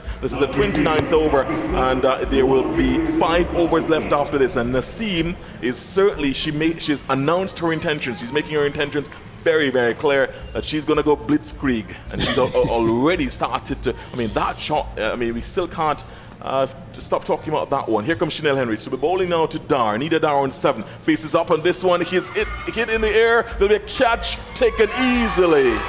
And the catch by Kaishona Knight, and Nida Dar goes, making sure that she has a presence of mind to know where she is in relation to the rope. Good catch on the boundary down at deep mid wicket, and the Pakistan women lose a 6th wicket. Nida Dar going caught down at deep mid wicket by Kaishona Knight. On the bowling of Chanel Henry for 7 runs, 150 for 7 now. Yeah, I mean, the thought process of some of these players is left a lot to be desired. I mean, you just got a 6 from the over. Wide, you get about 8 and 9 ones already from the over, and then you're trying to hit a 6 at the end there. I mean, if it comes off, you say good job, brilliant shot and so forth. But I don't think that that was necessary at that time. I mean, you stroke the ball in the inside there, you pick up a 1 or 2, and you have 11 runs per over. And then you move on to the next over, especially when you have Naseem, who seems to be a very explosive batter. So indeed, you just needed someone to support her. You need someone to support her to rotate the strike and get her back on strike, so she can be the more aggressor of the two. And I think that was a very poor decision there by the experienced there, and the Pakistani, management will be very disappointed in the way that she got out. Yes, I did perhaps make it a little bit worse for Pakistan. I did say 7, so it's 150 for 6, sorry. That's 150 for 6. Nida Dar going there, caught down at deep mid-wicket boundary by Kaishona Knight. So 150 for 6 now. So Naseem is joined by Fatima Sana, and that one is Sana tries an almighty swing. Had she struck that one, we might have been in peril in the commentary box. But as it is, there is a no run. So that's the end of the over there from Chanel Henry. A successful over, 2 for 37 now. She is from 7 overs. West Indies women winning the toss and choosing to field first. Pakistan women 150 for 6. Naseem on 8. Fatima Sana yet to get off the mark. The current run rate 5.17. Did tell you Jack Matthew, but I'll just go to Vernon Springer to wrap up the innings. More comments from you, Sylvester. Bound Selena Joseph, and then it'll be time to wrap up the innings. Vernon Springer. Jack Matthew will join us a bit later on. Yeah, and good partnership going there by Naseem. Naseem hitting the ball pretty briskly through the outfield. But as I said, I think that there was a poor decision there by Springs will come back in order for Pakistan to get to that total of 180, and they're in a good spot that they can get to 180, even closer I think to 200, but they have to stay there and bat with some understanding. They have 30 balls remaining, and you can get 30 to 40 runs. 16-year-old Naseem is really ruffling the West Indies women's team here. We'll talk a little bit about that. Sana has come in, and she too is looking to get exciting. She's on driving down the ground, picking up an easy single. Outside of us, if you're hearing some noise in our outside broadcast microphone, there's a little mini motorcade taking place. Can't get to see what the real thing is, Sylvester, what it looks like.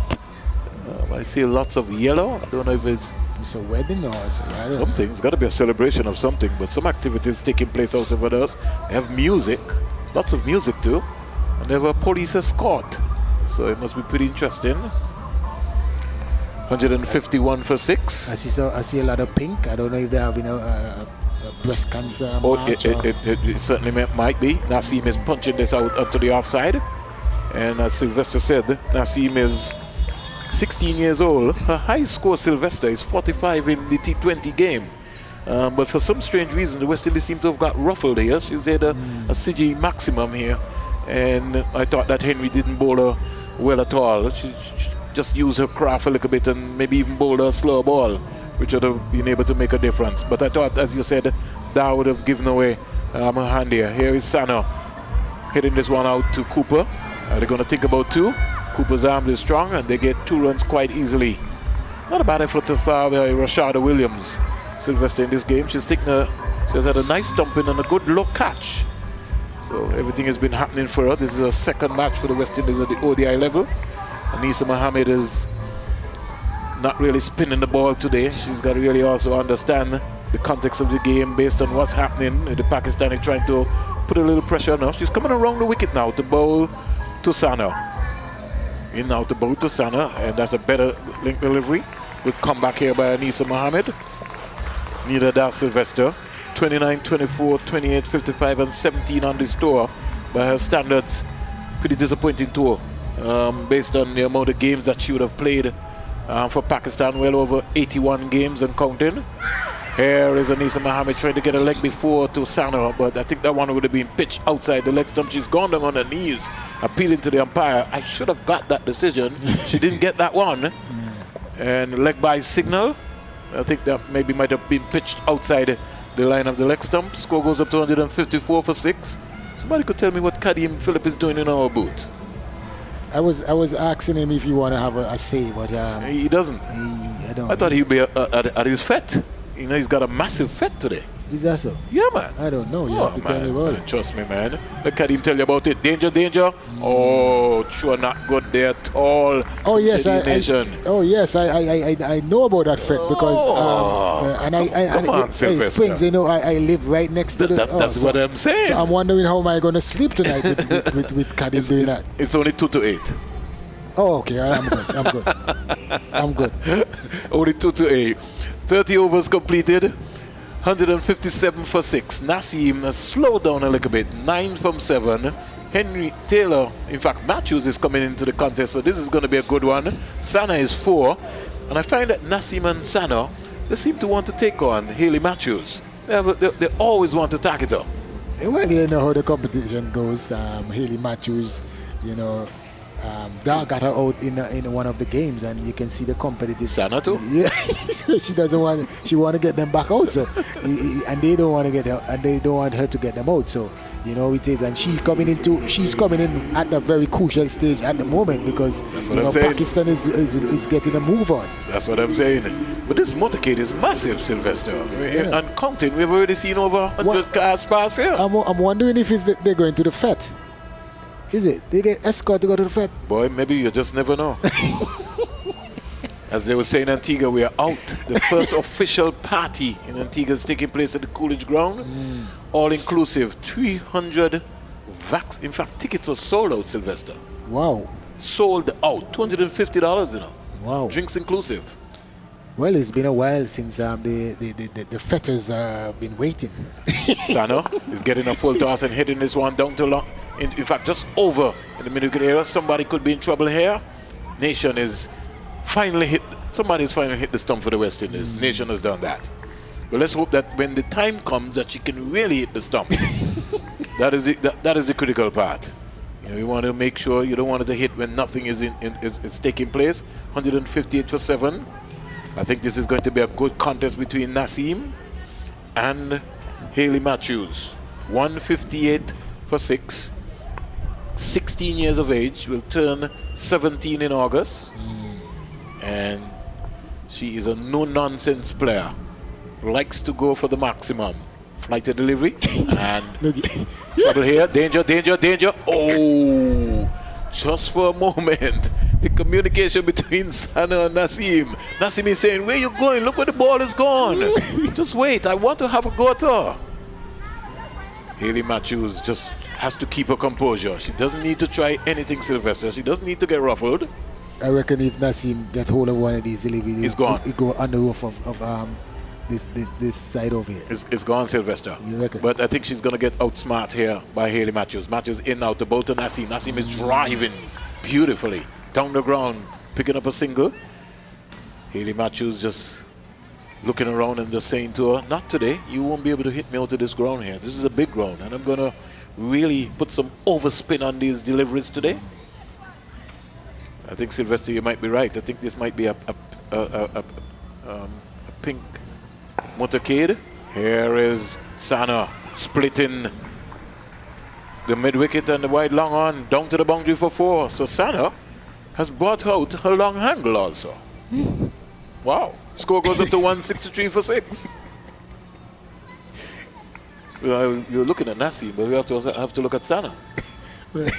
They're both going. They're going. They're both going. Both going. Let's see how this contest will end, Sylvester, because I think that this is going to be a good one. Let's see how Hayley Matthews will rebound. 1 for 26 from her 6 so far. Hayley Matthews from the circle Ambrose and in now to bow to Sana. That's a good delivery. Danger, danger. Cooper hesitated for a little while. And I think she looked up rather than keeping her eyes on the ball and then on the target. And she's disgusted with herself because really Nassim should have been run out there by Cooper. But all is good for Pakistan. 164 for 6. The West Indies getting a workout here, a serious workout here by the Pakistan lower order, who's brought in Nassim on 10 and Sana on 10. Let's see what's going to be happening. She just has to be able to just pull her length back, Sylvester. She can't go right into her arc. If she does, Nazim is going. Matthews into bowl to a full toss. That's gone. Gone. 1 bounce for 4. So Nazim is really just thinking about it. Not only thinking about it, as long as it leaves Hayley Matthews' hand, she's gone for it. She's gone to 14. Sana is 10, and the score speeds up to 168 for 6. And she didn't really get a full hold of that one. No, but it was enough to go across 1 bounce for 4. That's all she wants. She doesn't need anything else. Your good friend, Mr. Richards, is back. No, I think he's getting ready to.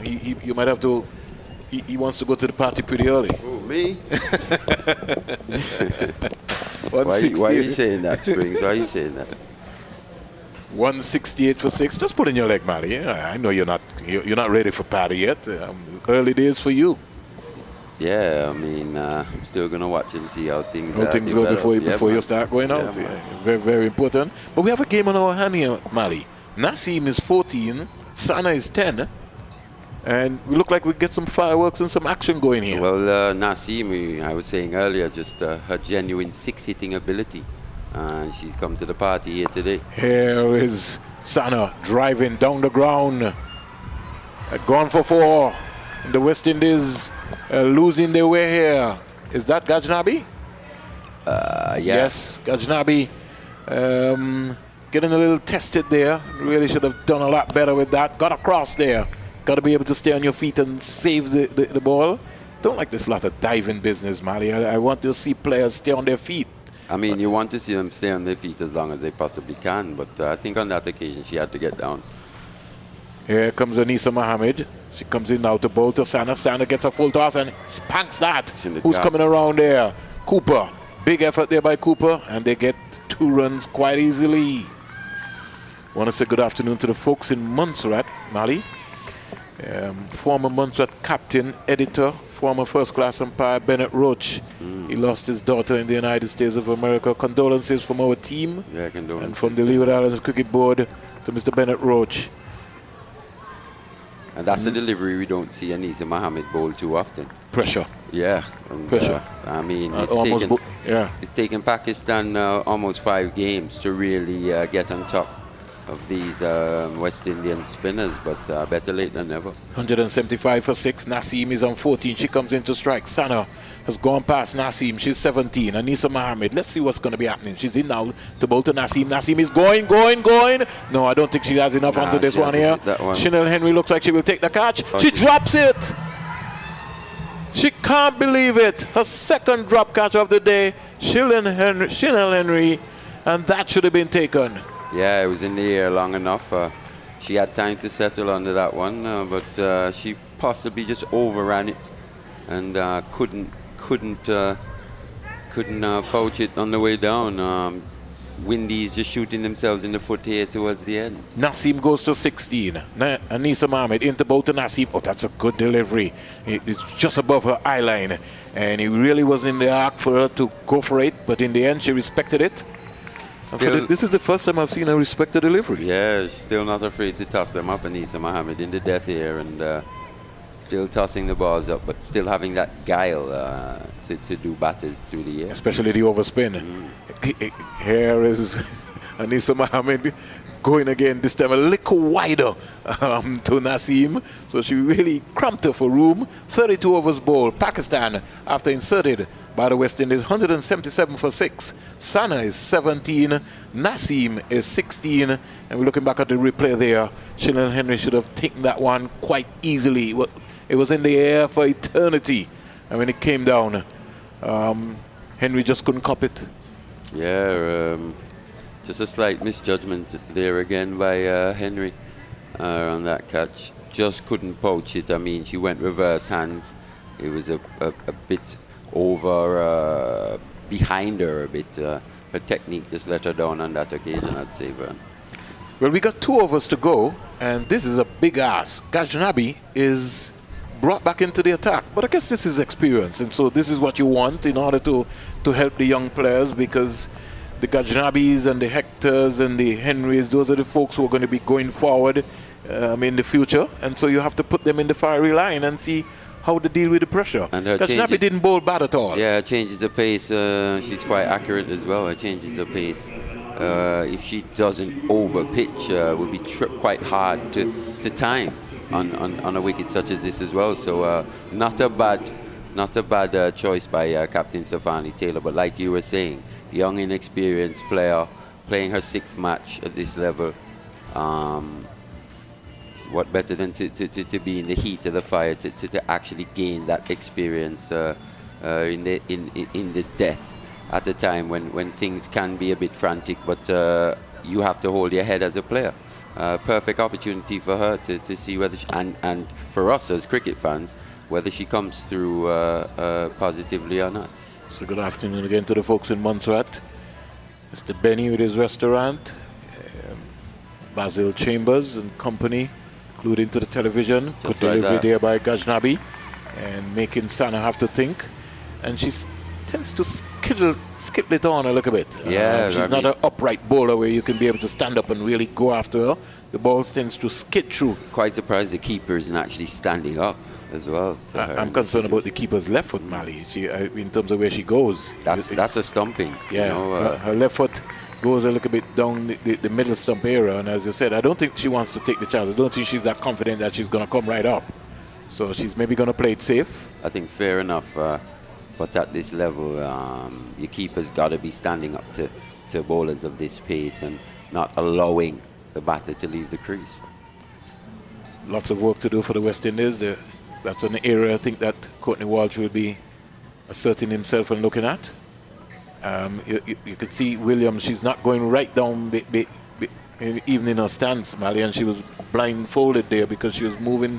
Her left foot is behind the middle stump. And that's something you've been talking about now since she came into the team for Knight in this wicket-keeping position. I think her position, you're right, she can be a bit lower. It's almost reminiscent, or if you think about a tennis player receiving serve, you think of some of the best, Andre Agassi, Novak Djokovic today. Look at their position just upon returning serve. It's that crouched position, crouched for a reason, being able to pounce left or right and change directions. You're in the better position to do so. So like you were saying, she's just a little too upright. Naseem is 16, waits for Ghaznavi, and this one is cramping her, just as what Malia said. Yep. Easy catch, finally Naseem goes back to the pavilion, easy catch to Cooper, and Ghaznavi comes into the wicket-taking column and picks up another wicket, and a little brief stay from Naseem, 16 or 14 comes to an end. Yeah, Ghaznavi there with her cutters. We were saying we were anticipating it being quite difficult to time those deliveries if she could pitch them in the right areas, and she has. She keeps the batters off balance with her cutters and with her regular pace deliveries. Like you were saying, quite skiddy as well. It's a trajectory that's quite hard to get under, and she's come through thus far for her captain. Kudos to her. I want to take some time out, Mali, to salute the Ministry of Sports in Dominica. because I think that they're leading in the OECS when it comes in terms of the revival of youth sports. As we speak right now, they have a St. Martin under 16 netball team, and they have a little competition going. And I just before I went to look at the big game last night, the Gold Cup games, I was looking at some netball, some youth netball. St. Martin under 16 netball team is visiting Dominica as we speak. Good contest for youth sports. Dominica is more or less, they're opened up and they've got a lot of action taking place. Trevor Shillingford, Thomas Kentish, and those guys have done an excellent job in the ministry by reviving sports. Here is Gajnabi driven down the ground straight. Connor will have some work to do. She can't get there 4 runs. That's a positive cricket shot. I just think that Connor was a little bit too wide and needed to get a little straighter. And on that occasion, once again, the keeper standing back, the batter advancing, getting down to Gajnabi. I think if the keeper was actually stood up, she wouldn't have left the crease, Vern. So just illustrating the point I was trying to make before, just how crucial it is for keepers to stand up to bowlers of this pace at this level. Sana is 22. And there, that would have been another stumping again. Coming down the track again, missed completely, so could come back there by Gajnabi. 6 overs, 2 for 26. Sana is 22. Big is just coming. And just to give the listeners an opportunity, by the time the West Indies come to bat, which will be about 3 o'clock, lunch is cut down to 20 minutes. Play will start back at 3 o'clock. The power play will be still 7 overs, and the overs per bowler, the assignments will be changed. 4 bowlers can bowl a maximum of 7 overs, and 1 bowler will be allowed to bowl at least 6 overs because the game has been reduced to 34 overs. I didn't want to bet Mali lose another Vitamal to Mali, so I didn't go into that contest. Yeah, you would have lost. No, I certainly would have lost, and I didn't even want to think about that one. So just to let you know that at the end of this over, the luncheon period will be cut down to 20 minutes. Play will resume at 3 o'clock. And the West Indies will be chasing anywhere close to maybe 185, 190. We don't know. But I think we're going to have a happy ending here. And you also think Pakistan have struggled to post totals of 200 and above in this series thus far, and with just some positive intent.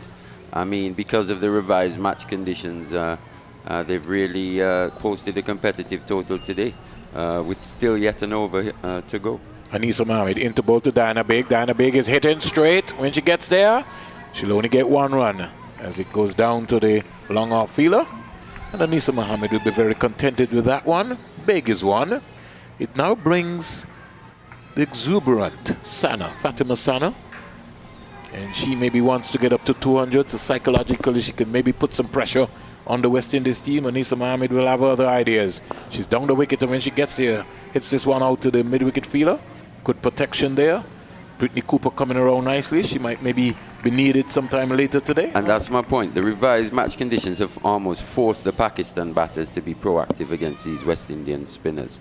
If they had actually shown this initiative earlier in the series, who knows what could have happened, Vern. And they're missing their top player in Bisma Maroof. Haley Matthews diving across there. She looks like she hurt herself as well. I hope not.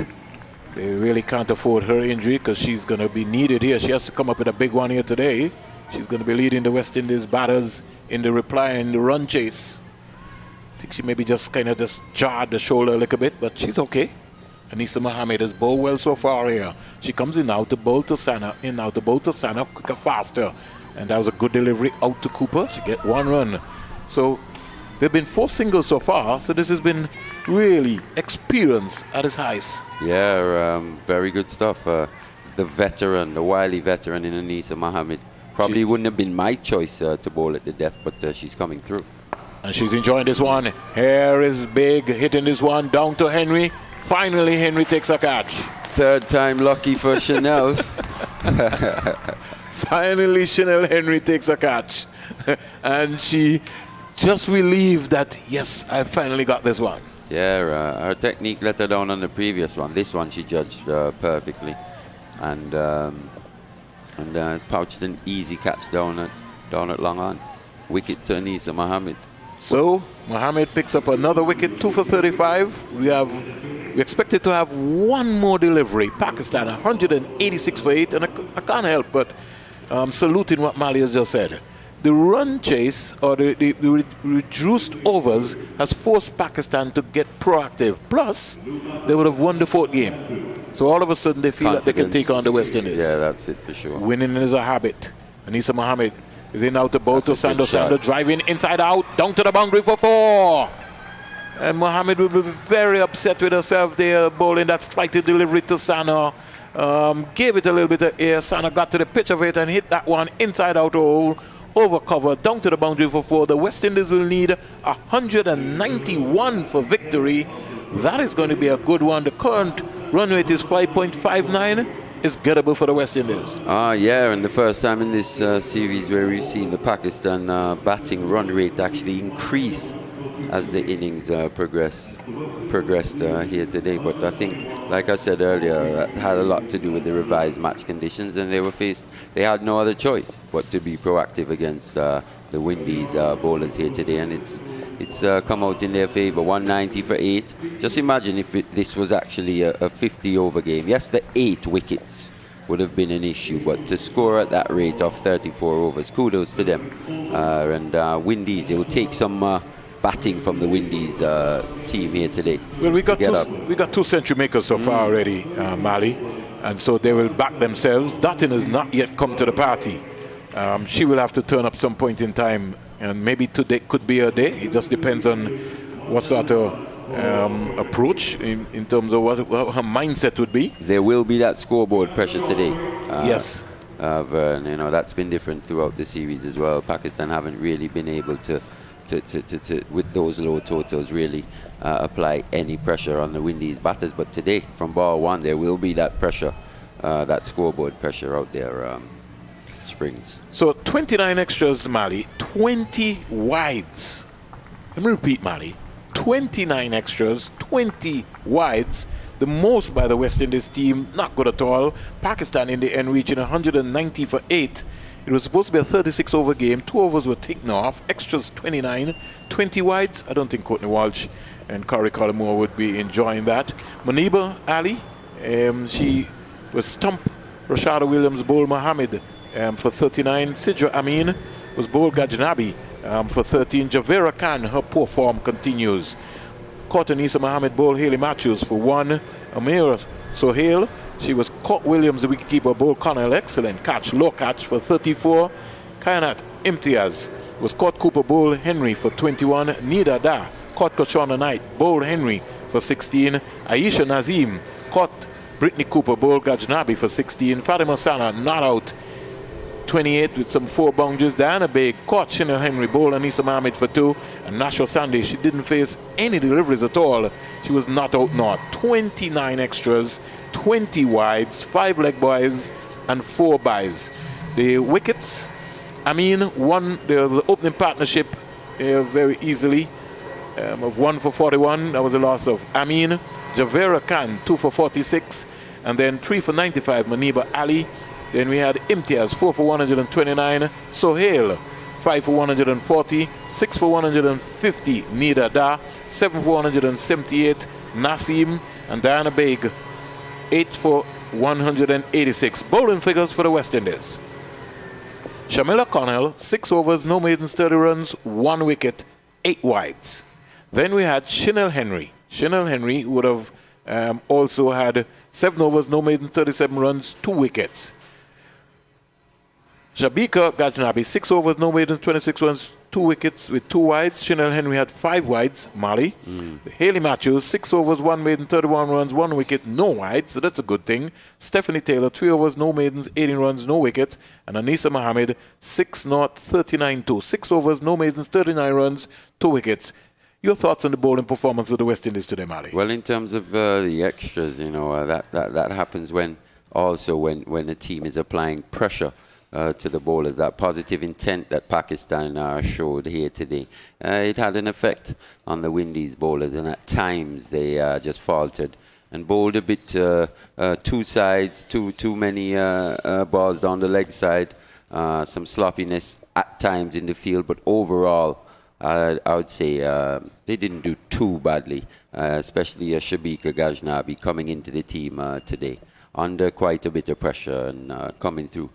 So that bodes well for the future. We also have to give credit to Pakistan. I think they batted well, Vern, and you know, we've been calling as cricket fans for these batters to capitalize on the situations, on the dominant situations that they get themselves into at times. And today, even though it's the last game of the series, we saw what happened in match 4, but today they came out and followed it up again and batted really well here in the first innings, and it's going to take some getting for this West Indies team. 111 dot balls in the Pakistan innings. Yeah, like I was saying, you know, it's something that both teams can definitely work on, that batsmanship, just playing with softer hands. It's an issue that plagues both sides, actually.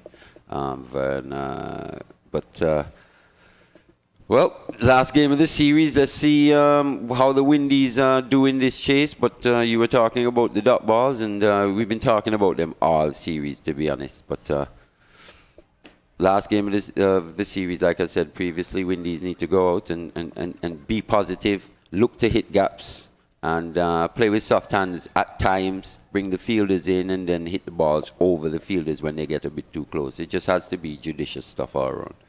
Well, Mali, I just want to take some time out to, thank Garfield Burford, Sylvester Bongs and Joseph, and yourself. We'll have Jack Matthew joining us in the second spell of the innings here on the last game here. And I just want to be able to practice the pause word.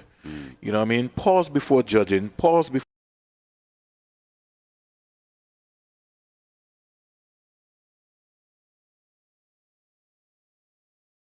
assuming. Pause before accusing. Pause whenever you are about to react harshly, and you'll avoid doing and saying anything that will later. It's been a tough day here for one and all, but we've got cricket. And so we want to see how this game will end up. West Indies have won the series. They're 3-1. Pakistan have won the 4th game, and they'll want to maybe end the series by winning 3-2. The men lost today to England. Let's see what's going to be happening. It's a run chase on. West Indies will need 191 singles. And it's game on here at the Sir Vivian Richards Stadium. We'll be back in a couple of minutes. And when we come back, it will be the start of Jack Matthew, starting with Sylvester Bouncing Joseph.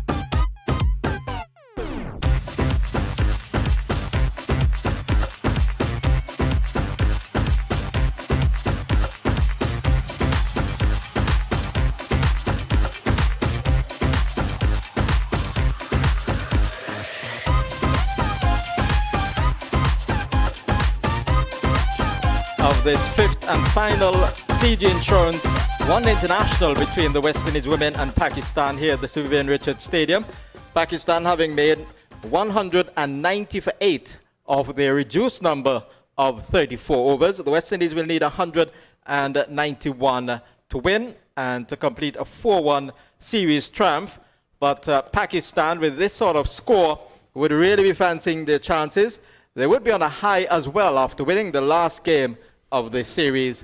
And so Pakistan will be hoping that they can pull off a win and narrow the deficit over the West Indies side. The players are already out. We're going to see the start of the attack from the commentary box or northern end of the Sir Vivian Richards Stadium. And the two West Indies openers are out there as well.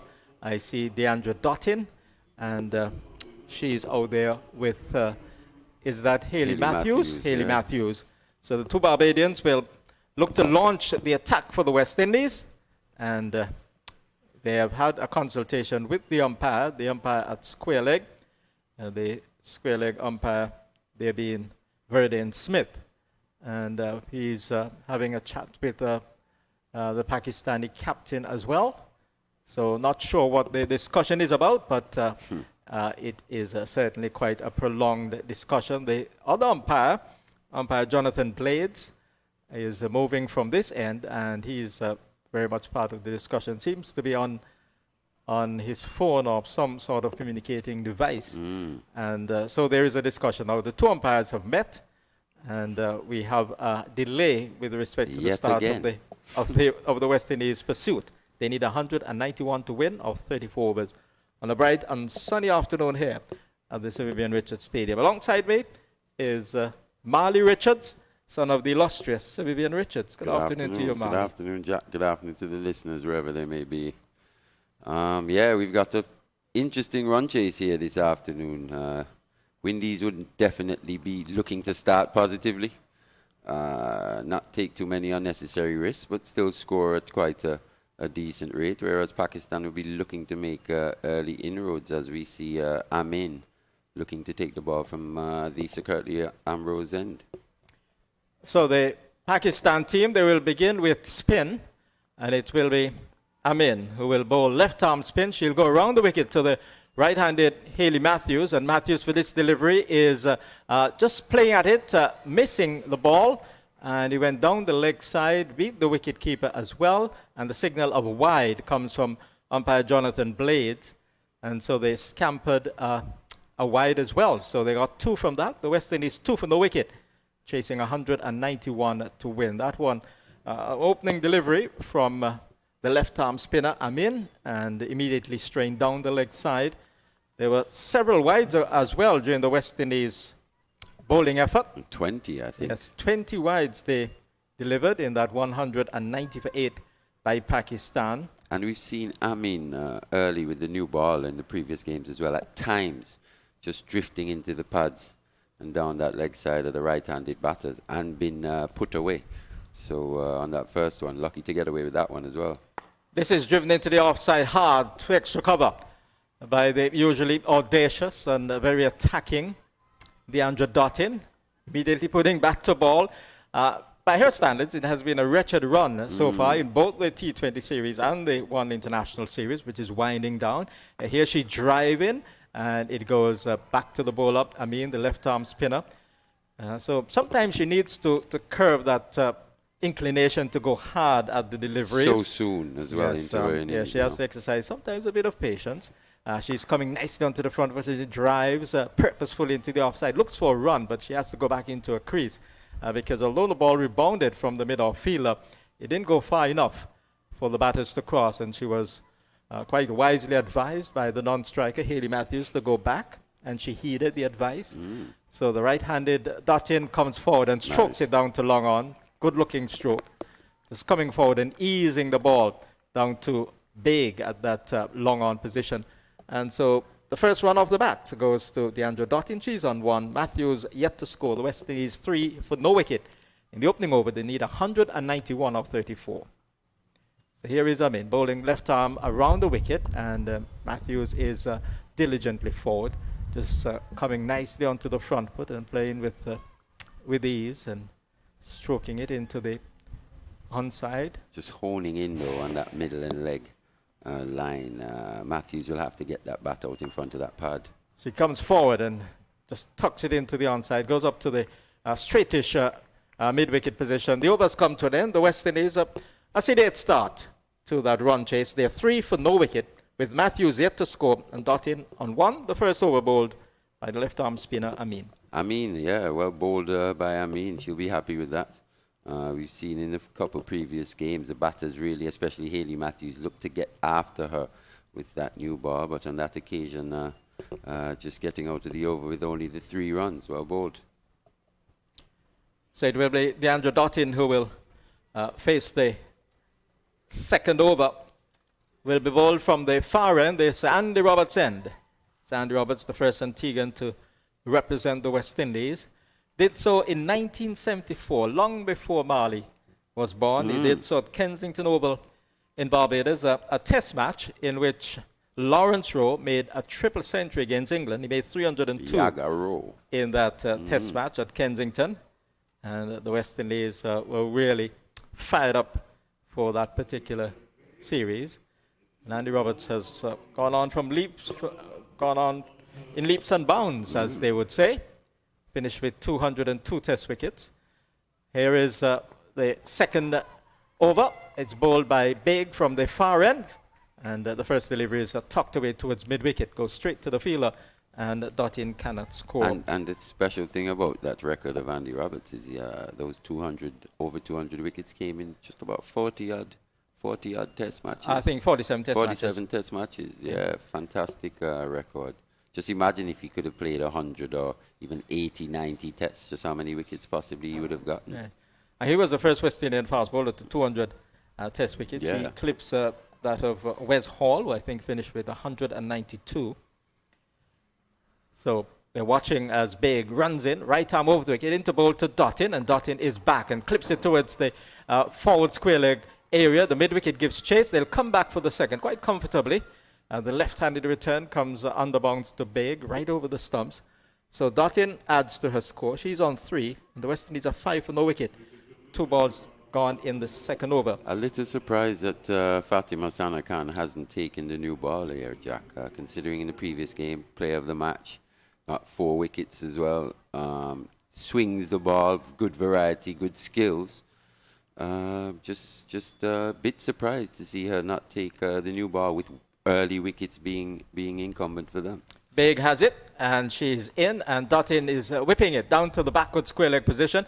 They'll get only 1 this time, as the return comes full to wicket keeper, who is behind the stumps. That's Sohail. No, that's Muniba Ali behind the stumps. Muniba Ali doing the wicket keeping duties.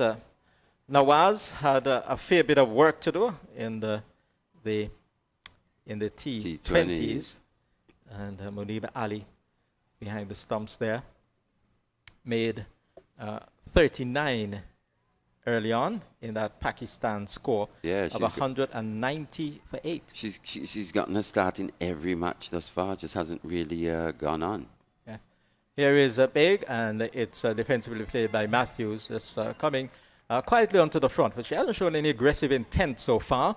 Quite prepared to be watchful. She's one of the informed players in the West Indies side, having had a century, 2 centurions, Matthews and Stefani Taylor, captain of the team. So Ali made 39 from 59 deliveries, had 5 fours in that innings. 13 from Amin. Javira Khan continued her wretched poor form with 1. And turned away by Matthews. She's off the mark into the forward square leg position. They're hustling the first run. Will they come back for the second? Yes. The return is fired to the bowler's end, and Deandra Dottin has to increase the speed because danger was lurking. But she's quite fast, and she got home. It was fired towards the bowler's end. The ball missing the stumps, and Dottin got home. She's on 4. Matthews on 2. The West Indies 8 for no wicket. 1 ball left in the second over. The target 191 of 34 overs. The match reduced initially to 36 overs because of concerns about the dampness of the pitch and then a further reduction when we had an interruption because of rain.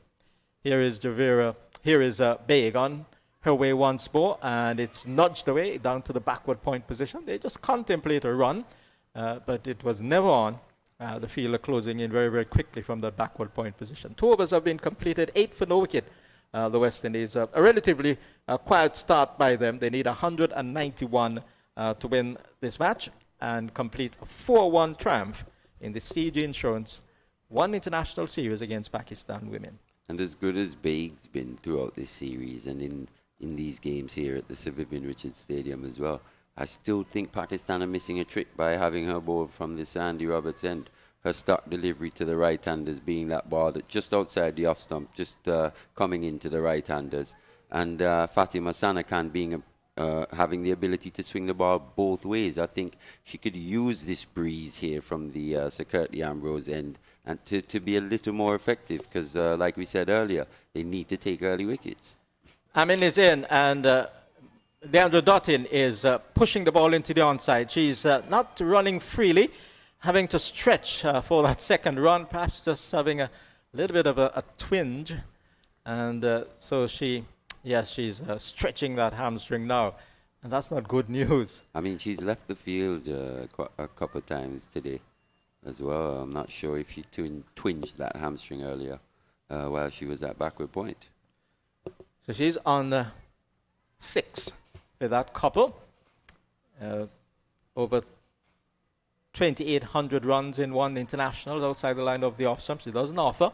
The left-arm spinner bowling around the wicket. Ball pitched outside the line of the off stump. And that's a good line. That's the line that Amin has to bowl to create that doubt, whether it turns or whether it just goes on with the arm. You know, at times she starts the ball just a little too straight to the right-handed batters. She's playing in a 122nd one international. She plays and misses the ball which was further up outside the line of the off stump, taken by the wicketkeeper Muniba Ali. So 114 innings prior to this one. Deandra Dottin, 2,874 runs. Highest score 101. She's had 100. And she's easing the ball up into the onside. The straightish mid-wicket comes across and there is no run. She's averaging 28.2 and has 19 50s in one internationals. She has hit 292 fours and 74 sixes. Here she driving nicely into the offside. It goes down to the long on fielder, and she gets an easy single. The batters amble a run. 11 for no wicket, the West Indies. Target 191 off 34. Deandra Dottin on 2, and Hayley Matthews on Deandra Dottin on 7. Hayley Matthews on 2 comes in to strike. As Amin, the left arm spin is in to Bolter, and she's quietly onto the front foot and plays it back along the pitch. The over comes to an end. So we've had 3 completed. The West Indies 11 for no wicket, chasing 191 in 34. Very good stuff from Amin here again, just going for the 3 runs from that over. And as Kadeem Phillips sits next to me, the former Antigua and Leeward Islands left-arm spinner who knows a bit about left-arm spinning. He'll left-arm spin. He'll know that Amin, watching Amin here with that low arm, that low trajectory, it's quite difficult for the batters to get under that unless she just over pitches. And thus far, she's stayed pretty basic, you know, just bowl the balls within the stumps and not allowed the West Indian batters to get after her. Diana Baig is in, and here is Deandra Dottin just standing up straight and pushing the ball down to the mid-off position.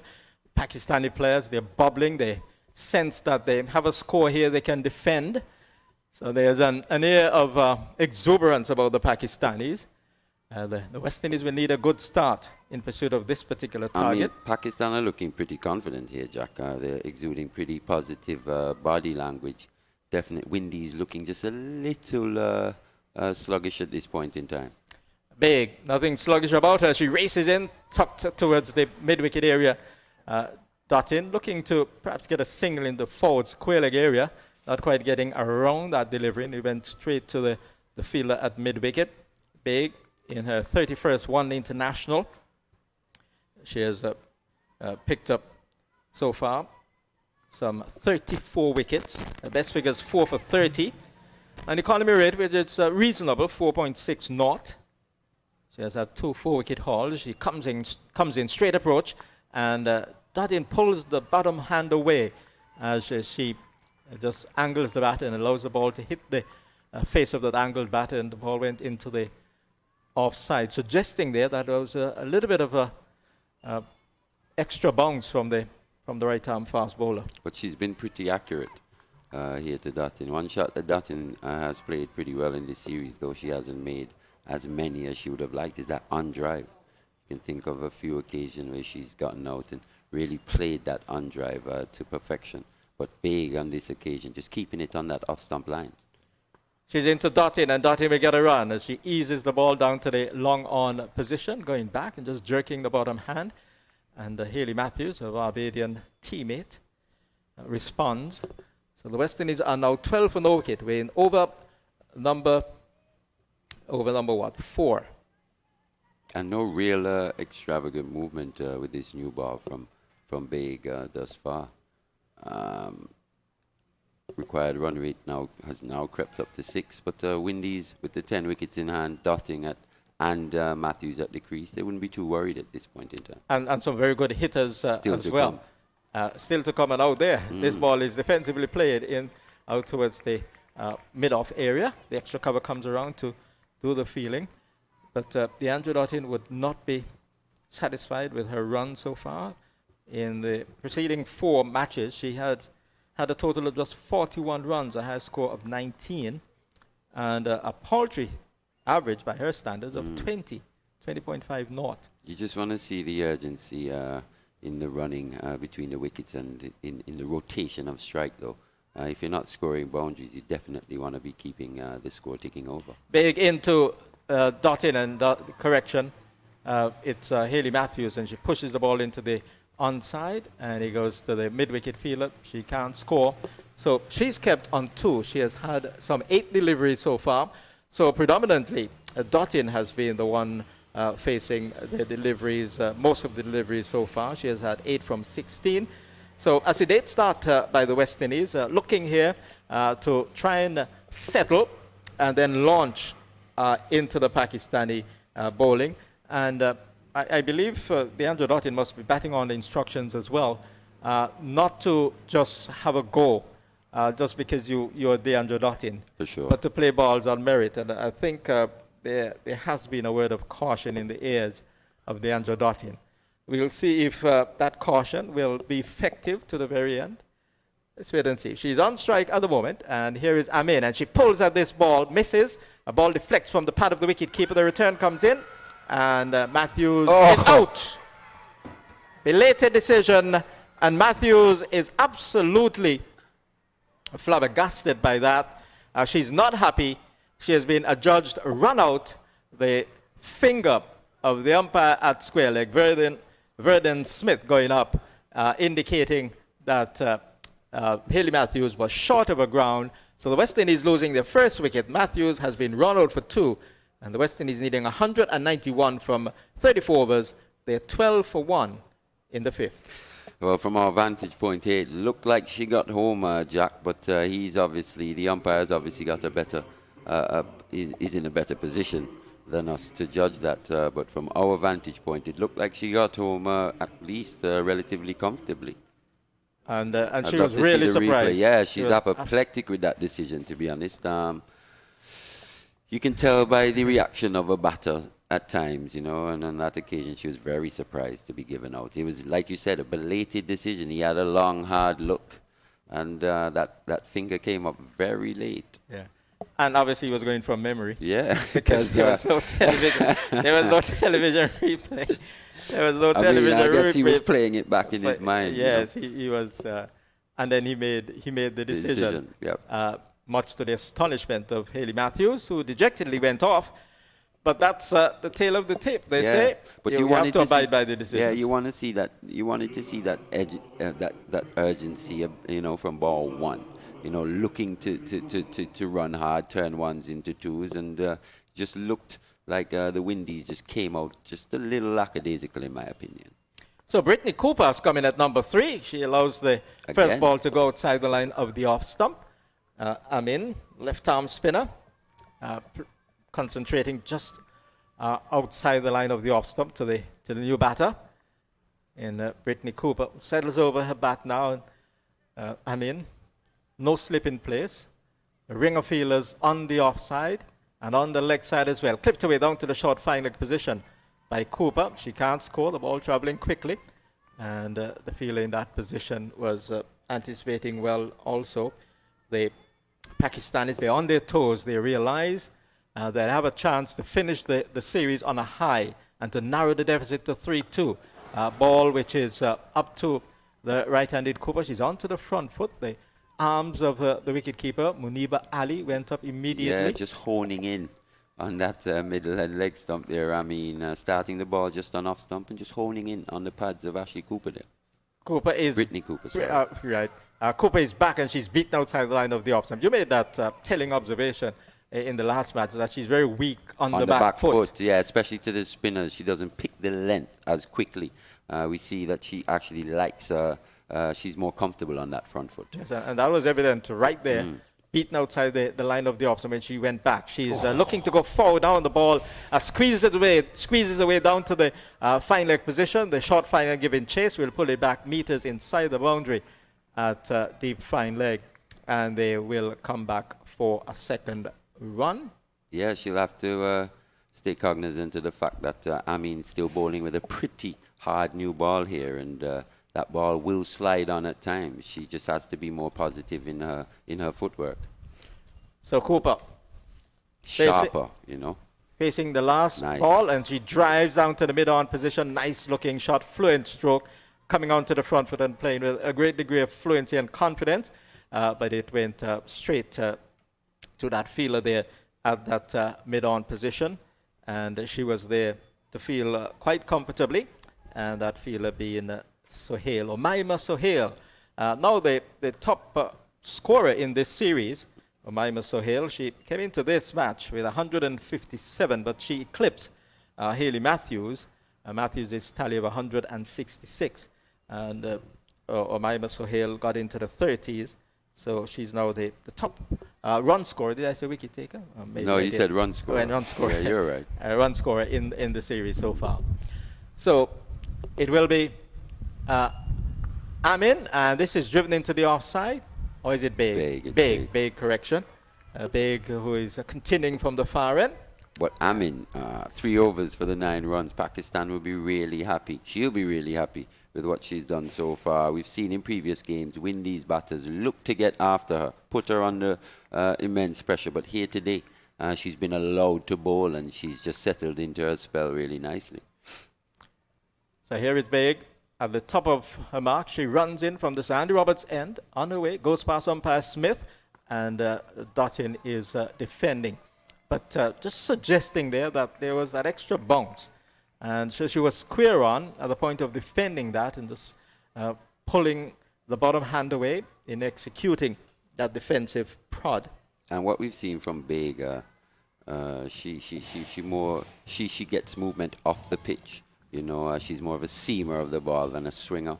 And on that occasion, she's just hitting that back of a length really hard here to Dottin. And Dottin not being able to score.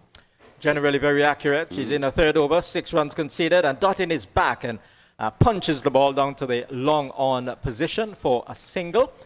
But batting with a certain degree of restraint, Deandra Dottin, not looking to go helter-skelter. She's been very much inclined to do for much of her career. She's just giving herself that time, you know, getting acclimatized to the conditions here. Yeah, she was out there today fielding, but batting, it's a different thing. She's got to get the pace and bounce of the wicket, and she's giving herself a good chance to launch possibly later on, Jack. Yes, and looking to end on a high and to restore outside the line of the off stump. That was very, very close to the off stump of Brittany Cooper. It was excellent judgment, you would say, by the batter. Yep. But that was very, very close to that off stump. The hands of wicketkeeper Ali went up right away.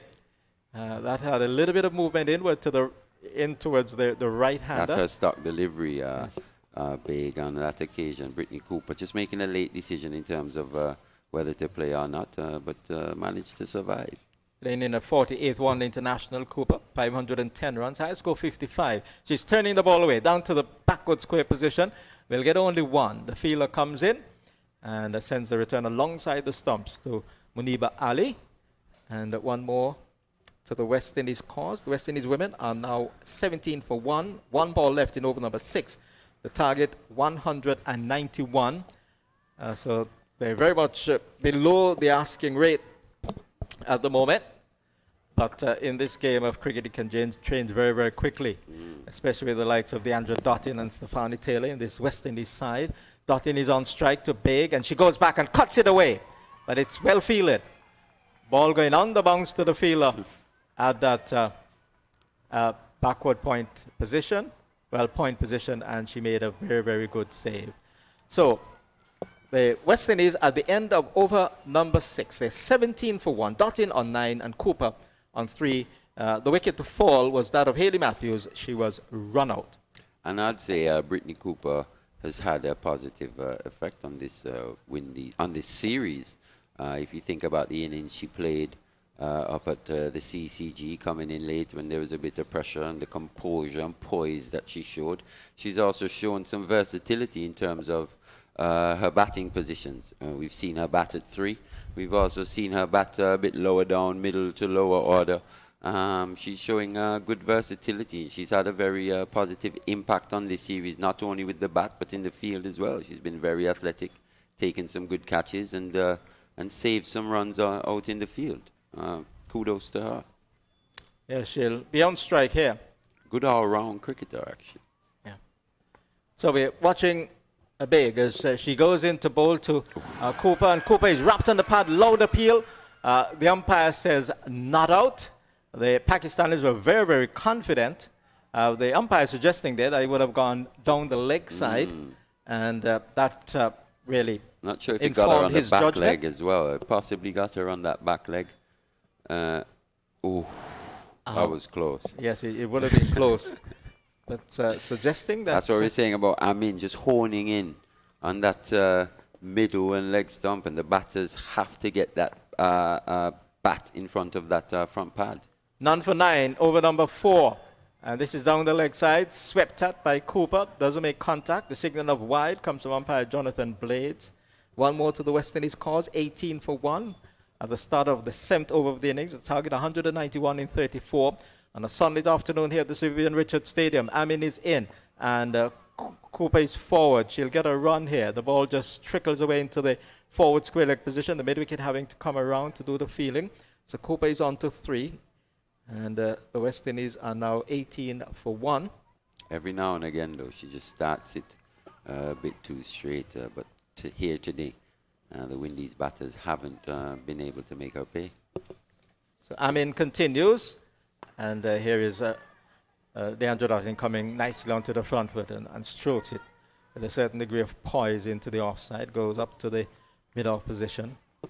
Amin, 28 years of age, will be 29 on August 11th, comes in, the left-arm spinner. This is hit hard into the onside, way towards the wide long-on position. And there is Omaima Sohail coming around to her right to do the fielding. And a single had by Dottin and Cooper. Dottin on to 10 from 22, 20 for 1 now. 2 balls left in over number 7. And here is Amin, and Cooper is back and strokes it out towards the cover point position and cannot score. So Amin in her 23rd one-day international. She has picked up 31 wickets. Best figures 4 for 7.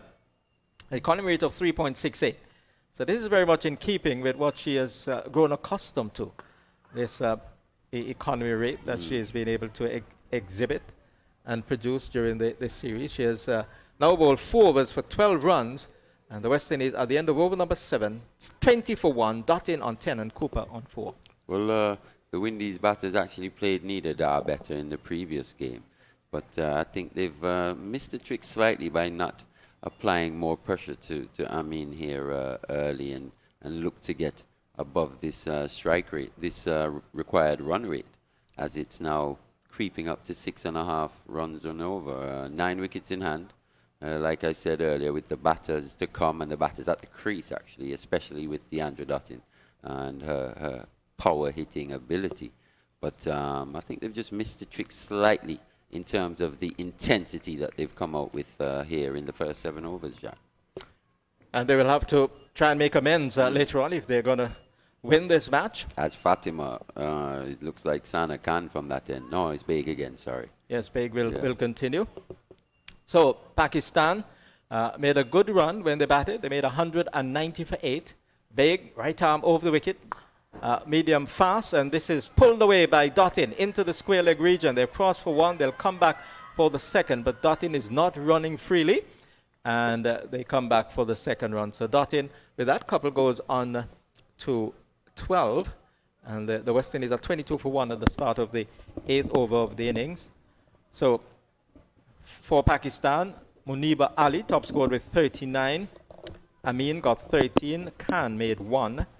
Sohail got 34. Imtiaz 21. Dar 7. Nazim 16.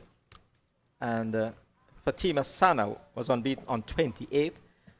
And Baig was dismissed for 2. Sandhu was not out on 0. Extras 29 in that score of 190 for 8. So 20 wides in the extras, and Deandra Dottin is driving, pulling the bottom hand away. So almost a one-handed drive up towards the mid-off position. We see that a lot from her. Well, we've seen that a lot in this series with that bottom hand just coming off the bat. At times, she just gets the hands a little too far out in front of her, and she has to take the bottom hand off. But I think it's should be more, well, best advised to just let the ball come onto her a little bit more and just play the ball a little later, Deandra. Baig in, and Dottin is back and jumps into line and plays the ball out towards the extra cover position.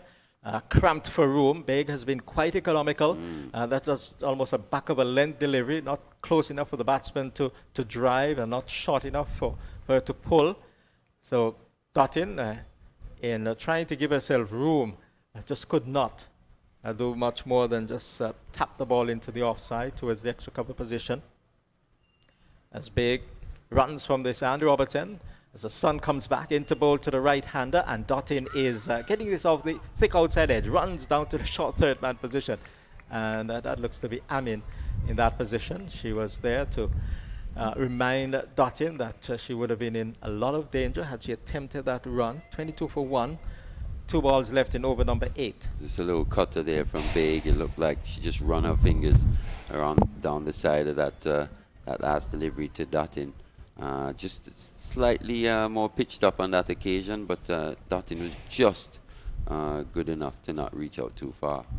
Baig is in, and Dottin is driving hard, goes straight to extra cover. And she shows frustration because she felt she had a chance there to really beat the fielder, but the Pakistanis have been quite good in the field so far, and that was an expert stop by the fielder at extra cover. And we spoke about how the rotation of strike hasn't been very good from both teams in this series, but Pakistan, what's let them down is that they've bowled quite a few bad deliveries. But the difference here today is they haven't given the Windies batters many bad deliveries. Windies not showing the batsmanship to rotate the strike as necessary. Baig with a final delivery. This is square driven by Deandra Dottin. She's looking to cut back for the second. The return comes to the keeper's end, and Dottin will beat it quite easily. But she's hobbling at the moment. She's putting pressure on that leg by rushing back for that second run. And from a West Indies perspective, let's hope that she'll be able to survive. And maybe that's why we didn't see that urgency with the running. Maybe Dottin's been carrying an injury, and Matthews knew that previously as well. That's why we saw the sedate nature with which this innings got underway. It has been pedestrian going by the West Indies because they're scoring a 3 per over right now. They're 24 from 8. So they will need to up the ante if they're going to threaten this 191 target. Need that of 34 overs. Dottin on 14, Cooper on 4. So the bowling for the West Indies early on, Shamila Connell had 6 overs, 1 for 30. Chanel Henry, 7 overs, 2 for 37. Gajnabi, 6 overs, 2 for 26. 2 for 26, Gajnabi. And so Amin will continue. And this is driven on the bounce by Cooper. Back to the bowler. Haley Matthews, 6 overs, 1 maiden, 1 for 31. Stefani Taylor, 3 overs for 18 runs. And Anisa Mohammed, 6 overs, no maidens, 2 for 39. Amin just bowling off a few paces. She's bowling around the wicket. She comes in to bowl to Cooper, and Cooper is sweeping, but can't beat Baig at that short fine leg position. Has to go back into a crease very, very quickly. So Pakistan on their toes. They are confident and they realize they have an opportunity here to produce consecutive victories against the West Indies. And yeah, it's a pretty well set field here to Amin, possibly with that short fine leg 45 in that position. You probably would want to see the sweeper go a bit further round and that short fielder come further in front. But apart from that, it's a pretty well set field. She just doesn't, if she strays too much down the leg side, that's where the problems come in. And the 31-year-old Cooper is forward to this delivery, and the ball rolls back along the pitch, and there is no run. So I think something will give in a while. Yeah, at some point something has to give, you know. Yeah, I think run rate approaching 7 here for the Windies. yes, both batters are going to have a go at some point. Here is a sweep to a ball which maybe on about off stump or just outside. Dottin is looking for a single, and she's not the most fleet-footed at the moment because she's carrying a foot injury. That's good cricket. And she had to hobble back into a crease Good because cricket from the Baig. return, yes, from Baig was directed at the non-striker's end. Making her work to get back, you know. So here is Amin, and Cooper is driving into the offside. Now getting the timing into the stroke. It goes bouncing out to the fielder in that position. Slightly missed out there, Cooper. Over pitch from Amin on that occasion outside the off stump. Didn't transfer her weight as well as she would have liked onto that front foot to find that gap to extra cover. Amin is in, and she's pushing back to the bowler. And Amin fields. Top stuff again from Yes. Amin. 5 overs for 12 runs. Very, very, very, very good work by Amin at the moment. So the West Indies scoring is pedestrian. 9 overs, 24 runs. In fact, that was a maiden bowled by Amin. And so the West Indies are in a stranglehold at the moment. And will they be able to break free? Only time will tell. And what we've seen, especially from the Knight sisters and the middle to lower orders, you know, like we said before, just struggling to rotate the strike.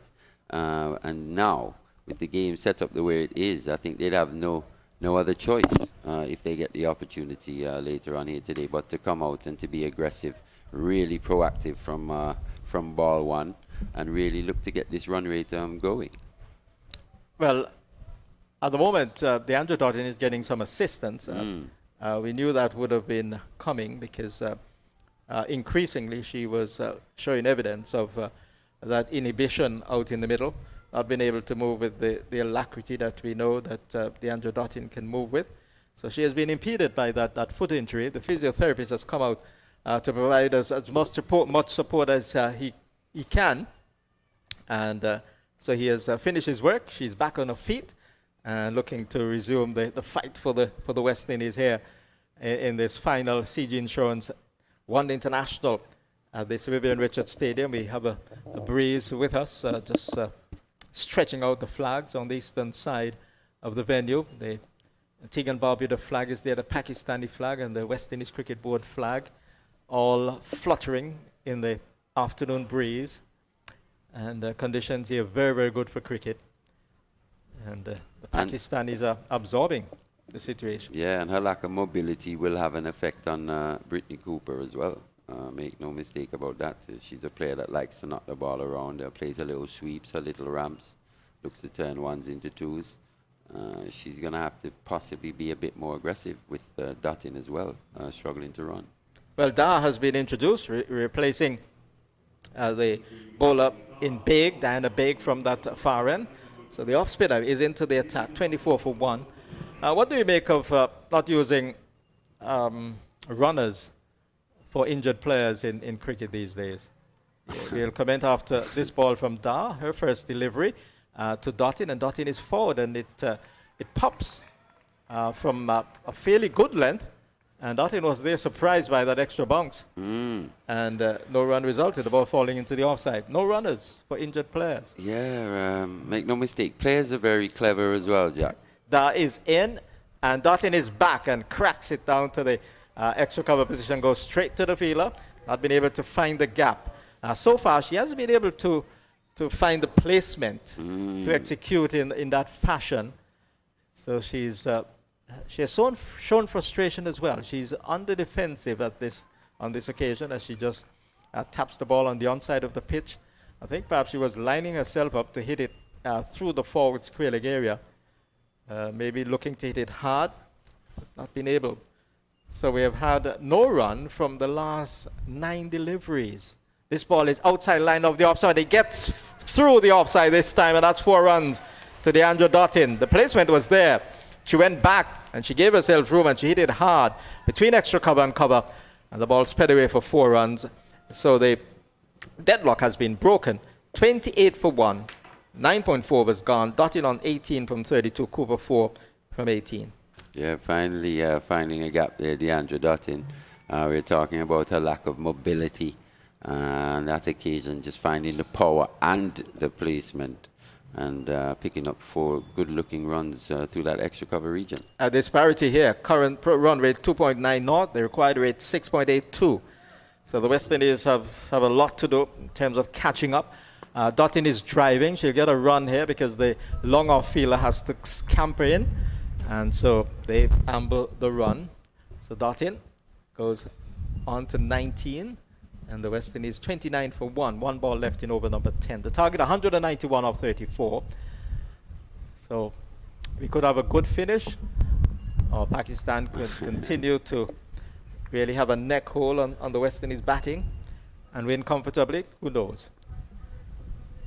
Here is Dar, and Cooper is turning the ball into the onside. Goes towards the mid-wicket position, and there is no run. So Dar's opening over conceded just 5 runs. And the West Indies chasing 191 to win in this final CG Insurance 1 international against Pakistan here at the Sir Vivian Richards Stadium. They are 29 for 1 from 10. Dottin 19, Cooper 4. More from the former Leeward Islands batsman, Ali Richards. And then it will be Vernon Springer. Yeah, it's the 5th and final game of this ODI, CG Insurance ODI series between Windies and Pakistan women. But Pakistan, we're seeing Pakistan finally being able to apply pressure to the West Indian batsmen. We see batters, scoreboard pressure being applied, the run rate just about 7 runs and over. Only the 1 wicket down, but 24 overs remaining. We've got a bit of a game here on our hands. Pakistan looking more likely at this point in time.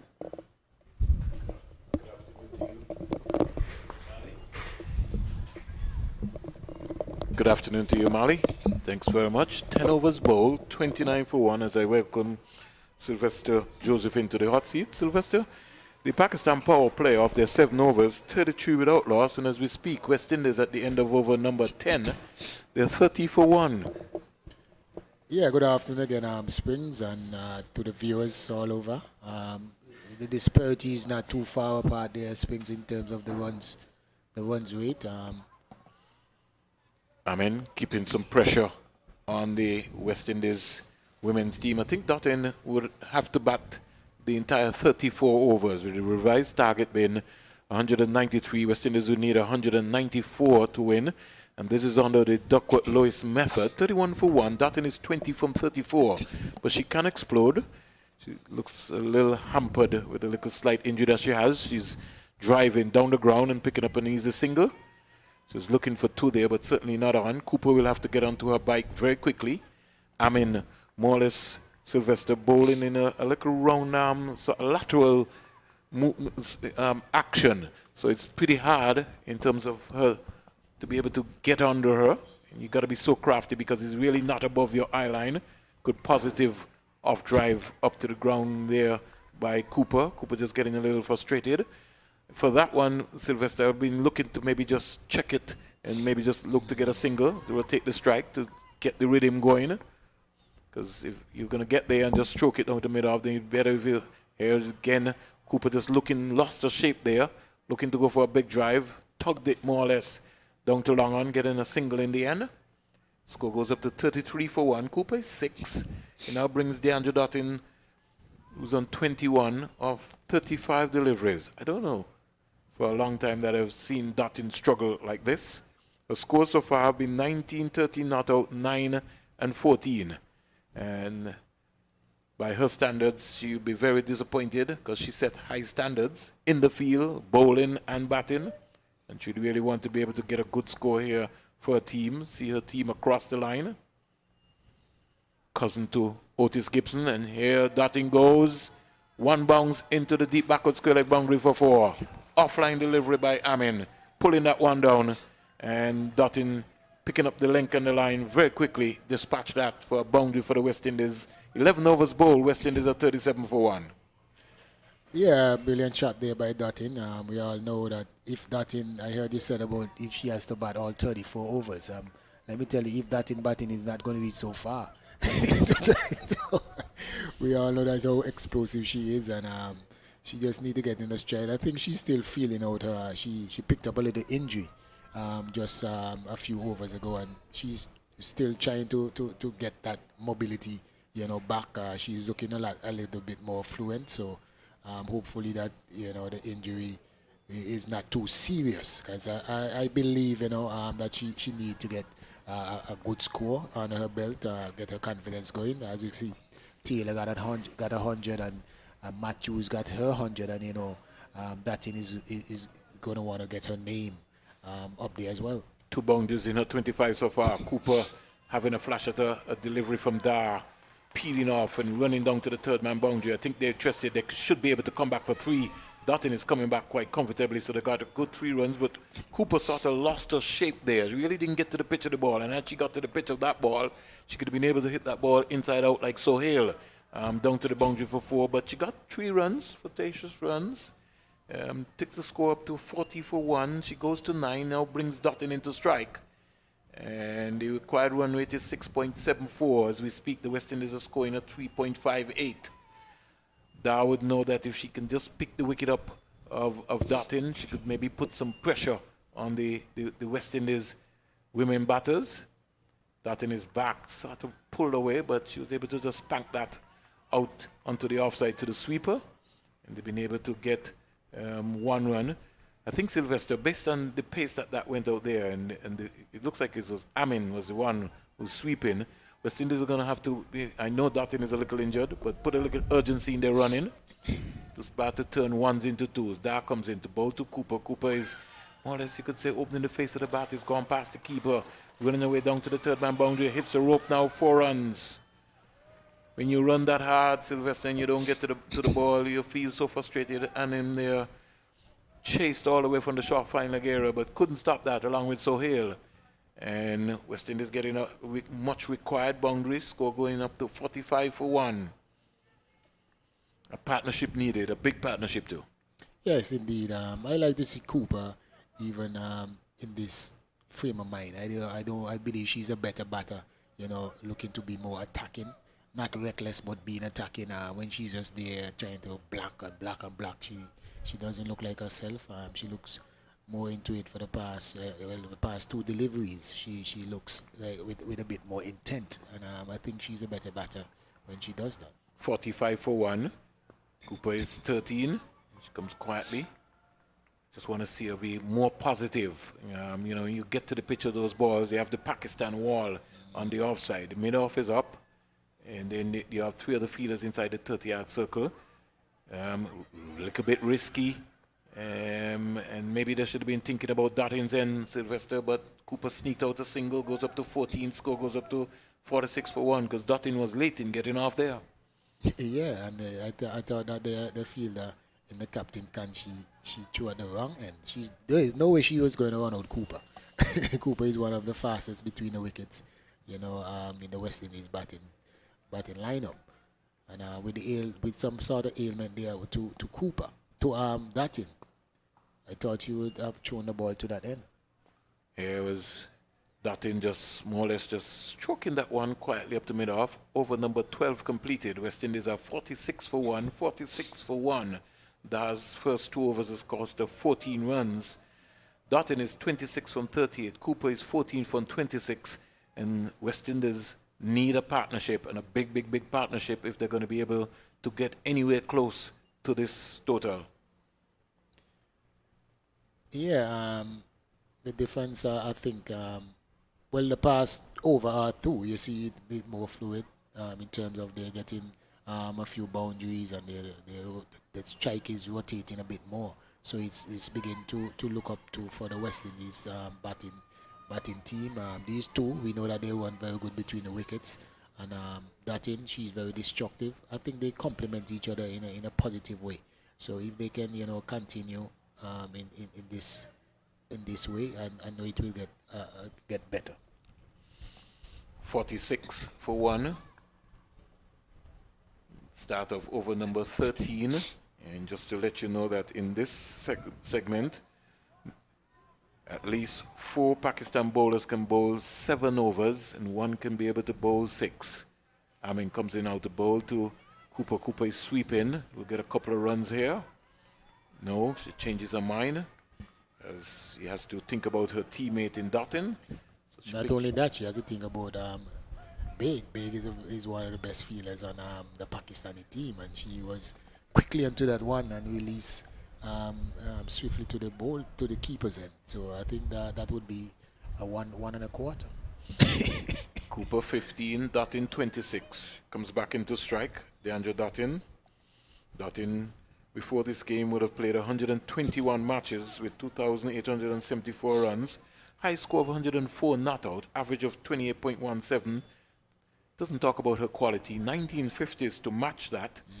And so far she's had 19, 13, 9 and 14. Punching down to long on, picking up a quite easy single. Could this be her day? That's what her fans might be asking. Score goes up to 48 for 1. Dottin goes to 27. And Brittany Cooper, she comes into strike. She'll be looking to try to see if she can be able to get herself a nice, decent score. She got a 45 in one of the games. And we want to get more than 45 as we speak. And she gets there, she just chips this into the mid-wicket area. She'll get a couple of runs. No, she in the end only just got 1 run. The boundaries here are so massive here at the Sir Vivian Richards Stadium that you're going to have to be able to come up with some fluid. Lots of running have to take place. Cooper, 510 runs, high score of 55. And by her standard, Sylvester, she's only got 150 for the West Indies, but sometimes when you look at Cooper in the field and in her batting, you're saying, no, here goes Dottin, going long and hard. It's going for a CG maximum. First of the West Indies innings, that's a huge hit. And the folks in the ambulance had to be scampering for a little bit.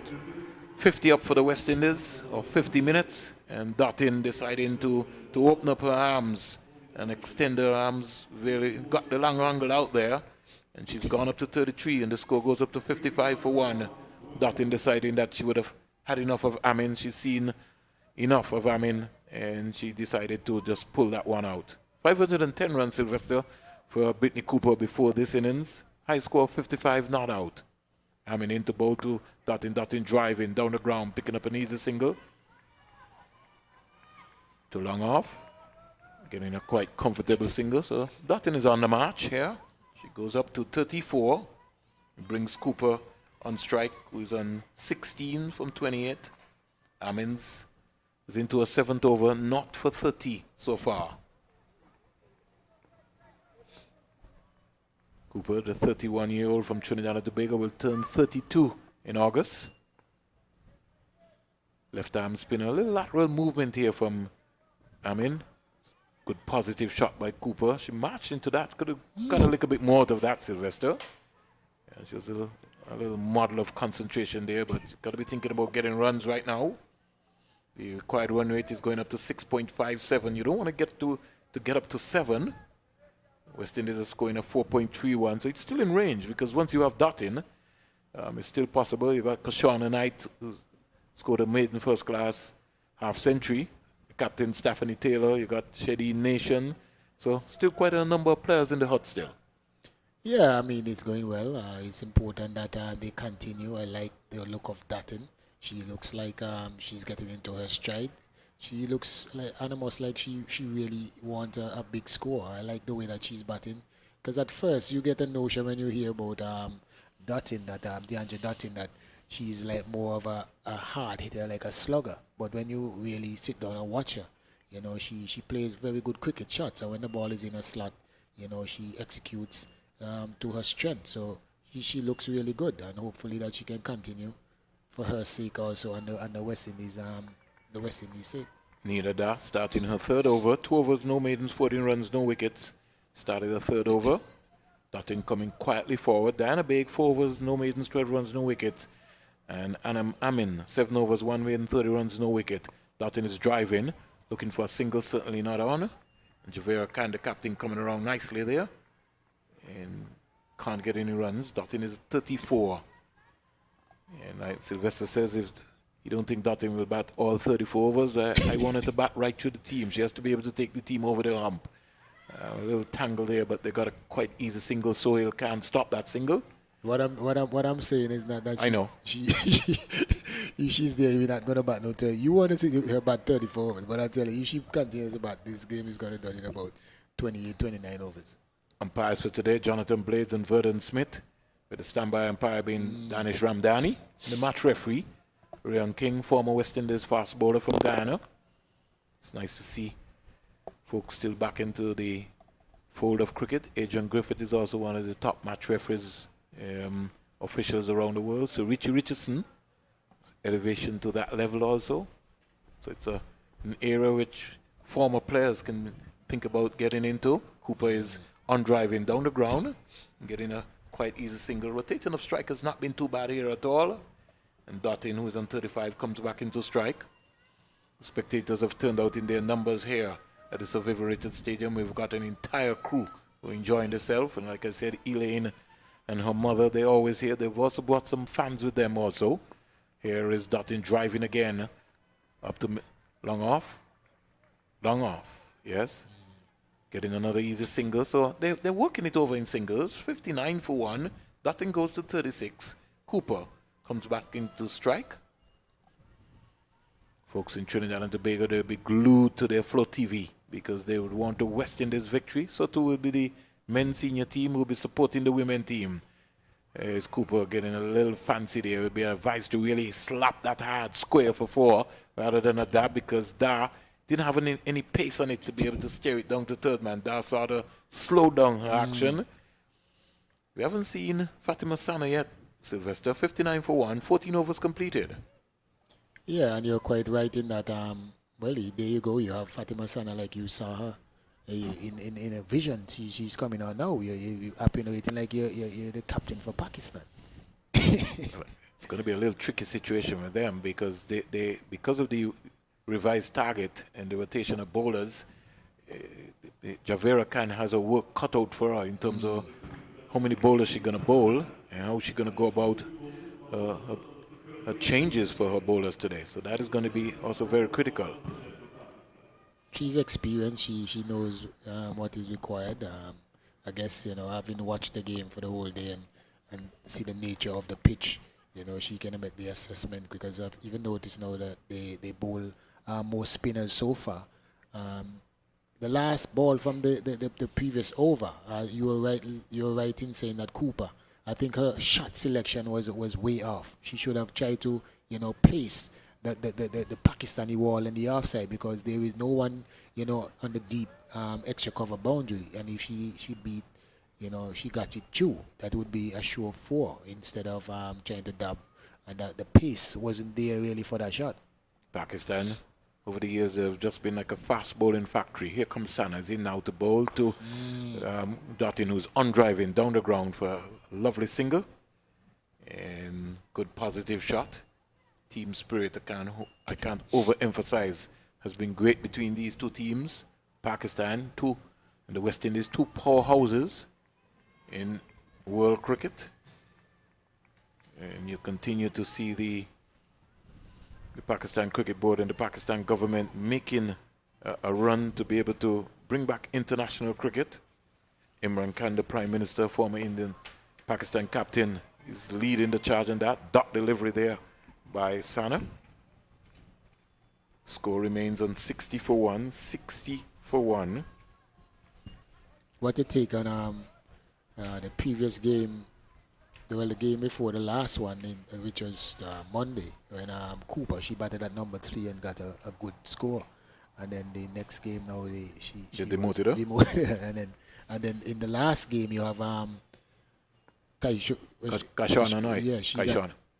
Yeah, here is Cooper just turning this beautifully down to the fine leg area, picking up a nice, comfortable single. So it's good cricket. Kishona Knight, she got 80 in the last game, batting at number 3.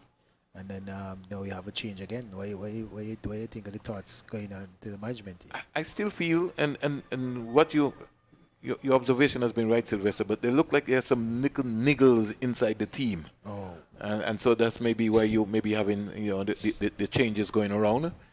They maybe just feel that Brittany Cooper would be a perfect foil for either Matthews or DeAndre Dottin, which is proved to be difficult. Here is Dottin playing around her, pitch up delivery. She's bowled all over the shop. She was neither forward nor back. She never got out there. It was almost like a bus there, and Fatima Sana got you there. And Dottin goes back bowled, casually, not really stepping out to the ball for 37. And Sana strikes again, picking up the wicket of Dottin.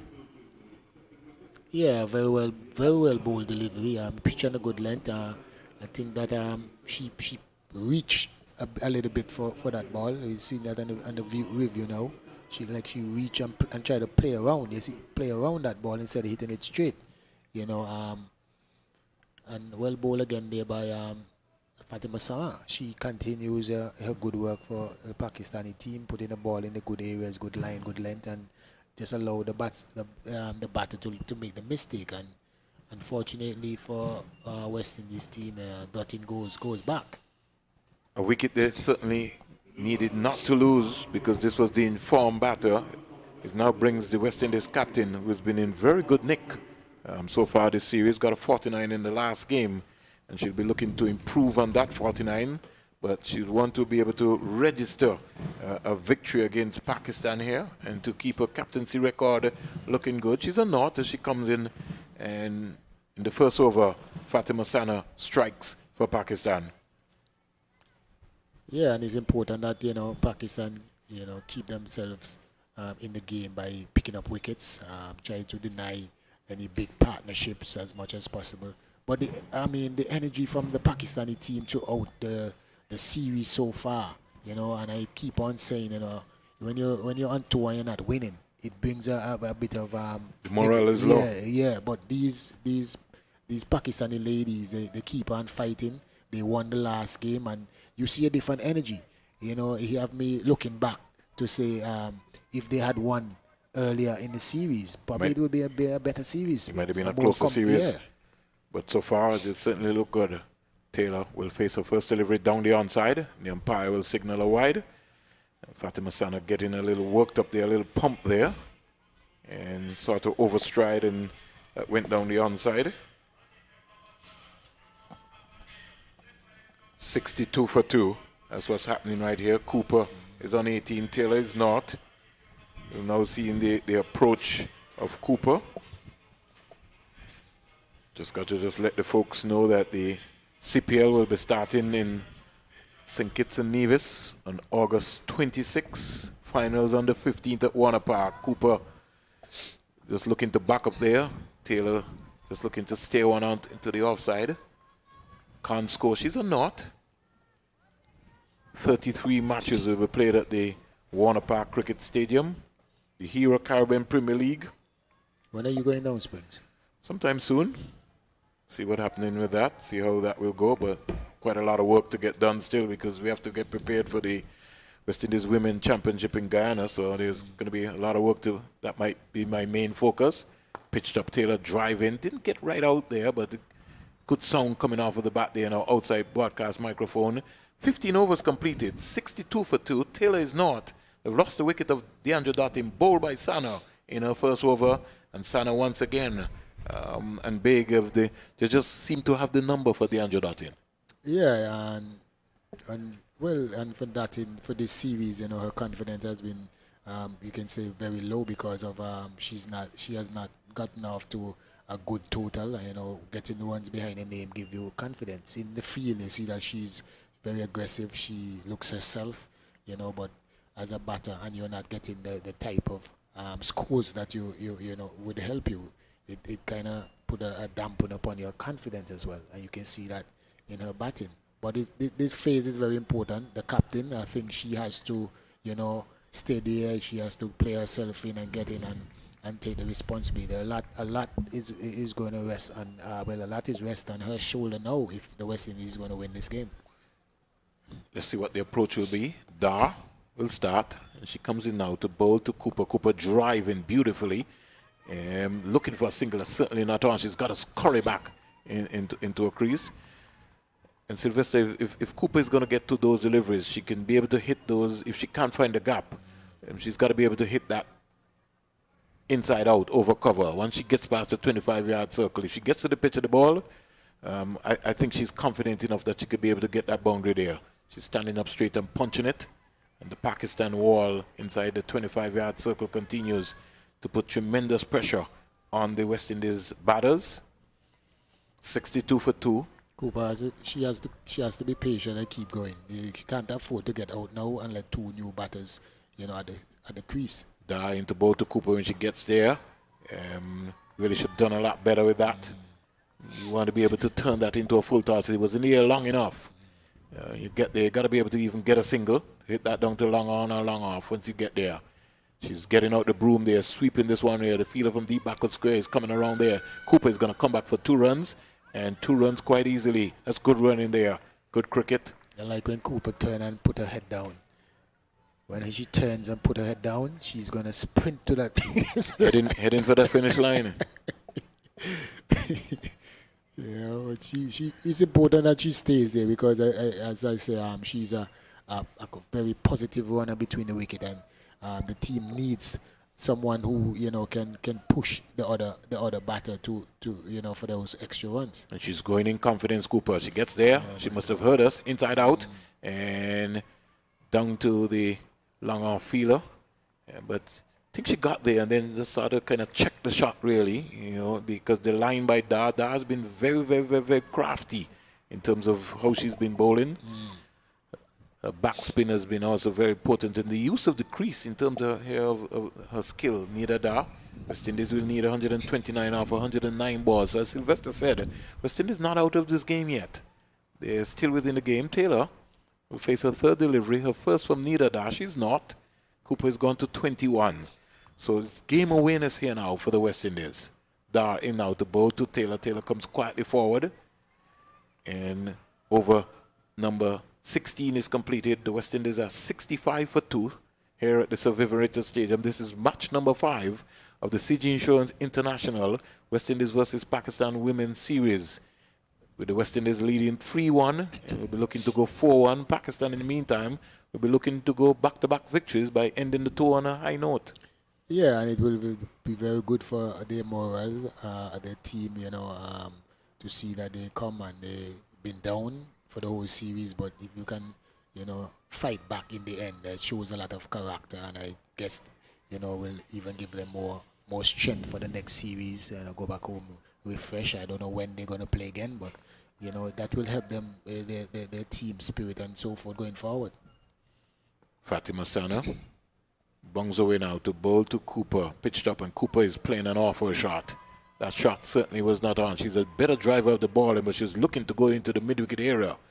And there is a mid-wicket field down there. Why not come over long off or long on? They have mid off and mid on. So why don't even extra cover? As we see up in the Coolidge cricket ground, she played an exquisite shot over extra cover. So she's got that shot. Yeah. So I don't know why she's playing across the ball. No need for that. And that's what happened to DeAndre Dottin a couple of balls ago. She'll have to remember that because Sana tends to bowl between wicket and wicket. Pitched up. She's driving beautifully. Down the ground for 4. That's a lovely straight drive. And when you have that in your repertoire, why do you want to slug? I don't. That is a proper cricket shot by Brittany Cooper. She goes to 25 and the score goes to 69 for 2. Yeah, she's a quality player. She's getting a bit flustered because I guess she's not really rotating. But I mean, when she and Dartin was going, they had a little more freedom. But when a wicket falls, you have to reassess. You have the captain who can shift gears when she gets in. So you just have to be there and be patient. Ken Cooper going across the line and deliver there, yes, but she'll tell you that she's been in for some time now, so she saw that. But it really did not bounce and could have got her on the edge onto a stump, down to the... That high risk. Yeah. That's a high risk shot for me, Springs. Well, you're a batsman, so I know you would know that. You don't have to tell me I'm a coach, so I would be very much concerned about that too. My mouth would have been screaming out there. We'd ask, what are you doing? Take your time. West Indies need 124 for 105 balls. They're in this game. They just have to bat. Use their smart. 70 for 2. Sana comes up to bowl to Taylor, and she just opens the face of the bat. Stares this down to third man, and she's off the mark very quickly. Fielder from backward point getting around quickly. So Taylor is off the mark. Sana is working up some pace here. Cooper is 26. She can't afford to get out. And a partnership is going to be very, very, very important if West Indies is going to chase down this target. And Cooper has to be part of this partnership. She's got a good start, 26 from 41. And would want to improve on the start that she has, turn this 26 into a 60, 65 not out. A little half-pace cutter there. She really didn't get out to the pitch of it, but that's okay. She's got to keep batting, as Sylvester said. West Indies need 123 of 103 balls. The next series for the West Indies men's team is the ODIs in Barbados. There'll be no spectators there at the Kensington Oval. Cooper has to keep talking to herself. Keep her composure. Her concentration is also going to be important. Sana comes up now to bowl to Cooper. Cooper driving a little loosely there. And hands going and the left foot not coming out to the pitch of the ball. Over number 17 completed. West Indies are 71 for 2. They need 123 of 102 balls. Cooper is 26. Taylor is 1. The first water break comes up, Sylvester. And West Indies will have to reassess. Yeah, I mean, when you look at the ones, 104 balls, 121, 23 ones, with 8 wickets in the shed, it's important that Cooper understand the situation. She's getting flustered every delivery. That's a dot ball. She gets flustered, and she's putting a lot of pressure on herself, which is not necessary. You're batting with the captain, who can change gear when she gets in. You don't have to be, you just relax yourself and try to rotate the strike as much as possible. But I just find that she's trying to do too much, and and do that because she's doing that now. It causes her to face more dot balls. So she has to understand the situation. Even the captain, I think, should have a quiet word with her and let her know, just keep going. We can make up. When you look at the Duckworth is 82, and they're not too far off. So that goes to show you can get a guideline from the Duckworth system. If you're so far off, then you need to up the ante. But you have wickets intact, and I think now more than ever, this partnership is going to be very crucial. So you have to just stay there and allow the captain to get her flow momentum going, and things will become easier. Lots of cricket happening worldwide, Sylvester. Bangladesh defeated Zimbabwe today in the 50-over contest. Zimbabwe scored 240 for 9. Bangladesh in reply reached 242 for 7 or 49.1 overs. And in the T20 action, England got the better of Pakistan today. England scored 200 of 19.5 overs, and Pakistan 155 for 9 off their 20 overs. And India against Sri Lanka series, that has started also, the 50-over series. Sri Lanka getting 262 for 9 off their 50 overs. India reached 263 for 3 of 36.4 overs without Virat Kohli and company. Well, the pool in India is massive. We're talking about 1.8, 1.7 billion people. What you expect? But it's not like the Caribbean. But when you see how the Indians work and set up their system, with the IPL, and there's always some form of competitive cricket, going on, whether they have to have a north zone and either south zone or whatever.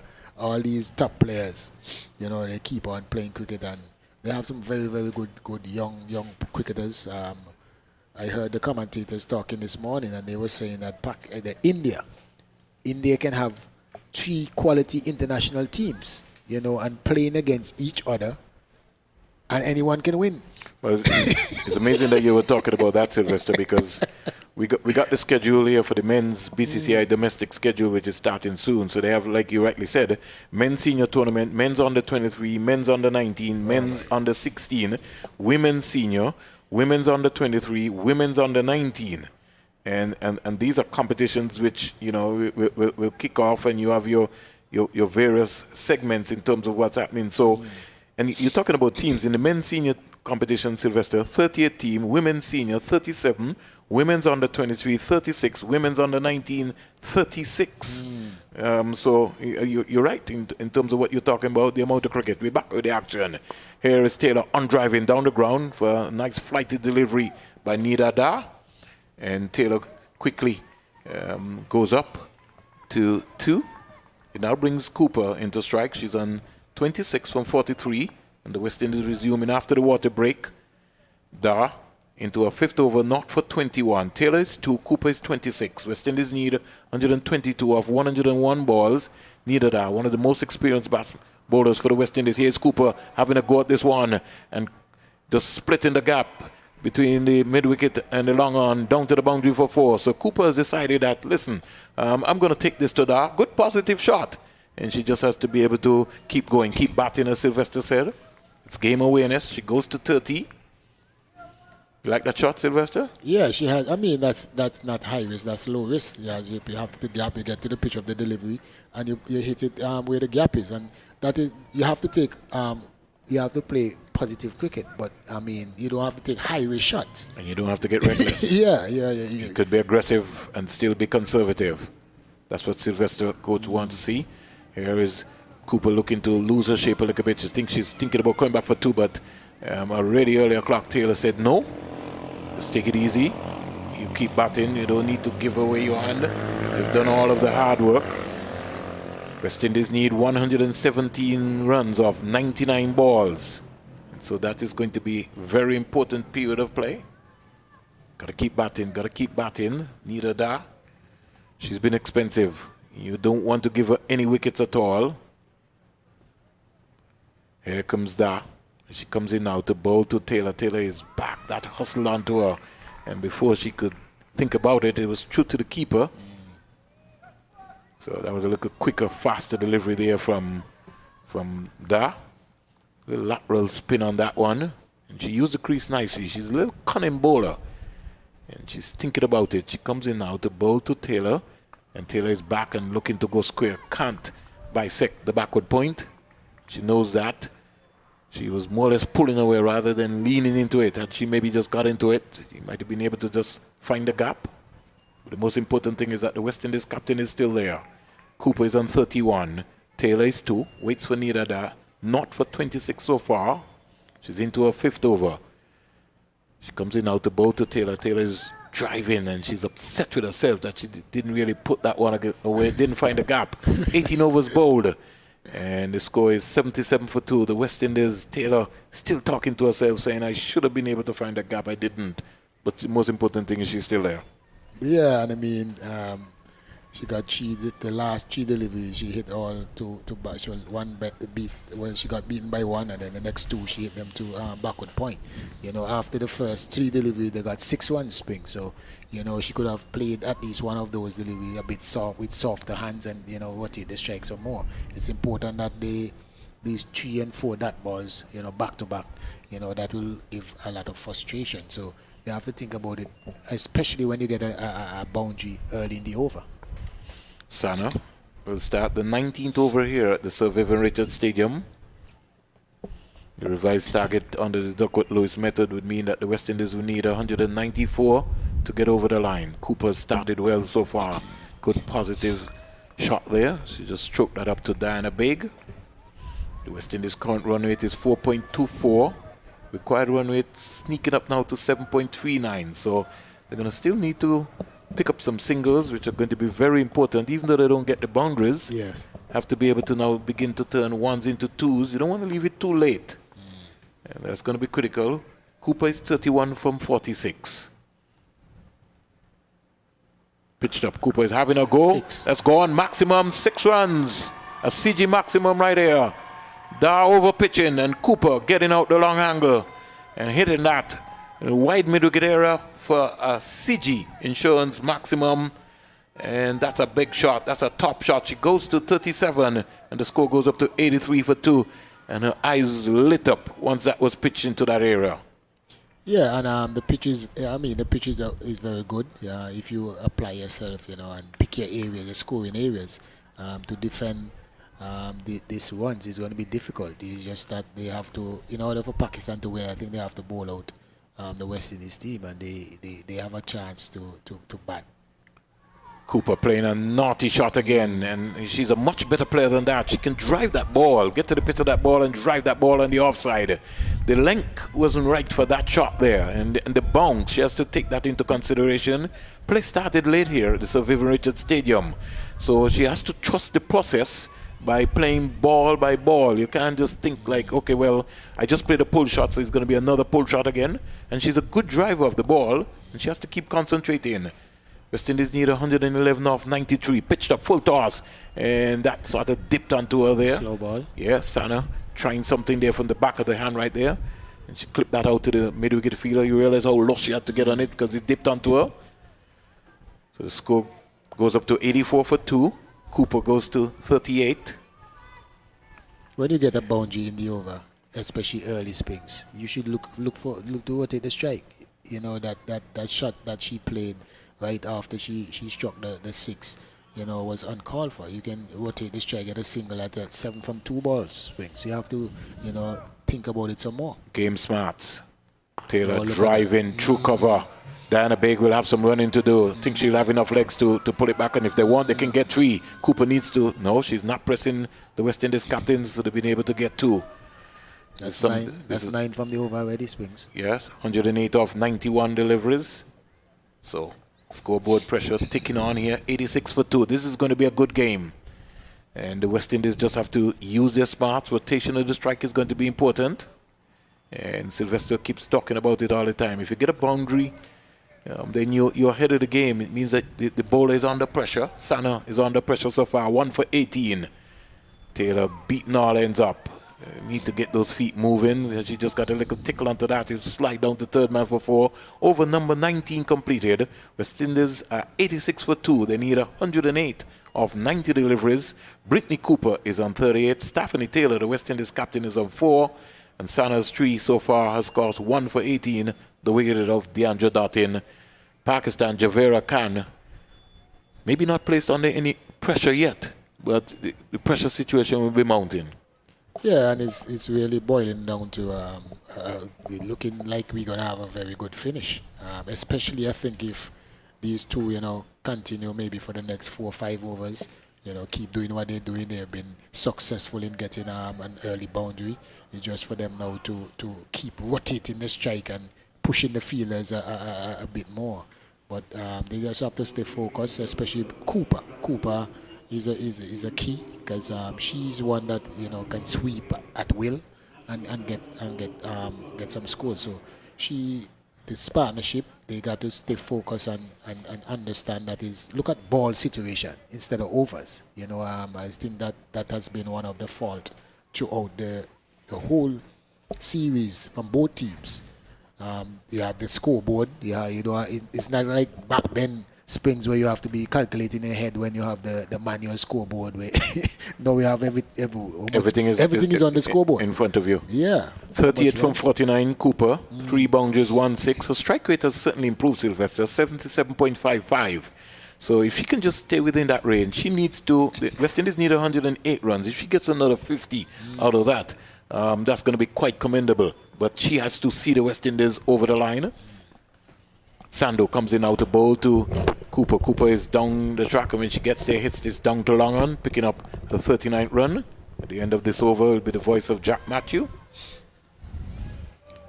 And the Pakistan fielders We're going to be under some pressure here. Very, very, very, very early pressure. So it's going to have to use their smarts. Got to be able to pull this one out. 39 from 50. West Indies need 107 of 89 balls. Sandu, another leg spinner, starting her little spell here. And she's going to come in now to try and bowl to Stephanie Taylor, the West Indies captain, who is 4. A little under edge there. Taylor's left foot didn't really come around to the line of that, to the pitch of that ball. Just needed to just get onto her heel. It's almost like a full toss. And just hit that one away onto the offside.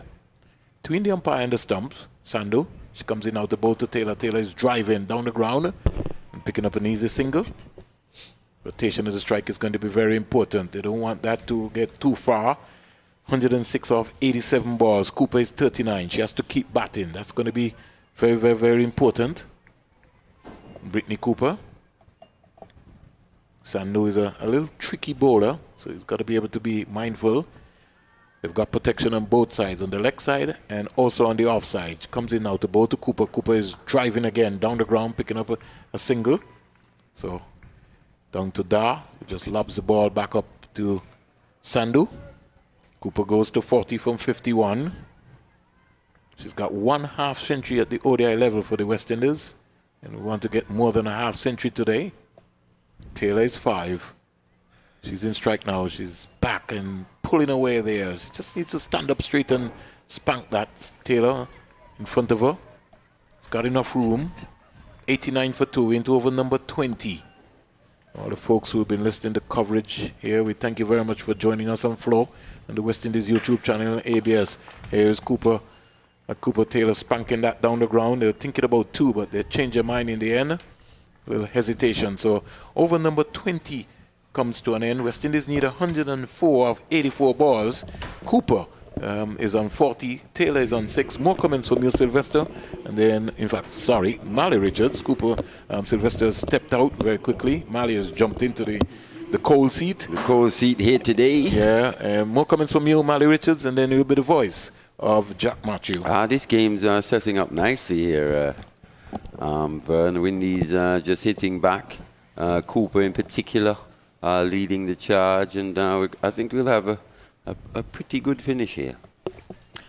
Indeed, we could have a good finish. These two will have to bat deep.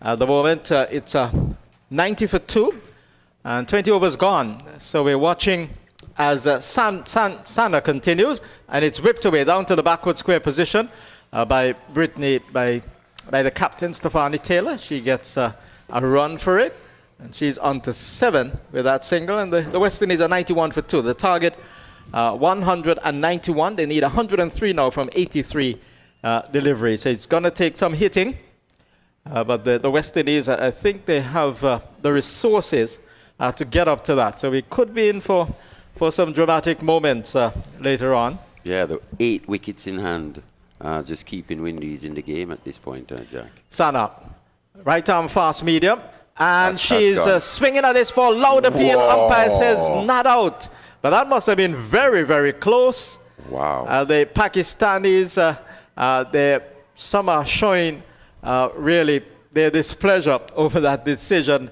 by the umpire Jonathan Blades at this end. I think possibly she just got outside the off stump. Just looking at that one, it looked like she just got outside the line of the off stump, and it hit her on that back leg, just outside the line. Yes. So Good decision. It turned out to be a good decision by very good Jonathan decision. Blades. Under pressure as well from Yes. Blades. So the Pakistanis, when they see the replay, they would say, well, it was the right decision made by the umpire. 92 for 2. 2 balls gone in the 21st. Cooper on 40 from 52. She's at the non-strikers end. The West Indies captain, Stephanie Taylor, who has a very, very impressive record in international cricket. As she settles over a bat now, she runs this down to the third man position and goes for the single. The third man position is protected, so 1 to Taylor. She's 8 now, 8 from 16. 93 for 2 is the West Indies score. So They wouldn't want to let the run rate climb too much higher than the 7.5 that it is at this point in time. When you start getting up to 8s, 8.5, 9s, that's going to be real pressure for these batters, Jack. And they will need to respond. Will they be able to? Sana has bowled 3.3, 1 for 20. Picking up the wicket of Deandra Dottin, who was bowled, going for a massive drive. She went for 37 or 47, hit 2 4s and a 6. Before her demise, another Barbadian in Hayley Matthews was run out for 2 by Diana Baig. And she was clearly not happy with that decision. The umpire said she had to go. Here is Sana, and this is a swing, and she's out, caught at the wicket. A swing attempted, a premeditated swing going across her stumps, trying to play the Tilakaratne Dilshan the Dil scoop. And she did not succeed in effecting that stroke, only succeeded in edging the ball to wicket-keeper.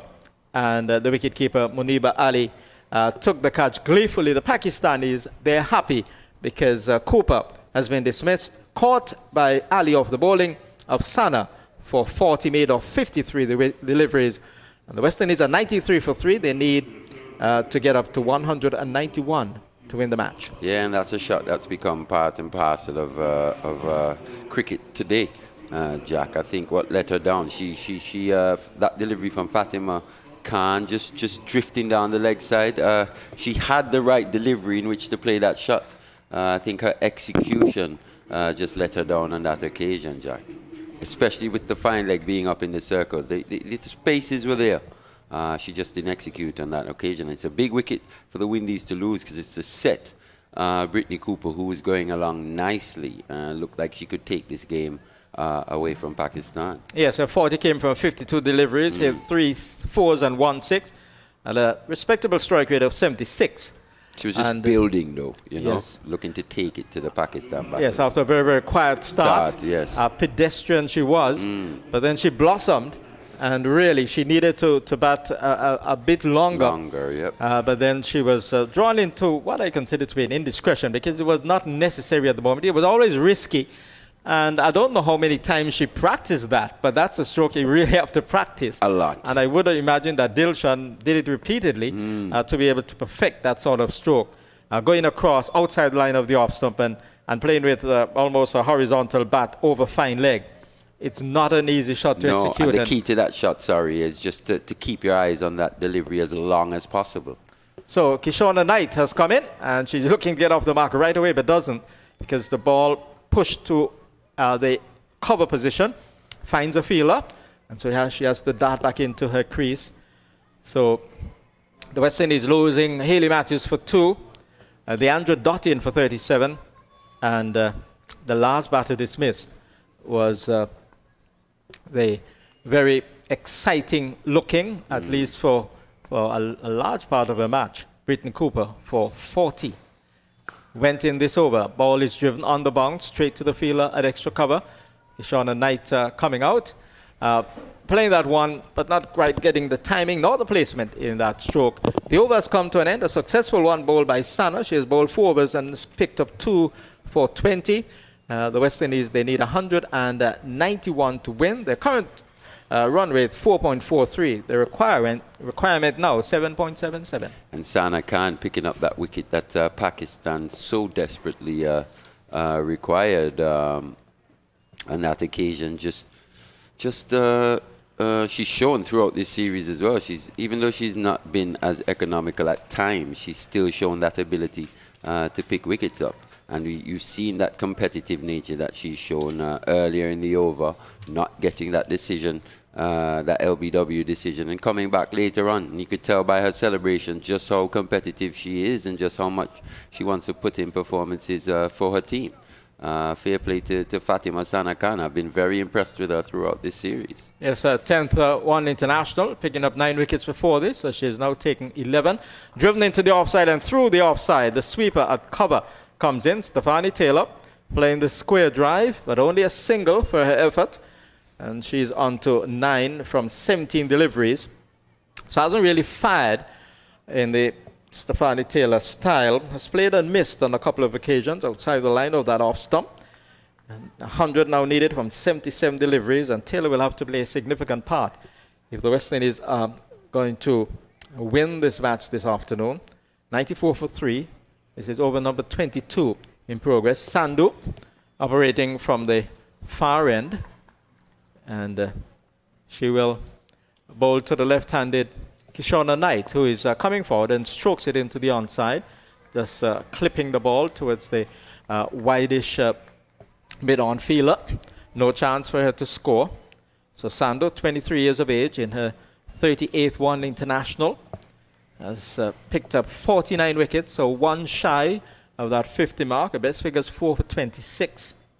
Column rate of 4.26. She's a left-arm spinner, and she comes over the wicket to bowl to the left-handed Knight, and Knight cannot get back onto it, just tries to whip it away into the forward square leg position. Ball hits the front pad, and the wicketkeeper Muniba Ali was around to her right to retrieve. West Indies 94 for 3. 100 needed from 75 now. And here this ball is pushed down to long on by Knight. An easy single for the Barbadian. And the West Indies are 95 for 3. Completely different situation here for Kaishana Knight. We saw her get her career best score, 88, I think it was, 86 in the previous game. But here today, different situation. In that previous game, she was allowed to build into her innings. She faced quite a few dot balls to begin with, and then she grew as her innings went along. But here today, she's got to be on it from pretty much ball one, Jack. Yeah, she has to fire from the onset, outside the off stump. Stephanie Taylor is reaching for this delivery and gets it to the sweeper. One more to the West Indies captain. She's on to 10 from 18. And the West Indies side, 96 for 3, needing now 98 from 73. So this partnership will have to yield something of substance for the West Indies outside the off stump. And she plays a dab but can't get a run for it. Ali has a shy at the stumps, having peeled the right glove off to retrieve that ball, which went just about a backward point area, short backward point, as the two batters contemplated a run, but they knew that it would have been very risky, and they decided to go back into their respective creases. So we've had 22 overs completed. The West Indies are 96 for 3. The overall target 191. At the moment, they'll have to go at a very, very quick rate. They have to score in excess of 7 per over to get up to that target.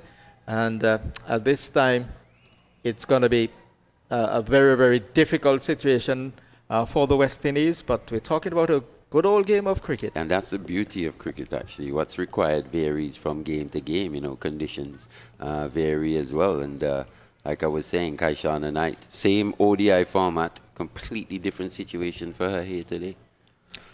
So Fatima Sana rushes in, right arm over the wicket, and is steered away by Taylor. That's opening the face of the bat down to third man. She gets a run, and the West Indies now 97 for 3. Taylor is on to 11 from 19. So at one point she will have to be looking for the boundaries. The ones will certainly not do at the moment. The ones will help, but they will need boundaries virtually every over if they're going to give themselves a fighting chance, because the equation is widening at the moment. They need 97 from 71 as the left-handed Kishona Knight comes into strike. Fatima Sana has opted to go around the wicket, right arm, and it's steered away down to the backward point area.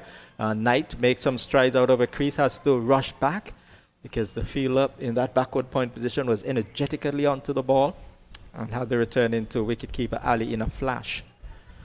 So Pakistan playing with exuberance, playing with confidence, realizing they have an opportunity for back-to-back wins over the West Indies. And it would be a sense of consolation for them because they were 3-0 down already, lost the series. Down and out But they've shown some resilience here in the last 2 games. Fatima Sana rushes past umpire Blades, and this is it, upishly, but away from the bowler, away from the bowler's right hand, down to the wicket, down to Sohail at that long off position.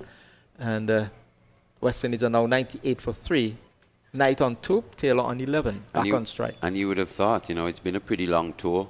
A lot of stuff off the field as well can be quite draining for these players in the times that we're living in now in terms of biosecure bubbles and things of the like. But to see Pakistan still fighting here towards the end and coming back strong towards the end of the series, very encouraging for the coaching staff. Sana bowls a ball which is swept away down to the backward square position by Stefani Taylor. She gets only 1 for it. It was a full pitch delivery, and she went for a sweep shot to the medium pacer and got it away for only a single. So she must be saying to herself now, well, she will need to certainly get more than the singles because they need 95 from 68. And keeping an eye on that required run rate as well, and it's crept up now to 8.4, Jack.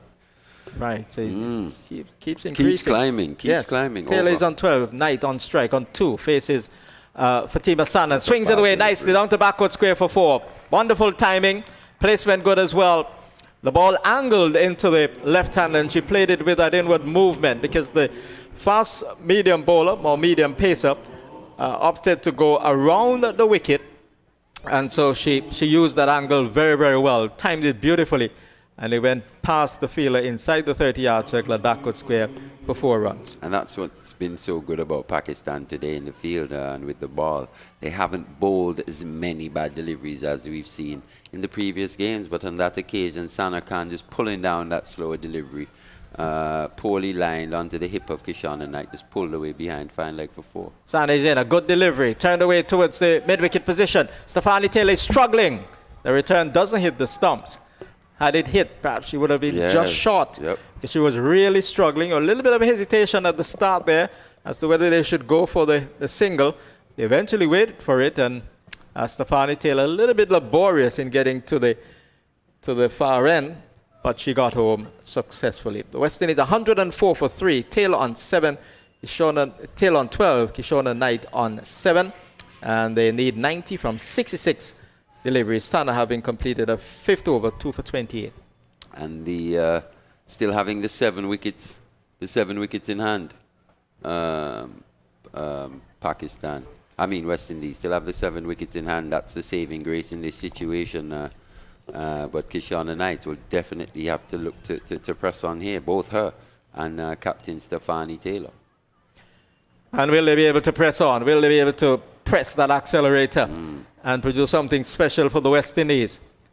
Play continues, and she hits one high over the top. Has she gone? Yes, she has. But with the help of the fielder. The fielder there at that deep mid-wicket position looked to have it judged, but then she had to pedal back and could not hold on to it. The ball clipped her hands and went over her head and over the rope as well. So it has gone away for 6 runs. 6 runs to Kishona Knight. She really pressed on the accelerator on that occasion with some degree of luck, because she could have been caught, but she ended up getting 6 runs for that. Yeah, misjudged by the youngster Nazim there, as she now comes into short fine leg or short backward square position.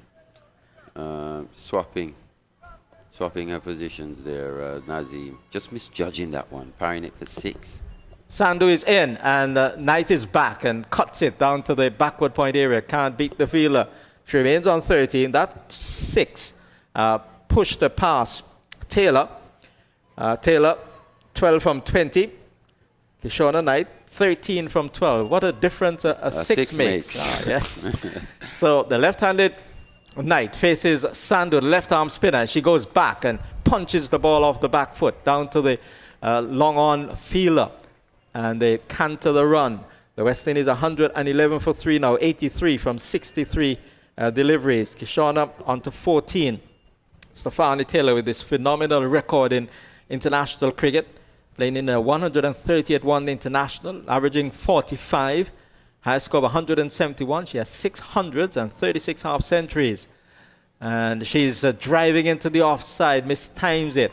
So it hasn't been the typical Stefani Taylor. It hasn't been the exquisitely timed strokes, Just struggling a little from bit. Taylor. Exquisitely timed, I should say. had to work to get that one out. This is cut away nicely. Now, this is exquisite. This is beautiful. It will beat the fielder. Yes, it does. Oh, that was sheer class. Yes. By Stephanie Taylor. That was exquisite. It was outside the line of the off stump, and she timed it to perfection. No power whatsoever. She brought the bat down in a delicate fashion. She managed to find the gap in the backward point region, and the fielder, sweeping at cover, made a desperate attempt to stop it, could not. And 4 elegant runs to Taylor. 16 she is now, 115 for 3. Very strong wrists being shown by Taylor on that stroke there to maneuver the bat face into position, just to open it, just to find that gap behind square. Sando between the umpire and the stumps. Taylor gives her the charge. Doesn't quite get the timing into it. In fact, she mistimes it down to long off. And she will get a run. And she will retain the strike, because that was the last ball of the over from Sandu. Sandu 3 overs, none for 19. Taylor on 17, Knight on 14. The requirement now, 78 from 60 balls. It is getting closer, but there is life in the West Indies side. And where there is life, there is hope. Yeah, for sure. And as we see Diana Baig take up the attack from the Sir Curtly Ambrose end. We see Kaishana Knight scoring at a rate of 107.7 and Stephanie Taylor just steadily climbing now to 73.9. But one of these batters is going to have to maintain a rate of over 100 if the West Indies are going to get up to win this game. I think possibly with the start that Kaishana has had here, she's going to have to maintain that rate for a little while in order for the Windies to bring the required run rate down into a more manageable to a more manageable rate. So the West Indies at the moment 116 for 3, losing the wickets of Hayley Matthews for 2, DeAndre Doughton for 37, and Brittany Cooper for 40. Ball taking the the leading edge of Stephanie Taylor's bat and almost carrying to the fielder at that extra cover position. So maybe just trying to hit it through the onside, turning the face of the bat a little bit too early, and she got the leading edge. Yeah, Big. Looked like it's just a bit of a cutter on that occasion. Taylor just a little bit too far out in front, but just not enough contact to make it extra cover on that delivery. So Big, right arm over the wicket, on her way to bowl, and Taylor is getting a good delivery defense, and it rolls back along the pitch to the bowler.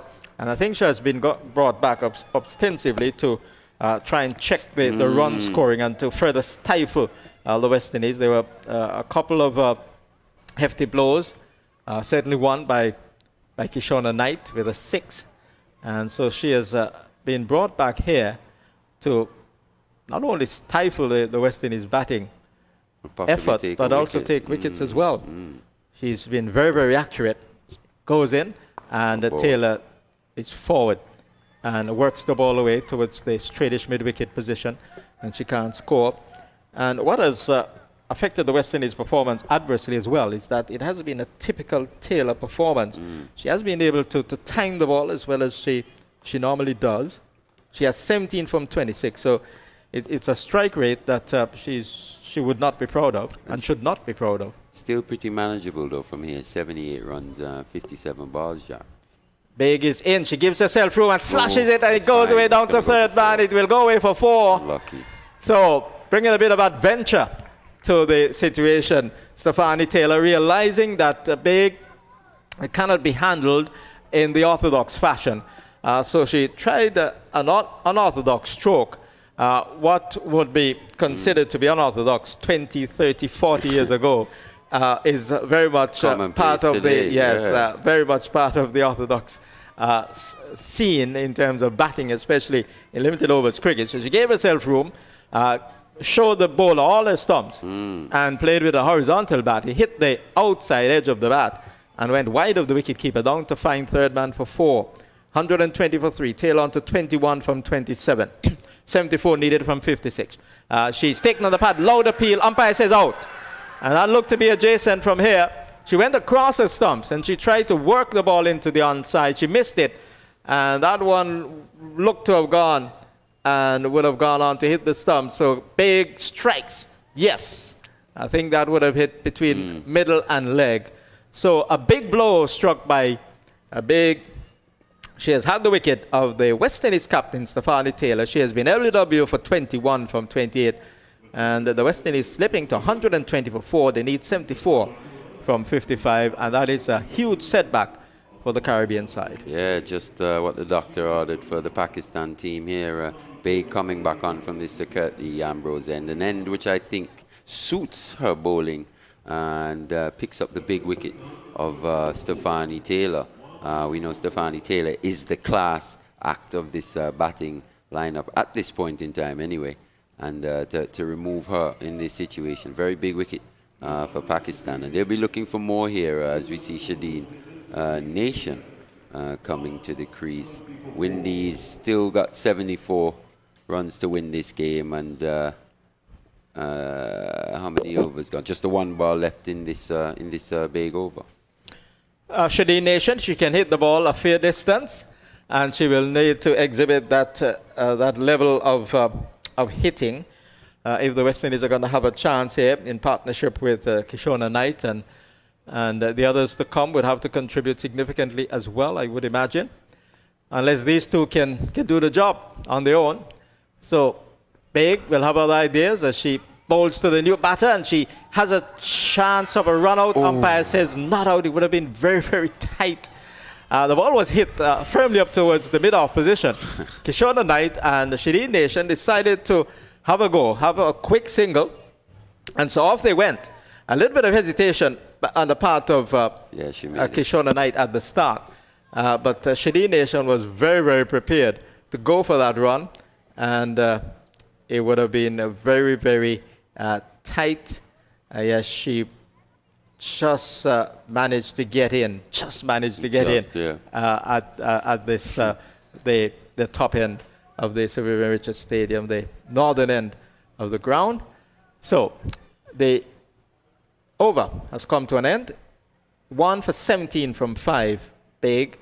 And the West Indies need 73 from 54 balls, 121 for 4. We've had 25 overs completed. Knight is on 14, and Nation is on 1. And Nation will be the one facing. But what we see when you allow the run rate to steadily climb, as opposed to getting ahead of the run rate and staying in control, it causes you see some pressure, some shots that are caused by the pressure being applied by the bowlers here, and we've got that scoreboard pressure. 73 runs, just the 9 overs remaining, and that situation alone will cause the batsmen to be rushed in and muddled in their thinking. The 34-year-old Nation is back, and the ball is deflected away down to the fine leg area, and it's picked up there by Omaima Sohail, moving around to her right. Signal of a leg by comes from umpire Verdin Smith at the far end. So 1 to the West Indies cause. Nation is kept on 1. The West Indies 122 for 4. Shona Knight on 14 from 13 comes into strike. 72 required from 53. And it's Da who has come back into the attack. She has been expensive. This is a 6th over. 1 ball delivered, none for 26. They played her well in the last game and a bit. I'd say Windies. She was pretty much on top of the Windies batters throughout this series, but the last game and a half here, they've been pretty positive against her. Their intent has been more positive, and it's yielded better results. She's going around the wicket to Knight, who drives and misses outside the line of the off stump. A little bit flat-footed in her execution. Missed it, taken by wicketkeeper Muniba Ali, standing up to the off spinner, tosses the ball and from hand to hand, and then comes in to bowl to the left-hander, and she's on the back foot and forces it out towards cover. Can't beat the fielder, not exerting the timing into that stroke nor the placement. So the Pakistanis managing to keep a stronger hold on the West Indies so far in this over. Here is a ball which is up to Knight, and Knight is driving down to long on.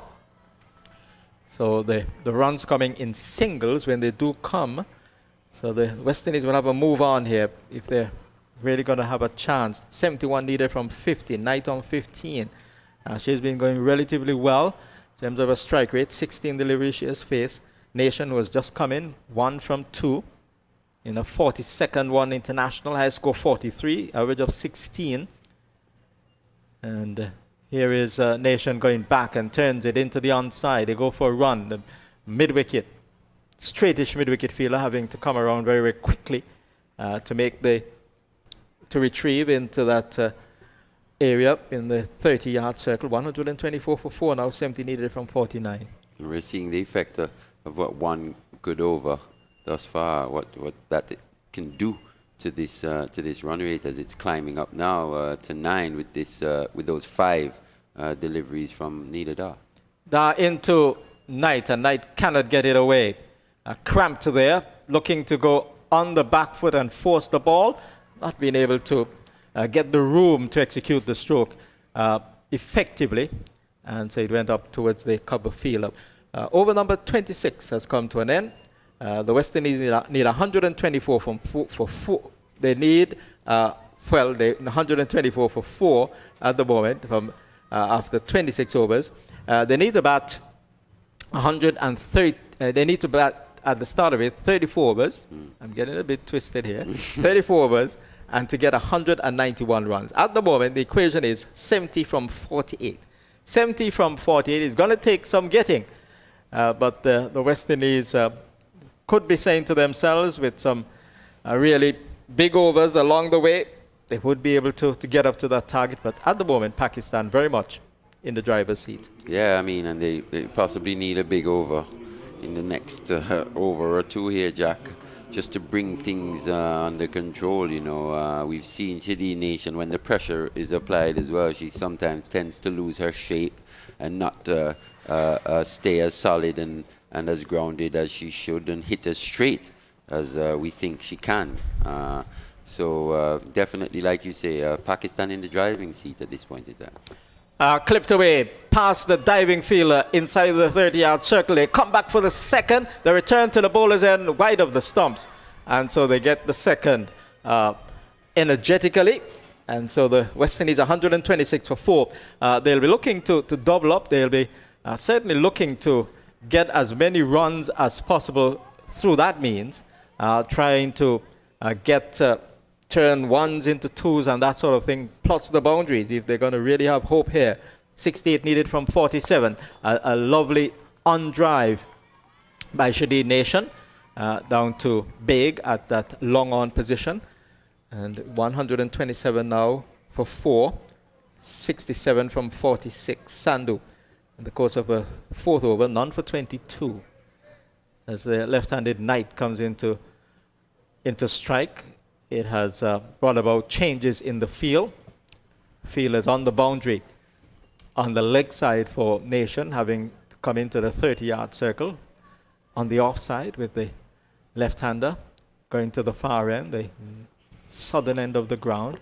Sandhu, the left-arm spinner, appears to go in on this sunny afternoon. The breeze blowing across the ground as well, just ruffling the shirt of the bowler Sandhu. And here is the ball driven into the onside, mistimed, really mistimed by Kishore Knight, not getting much onto that, and he went out to just trickling away, slowly moving away towards the mid-wicket position outside the 30-yard circle for a single. 128 for 4. And the question is, who's going to be that batter that scores at that 110, 120 strike rate that's required in a situation like this, as we see Kaishana's strike rate dip to below 90.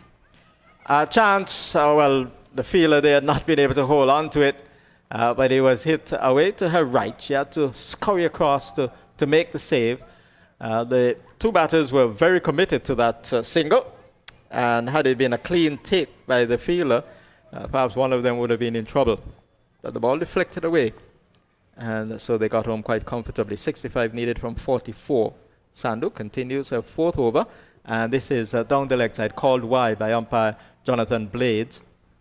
So she was looking there to get one fast into the left-hander, lost the line. She was trying to respond to Kaishana Knight, just looking to make a bit of room there, but in the end, she followed her. Yeah. And she gets a slow delivery, waits on it and steers it down to third man in anxiety. The third man fielder, short third man area, overruns the ball, but it doesn't cost Pakistan. So only a single solitary run resulting from that. 131 for 4, 63 from 43 now. Knight on 70, Nation on 6. Need to find a boundary here, Windies. Can't afford to let Sandhu get out of this over without finding a boundary. Will she go for it? She's back and slashing and missing outside the line of the off stump. So a dot ball there by Sandhu. Instead of a boundary, Marley, a dot ball resulting. I think it was a quicker delivery as well. And she was looking to hit it off the back foot, hit it square. Missed it completely. Nation remains on 6 from 7. Knight 17 from 19. The equation for the West Indies in this run chase, 63 from 42. And you could tell just how important it was for the Pakistanis to get out of that over unscathed. You could tell with the celebration between the keeper and the bowler Sandhu, they were pretty happy with that result. Windies now, required run rate now, 9 runs per over. Definitely got to get a move on here. Kaishana Knight, she's faced the 19 deliveries. Definitely got to get a move on. Will we see it in this over? Knight on 17. 131 for 4. Sandhu will begin a 5th over. None for 26. And this is driven into correction. Sana is no, it's Da. Neither Da. I'm getting these names mixed up all of a sudden. I was looking at Da. None for 28 from 6.1. None for 28. Sandhu having had none for 26. So the West Indies starting in pursuit of that 191 with Haley Matthews and DeAndre Dottin. Matthews was run out for 2. Dottin went on to make 37. Was batting for a long period, impeded by a foot injury. Looked to have just strained the hamstring. And she eventually got 37 from 47. Ball just deflects away down to the backward square position. The wicketkeeper gives chase. And the 2 batters cross, so there was a little bit of bat onto that bat-pad combination, I would imagine. Yeah. 132 for 4, 62 from 40 now. And what you want to see from Knight in this situation is just a bit more match awareness, and also you want to see her develop her game under pressure in terms of her boundary. When she's trying to find a boundary, it seems that her shot is the slug sweep. Whenever she needs 4 runs or 4 or 6, she's got to increase that range of stroke, I think, under pressure moving forward as well. So she has the square on stance. Shadeen Nation, the bowler Da just pulling out there at the last moment. And so she will come into bowl. Dottin, 37 from 47, 2 4s and 1 6. Cooper, 40 from 53, 3 4s and 1 maximum. Taylor, 21 from 28, 2 4s. She struggled. West Indies captain. This is an attempted drive. Missed it, and she's out. Stumped. She missed a big drive and would have lifted that back leg. And the wicketkeeper, Ali, had the bails off in a flash. And the umpire, Jonathan Blades, had the finger up, signaling the departure of Shadeen Nation. She has been brilliantly stumped by Ali of the bowling of Da. And the West Indies sliding into trouble here. They're 132 for 5. They need 62 from 39. And that's what pressure does. That's what pressure causes, Jack. We've seen this run rate continuously climb. Windies not being able to get a control of it. And it's causing some rash strokes and wickets to fall. And it's Windies just falling a bit further behind here in this run chase. Now 62 runs to get off the 6.3 overs, Jack. And that's going to take some batting, especially because the players in this West Indies side are capable of exhibiting that form, exhibiting that degree of continuous hitting, if you will. Virtually back in the pavilion. The Haley Matthews, the Stefani Taylors, the DeAndre Dottins. And so the West Indies are certainly in a very, very difficult situation at the moment. Pakistan, they're right on top, and they're intent on not allowing this opportunity to slip. They're looking to complete consecutive wins over the West Indies, having won the 4th match. This is the 5th game in the CG Insurance 1 International Series. The ball clipped away down to the fine leg position. They'll come back for the 2nd as the new batter in Chanel Henry has come out, and immediately she's off the mark. 2 runs to her, 134 for 5, 60 from 38. Da, 1 for 31. Over number 7 in progress for the off spinner. She's back, Chanel Henry, and misses outside the line of the offside. I think she was undone by the bounce of that one. On that one, yeah. Well bowled by Nida Dar on that delivery. She comes in once more to bowl to the right-handed Henry, and Henry is turning the ball into the onside. She can't get a run for it, and the ball goes out towards the mid-wicket position. The over has come to an end. So the West Indies need 60 from 36 balls, 134 for 5. Knight on 18 and Henry on 2. Asking rate now climbing to 10, Jack. Pakistan doing really well, picking up wickets and bowling quite economically as well. But I think the Windies missed a trick at the start of this innings in terms of how they went about pursuing this target of 194 with the 2 of your best and most experienced batters at 1 and 2. It was imperative upon them to really get going, get a stronger hold of this required run rate, and made it possibly a little easier for the middle and lower order batters to come, but it wasn't meant to be. Windies can still get up from this position, but it's looking very unlikely unless Shauna Knight probably plays a special innings here. Yes, something out of the ordinary needs to unfold here. She's swinging at this ball and gets it away, and it will bisect the 2 fielders, and that's 4 runs. So Knight is looking to try and up the tempo with that stroke, and she played it particularly well because she found the gap, timed it well enough, and it ran away down to the wide long on position, straightish mid-wicket area, cow corner, if you will, for 4 runs. It's her go-to shot, Jack. We were just saying that previously. It's a shot that she goes to when she needs to find a boundary. On that occasion, executing pretty well. She's gone at a runner ball at the moment, 22 from 22. She faces and hits the ball in the same area, but this time it will be Big who will run around. They come back for the second, return to the bowler's end from Big, and they flash back for the second. Henry running to the danger end. So urgency on the part of the West Indies batters. This has got to be a big one. They need to. Knight is on 24 from 23, 54 required from 34, 140 for 5. It's Sandhu, the left-arm spinner, who is in operation in a 5th over, conceded 32 runs already. And here is Knight coming forward and stroking it into the offside, just easing the ball down to long off. It's Sohail who comes in and sends a return into Sandhu. 1 to Knight. She's 25, 141 for 5, 53 from 33. Will they be able to get the blows that are needed, the 6s and the 4s, to give the West Indies some chance? Well, they've got 7 in this game. They've got 7 thus far. They required 10 for this over, Jack, with 3 deliveries to go. Let's see what Chanel Henry can make of these 3 deliveries. So we have the right-hand, left-hand combination. Sandhu between the umpire and the stumps, around the wicket to Henry, and Henry's playing and missing outside the off stump. She's done that on a couple of occasions, almost in midstream, not quite back, not quite forward. And so she's looking to force that. Here is Sandhu on her way to bowl to Henry, and Henry is slugging at this ball, kicks it away from the fielder. The fielder really misfields. Should be 2. And they decide to go for 1. So Hale comes quickly from long on and releases the ball very, very quickly indeed.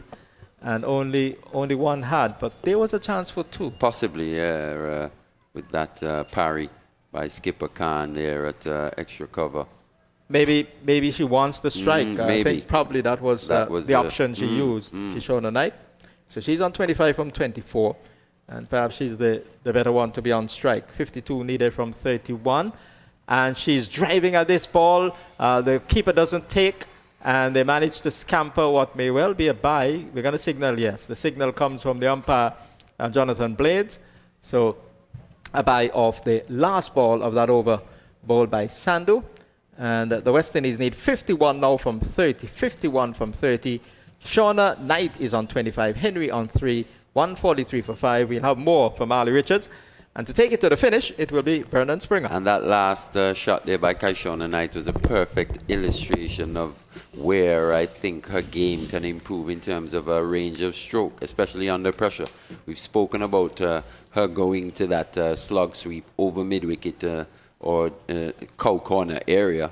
But on that occasion, presented with a little width outside that off stump, full in length, being a left-hander, really, if she just kept her shape, she could have creamed that anywhere through the offside or even over the offside, but just picking up her head too soon, just coming out of the shot too soon, and missing out on that delivery, Vern.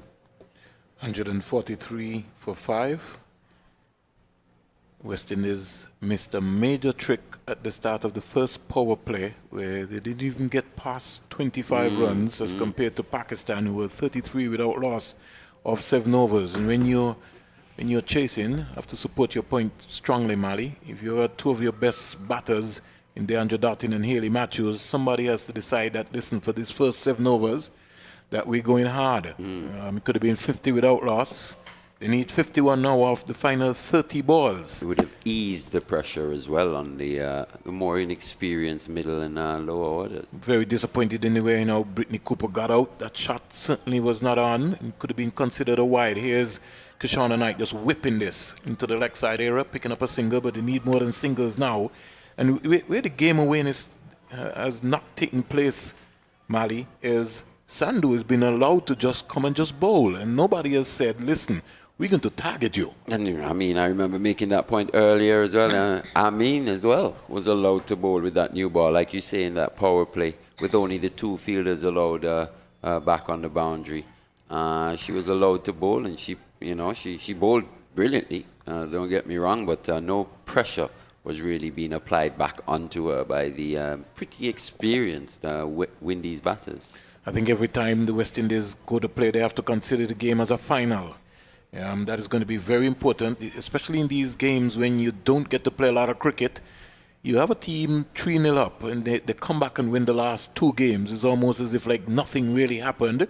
And Pakistan will go back and feel that, hey, we're not too far off. We could rub the West Indies. When you have a team down, you maybe make them go down.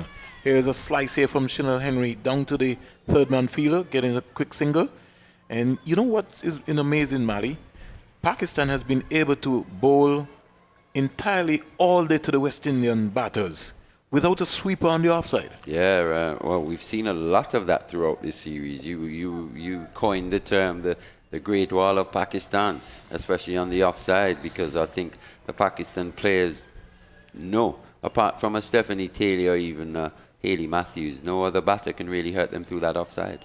Here is Kishona Knight just whipping us up to the short middle wicket of Javera Khan. Under a little bit of pressure, lucky to get away with that one. And I'm just saying that they can't afford to more pace shots. I mean, even the way Nation got out just a while ago, that was a delivery going across the line of the ball. You turn that into a full toss and you hit that over cover inside out. You can be able to, get a boundary there. The bottom hand coming in rather than the top hand working. 146 for 5. Sana comes in to bowl to Henry. That's considered a wide. And Sana just trying something from the back of her hand there. Trying to get a little innovative. Henry is 4 from 6. West Indies need 47 from 27 balls. And this game is certainly a fitting end to this entire tour. The Pakistan A team winning 3-0 over the West Indies A team, both in the T20 and the 50-over format. And West Indies are 3-1 up in the 50-over format. They swept Pakistan in the T20 International 3-0. 147 for 5. Chanel Henry waits for Sana. And she's driving down the ground, picking up an easy single. It now brings Kishona Knight into strike.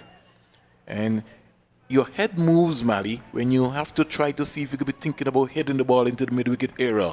While if you keep your head still and keep your shape, you can be able to split long on and long off or mid on and mid off.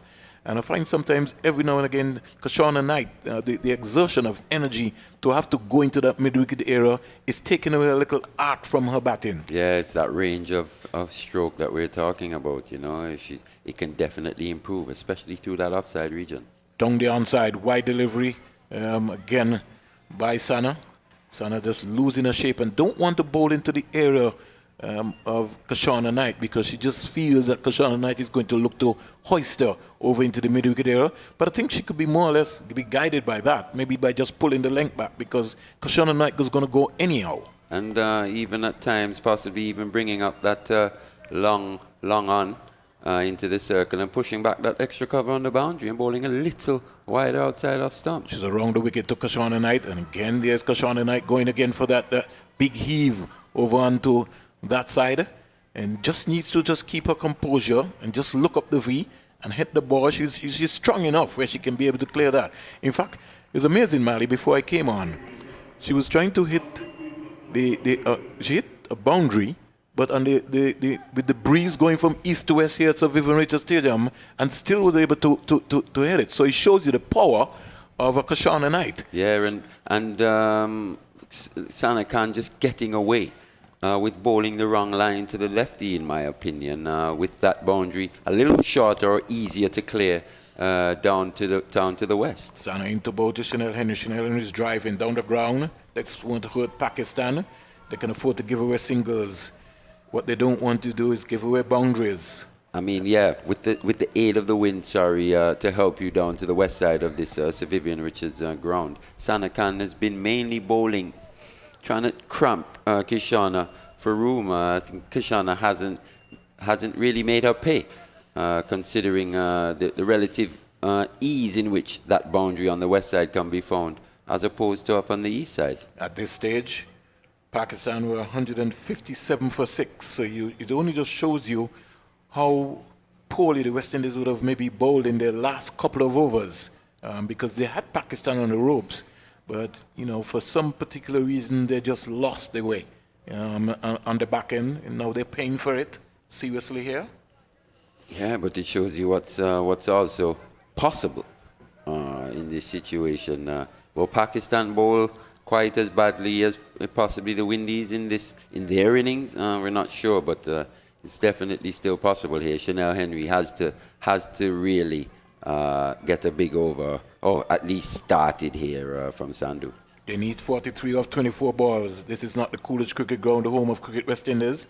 This is the Sir Vivian Richards Stadium, and they're playing on at least 70-meter boundaries, so it's going to take some real hitting. And the Pakistani bowlers, they have been very crafty in terms of their lines, how they've been bowling so far. 152? Yeah, 152 for 5. Henry goes up to 7. And Kashana Knight is 28 from 28. Sandhu has been not for 35, but that's okay. They will take that on any given day, based on what's happening. She begins again. Javera kind of just slowed the game down, make the West Indies wait. And that's been very smart cricket so far. They'll want to end on a good tour. Nashwa Sandhu in out, and you could tell that Kashana Knight is tired. And it's talking about the energy, Mali. Even though you can't get the boundary, with all the vast acres of land here at Sir Vivian Richards Stadium, you have to be able to at least even get turn ones into twos. Because Chanel Henry is ready to run. That's going to be important. Another dot ball there. And then she's losing the shape there. If you get to the pitch of that ball, Mali, you can hit that straight down to long on or long off. Yeah, just losing her shape. The head coming up. At times, just looking to hit the ball a little too hard. Just looking to muscle it a little too much, Kaishana there. Because she's looking for the maximum. Down the onside. She's appealed for caught behind. She's out caught behind. She's walked. So, it looks like it's all over for the West Indies. The last dagger in Kashana Knight, caught by the wicketkeeper, bowled by Sandhu, and Sandhu picking up her first wicket, frustrating Kashana Knight for 28. Maniba Ali Siddiqui, 2 boundaries, 2 fours and 1 6. And the West Indies will have to revisit their game plan in terms of what's happening. As I said, they would have missed a trick at the start of this innings. In your power play, you have to get off to a blinder. Yeah, I mean, we talk about the one aspect where we think both of these teams can definitely improve markedly is in that rotation of strike and that positive intent, possibly from ball one. Pakistan today, the revised match conditions almost forced them to change their mode of play, and the Windies have not responded to that intensity, have not matched it pretty much throughout this day, and Pakistan definitely in the driver's seat. You know, it's amazing that you said that, Mali, because the two games that have been delayed here at the Sir Vivian Richards Stadium are the games that look likely that Pakistan are going to win. Yeah, I mean, that's an interesting point there. Observation, actually, Vern. Possibly look into it a little deeper. Maybe the Windies don't necessarily respond as well to the delays. You know, maybe they shut off for a little too long. Sandhu is in now to bowl to Rashada Williams. Wow. And she got away with that. Sandhu was a little late because she couldn't believe, like, she played that back to me and it went through her hand. It looked like it just got a little bit of the fingertip. Muniba Ali Siddiqui was jumping up like, catch it. Williams is off the mark. She now brings Henry into strike. Let's see if Henry will bring out the long angle. And she's misstumped there. Sandhu would have been easy to... In fact, she's been on a roll. She would have been able to pick up 2 wickets in that over there. At least 3, if possible. 31 overs bowled, and the West Indies are nearing the barrel. They need 41 off 18 balls. Unless a miracle happens here, Mali, looks like a Pakistan victory. Yeah, that run rate almost becoming 11. Yeah, well, it's unassailable, almost unassailable now for the Windies. It's 13.7. It just shows you what wickets can do on tight overs. Pakistan have been very disciplined. I think they've won the discipline battle here today thus far, and with the extras that the Windies have given away. Pakistan have been far more disciplined, not only with that, but also in terms of the boundary balls that they've provided today. Not quite as many. And it's encouraging as a cricket fan to see this team, like I was saying, go through a lot off the field. I'm sure it's hard work being in a biosecure bubble, quite taxing on the body and the mind. And for them to be at their strongest or showing their best form towards the end of this series. All kudos to the coach and the management staff for keeping them highly motivated. Aisha Nazim seemed to have roughed up the West Indies, especially in Game 4 and today in Game 5. And you know her intention. 16 years old, going to turn 17 in a little while. But here comes another young prospect, Diana Baig, gliding away past the umpire. In now to bowl to Williams, who's just turning this down to the final leg area and picking up her second run. So the West Indies... Don't want to tell you that they've conceded, but unless Chanel Henry comes up with a miracle, West Indies are staring defeat here at the Sir Vivian Richards Stadium, and the series will end 3-2. And we've been talking about almost the male equivalents to a few of these players, with Nida Dar being almost like a Saeed Ajmal clone, and Ram Narak watching Narayan. Baig is in out to bowl to Henry. Henry punching that down to long on. She's searching to look to comfort too. Williams is interested in it, and she is great quite keenly. Yes, I don't know why Henry was waiting. Yeah, because already Rashada Williams had made her mind up. And going to the danger end as well. So she's coming for it. But Baig's action is very reminiscent of Ishant Sharma, in my opinion. Nice methodical run up and. That delivery, stride and action, very reminiscent of Ishant Sharma, though he's Indian and she's Pakistani. She reminds me quite a lot of his bowling action when she goes. Yeah, the arms are pumping. You know, her stride pattern is very consistent too. Yep. You could see that arms pumping, looking down, and she's gonna only go from strength to strength. Here is Chanel Henry chipping this one in the air down to long on, and they only get 1 run. So the West Indies Chanel Henry just can't get the power. She don't have the energy to get that power to be able to blast him out to the ground like Aisha Nasim. She's shown that she's going to be a power hitter, for the future. Genuine 6-hitter. I've been calling for her since the first game of that series, ever since we saw her score that 40-odd, thinking that T20. And she hit quite a few sixes as well. Young talent. Comes in now to bowl to Rashada Williams. Rashada Williams is just rolling a wrist onto that and more or less pulling it into the leg side. Can only get 1 this time.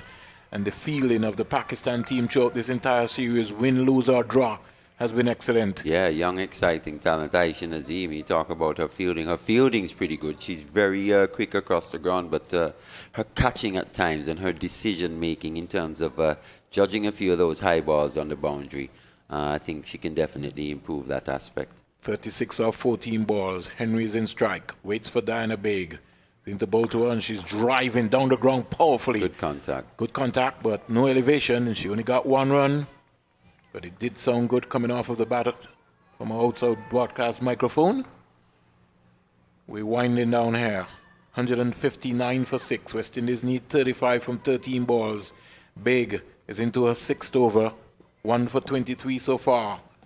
And the West Indies tearing defeat here at the Sir Vivian Richards Stadium in this revised encounter. Originally scheduled to be a 50 over.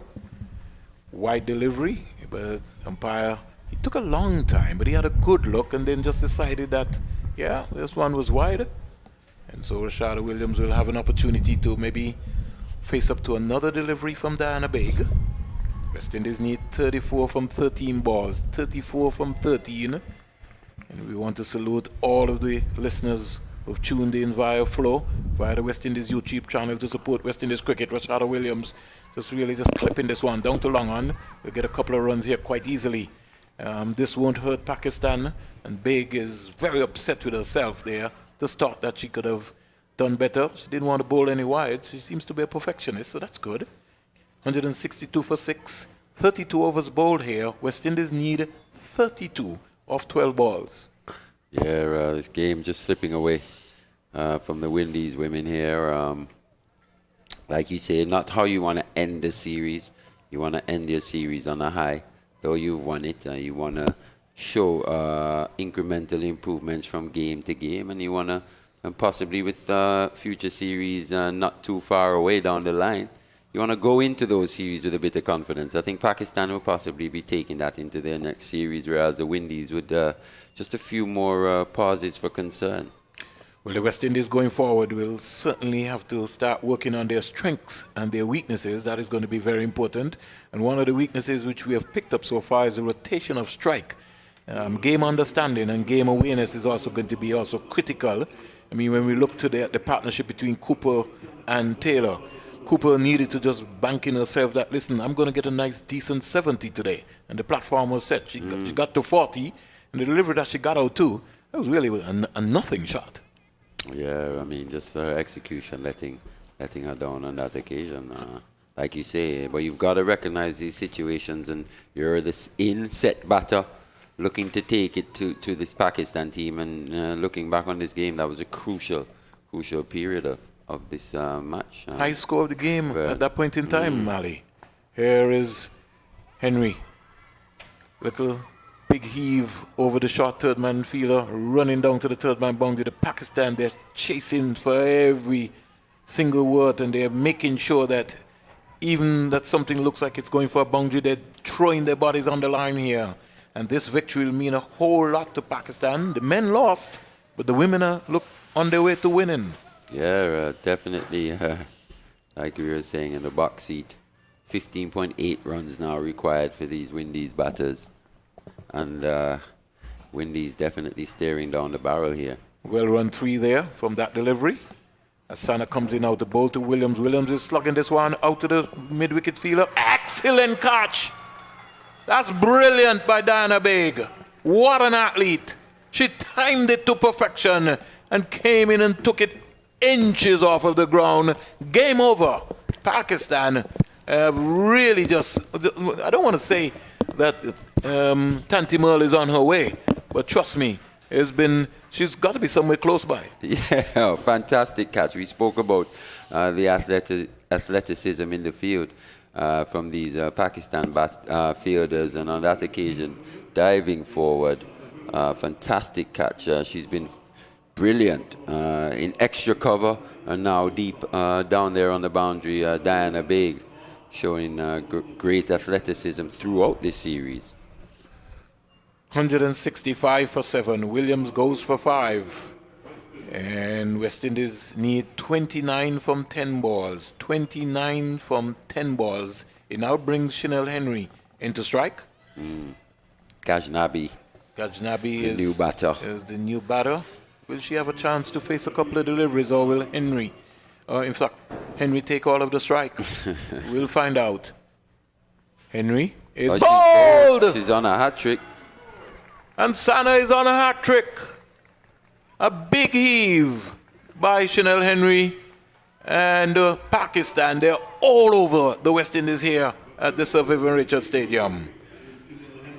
My head just went across the line, looking into the mid-wicket area rather than again looking straight. And trust me, the West Indies, they're crumbling like pins. And Fatima Sana Khan, she's really come to the party in this, possibly the last 3 games of this series. She's really shown her worth. 4 wickets in the previous game. Followed it up here today with another 4-for and the opportunity for a 5-for.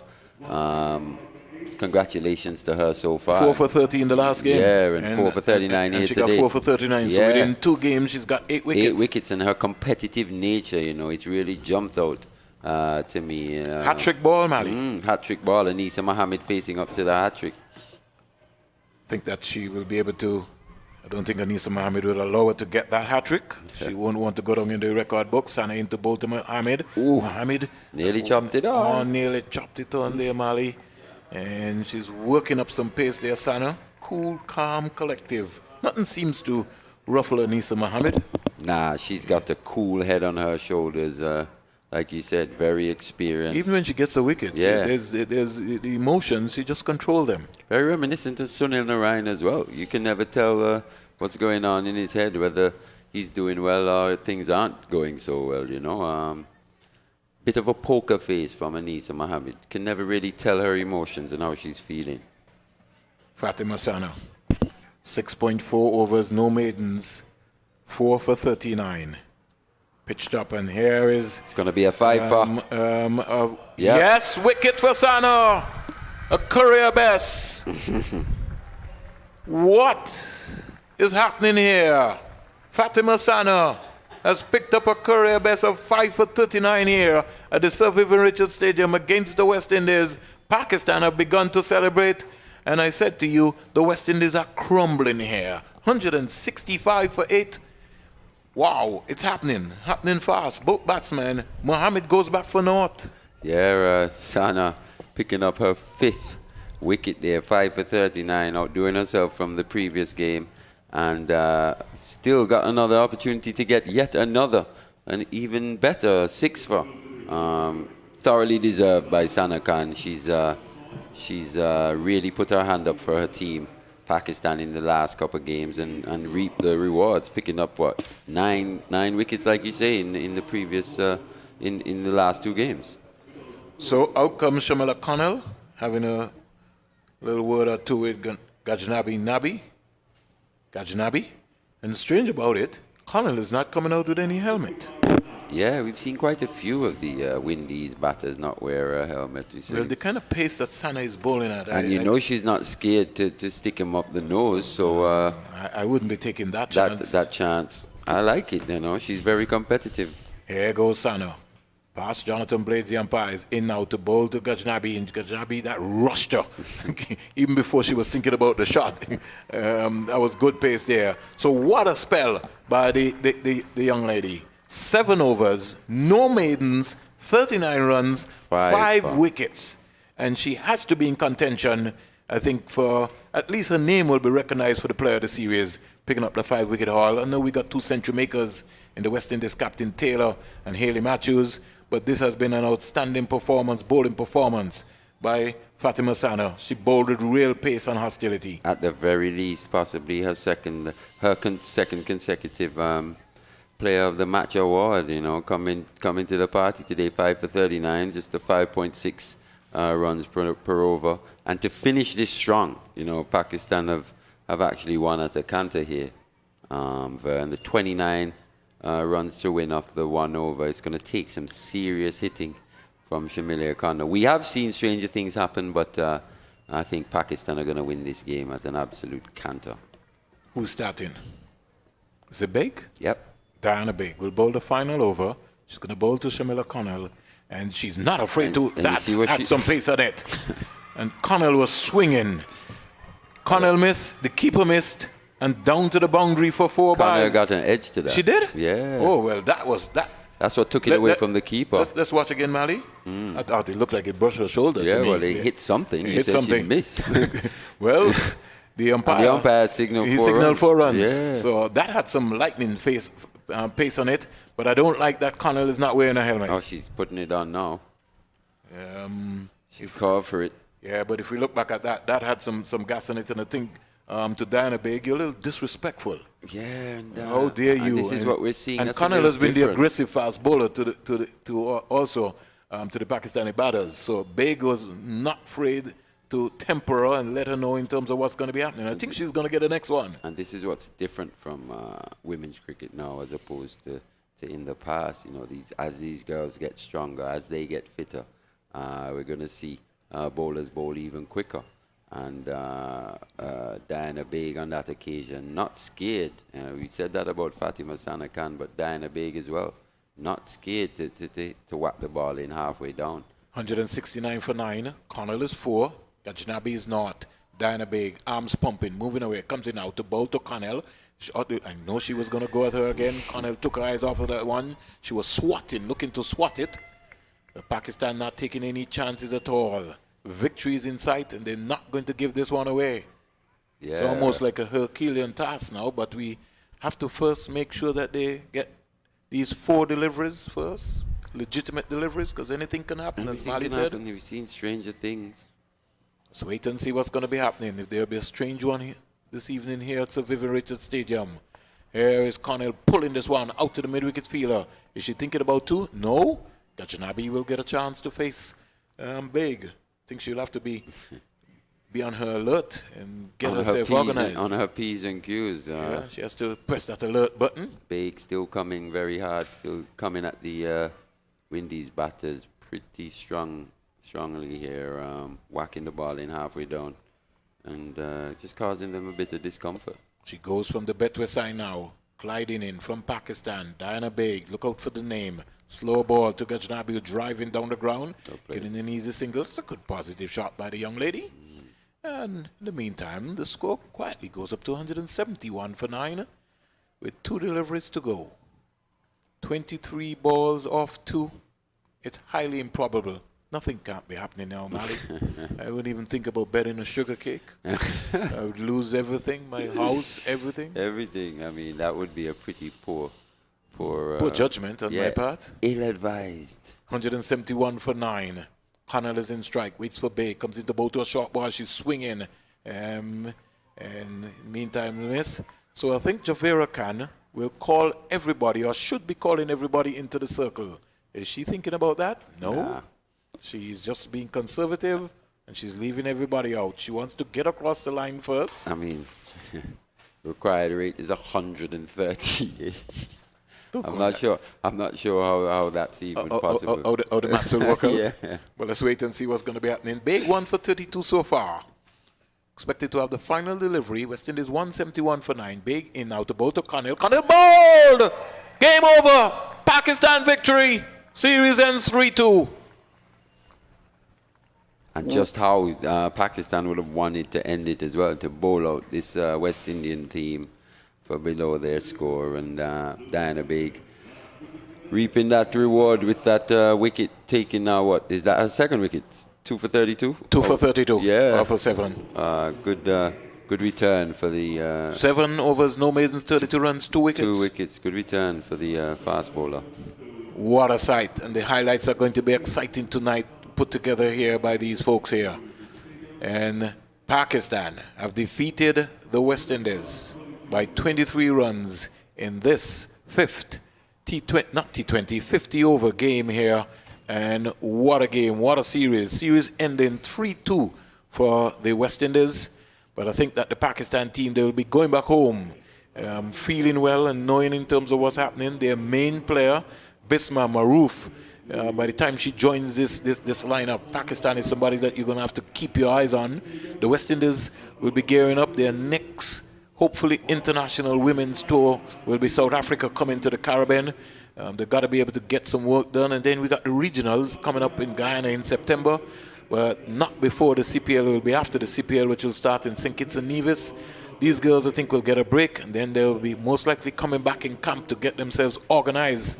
And there's been lots of prospects. We've seen lots of talent, especially in the A team, Mali, and even on the senior team here.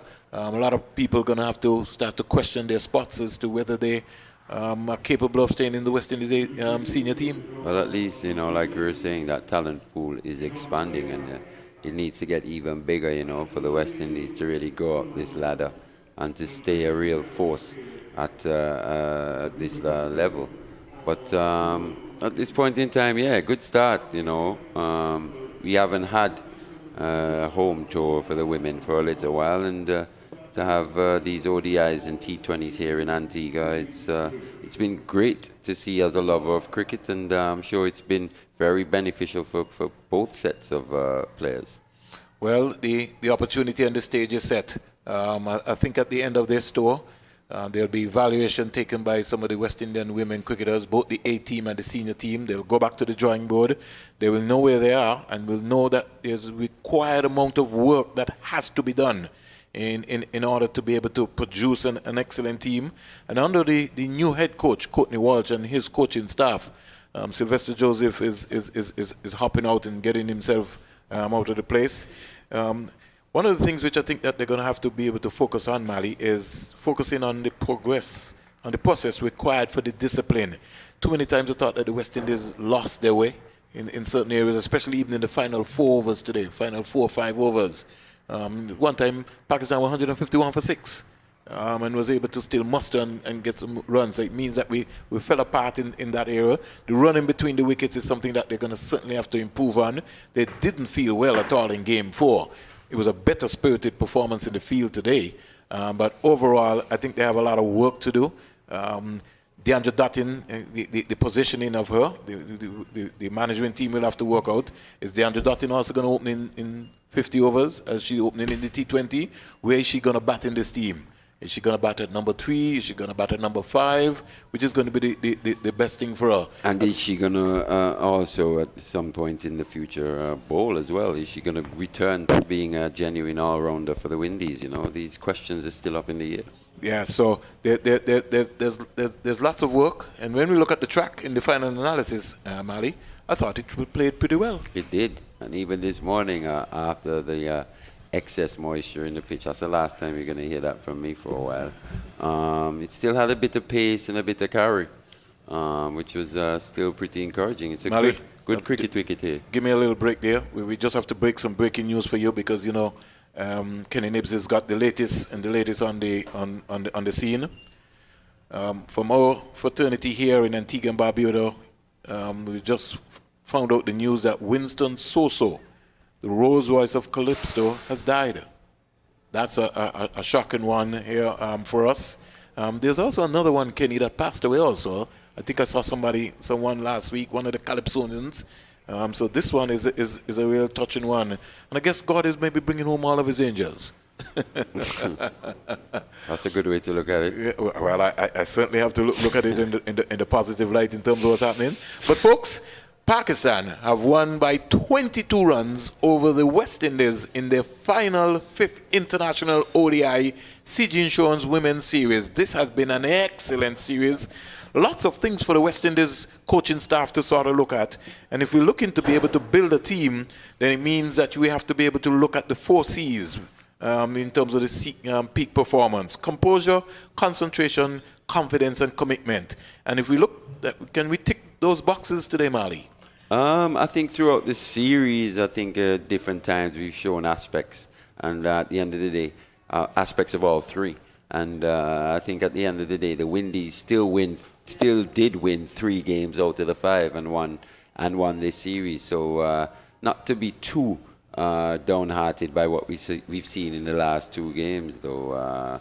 Pakistan, let's give Pakistan some credit. They've come back really well. And to get up and win these last 2 games, and kudos to them. One of the things I can give credit to, Mali, is that this is a fitter West Indies team, regardless of whatever, as compared to what we saw in England. This is a real fitter team, and will only get fitter and will only get stronger going forward. In fact, if we evaluate the women's cricket for the last 5 years, the fielding of all of the top class teams have improved. and the West Indies in this series, outside of the fourth one-day international, I thought that we really saw a level led by DeAndre Dottin really lift the entire period of time. There were some catches that they dropped that they really should be taking on another day. But I think that the emphasis is that they will be able to get better. And meantime, because of return of international cricket to the women's program, we've been able to quietly see Stephanie Taylor pop back up the ladder. Hayley Matthews got a couple of players breaking into the scene. So I think this all goes well for them. They will maybe get a break, maybe another 3 weeks break. What are we in July, Mali? Yeah, July. Towards the end of July. Yeah. So they'll get a break, and then most likely they'll have to recoup again because, as you heard Jimmy Adams indicating, they're working on the South African tour, and so they maybe have to just get some rehab, get themselves sorted out, and then get back on track to be able to sort themselves out. But all in all, I think this has been a big, major effort by Cricket West Indies and the Pakistan Cricket Board. I think both cricket boards, in terms of their women's program, would have benefited tremendously from this tour. Yeah, and kudos to both sets of players, to come out of this series in the way that they have. Windies got up to win, but Pakistan, like I said, coming back really well towards the end. And in terms of the development going forward, it's important that these girls, like you said, that they have the cricket available to them to be played now. It's important that these players don't go back to their territories and take 2 steps backwards.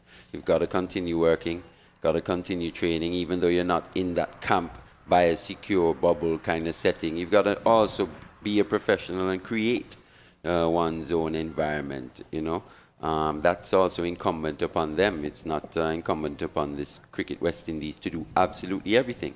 One has to have pride in oneself and also create the necessary environments for one to improve. And I think hopefully with a bit of help, these girls will go back to their regions and continue to work, because there's still work to be done. And like you said, South Africa possibly to come later on. You've got regionals later in the year, under 19s, women's. It's a jam-packed schedule for women's cricket, and I'm pleased to see what's the word? I'm pleased to see the effort being made by Cricket West Indies to accommodate these women as much as possible. And I really want to salute the entire women's coaching staff headed by Courtney Walsh, Steve Liebert, Ryan Austin, Corey Collymore, Robert Samuels. It's been relentless. The backroom staff have done an excellent job to be able to, take them to that different level. And I think we really now need to stop paying attention to lip service. We don't need any lip service anymore. What we really need now is people stepping up to the plate now and deciding now that they're going to be able to put in some work to be able to help the women's game, because the women's game is in serious dire need of help. Courtney Walsh has 29 ladies here. And I'm sure that if we count Mali, we could be able to find another 16 somewhere out in the Caribbean that could be able to form a pool. He wants a bigger pool to the point where he can be able to have continuous matches taking place, whether it's T20 and also 50 over. And as you would say, Mali, West Indies have only played like 12, don't know the last time that they played a test match. So you can imagine someone like a Stephanie Taylor and a Hayley Matthews and so have not had an opportunity to play a women's test match. That's also another major concern going forward for the governing body itself, because more support maybe need to be given into that area. If we want to promote the women's game, it can't just be only the T20 level and the 50 over level. We also have to be able to come up by saying, well, listen, when we have a T20 and a 50 over level, we're going to make sure that we incorporate a test match within that area. A 4-day test, Yes, so that at least the players can be able to get an opportunity going forward. Mali, your final thoughts as we look to close out here and to really salute the technical crew and also the television crew have done an excellent job. Richard Berry and his entire crew here. The folks at ABS, all of our commentators who have done an excellent job, led by Garfield Burford. We also had the voice of Jack Matthew, Sylvester Bouncing Joseph, and myself. I give you the honor, Mali, to sign out here from the Sir Vivian Richards Stadium. Yeah, it's been a fantastic advert for women's sport, women's cricket in particular. I want to say congratulations to both the Pakistan Cricket Board and Cricket West Indies, along with all the other shareholders, anyone who would have contributed positively to this series. Like I said, brilliant carnival of cricket, of women's cricket, a great advert for women's cricket. And I'd like to possibly be covering a few more games in the future, in the near future as well, with these ladies as I've started and following their journeys. You know, it'll be very interesting in the near future. So congratulations to everyone once again. And we've seen some real Pakistani talent coming through. So I think that, you know, we got to look out. We got to follow the women's game a lot more closer. As we sign out here from the Sir Vivian Richards Stadium, just to let you know how the series has gone. The Pakistan A team, they would have won the T20 and 50 over 3-0 against the West Indies A team. West Indies senior team would have swept Pakistan 3-0 in the T20. And in the 50 over series, West Indies would have won 3-2. Pakistan winning the final 2 games. Nigel Clark, who was a television scorer who did an excellent job. Sharon, Joseph, all of the other scorers, the groundsmen, the cameramen, the umpires, all of the folks here, even the security guards, the police officers who have been doing the patrols, the liaison officers, the supporters who came to the Sir Vivian Richards Stadium in their numbers, Elaine Turner and her mother and all of the folks who've made it possible. We say thanks to you on behalf of Cricket West Indies. And in a couple of months' time, maybe weeks' time, we will be bringing more cricket coverage to you, just to let you know that the West Indies men's team start against Australia in the 50 over at Kensington Oval. Make sure that you tune into Flow and read your ball-by-ball commentary and follow the Windies team. Right after the Australians will be the Pakistan team, and then we get ready for the Hero Caribbean Premier League, which will be taking place in St. Kitts and Nevis at Warner Park. 33 games starting very, very early, from as early as the 26th of August, with the final on Wednesday the 15th of September, just before National Heroes Day in St. Kitts and Nevis. And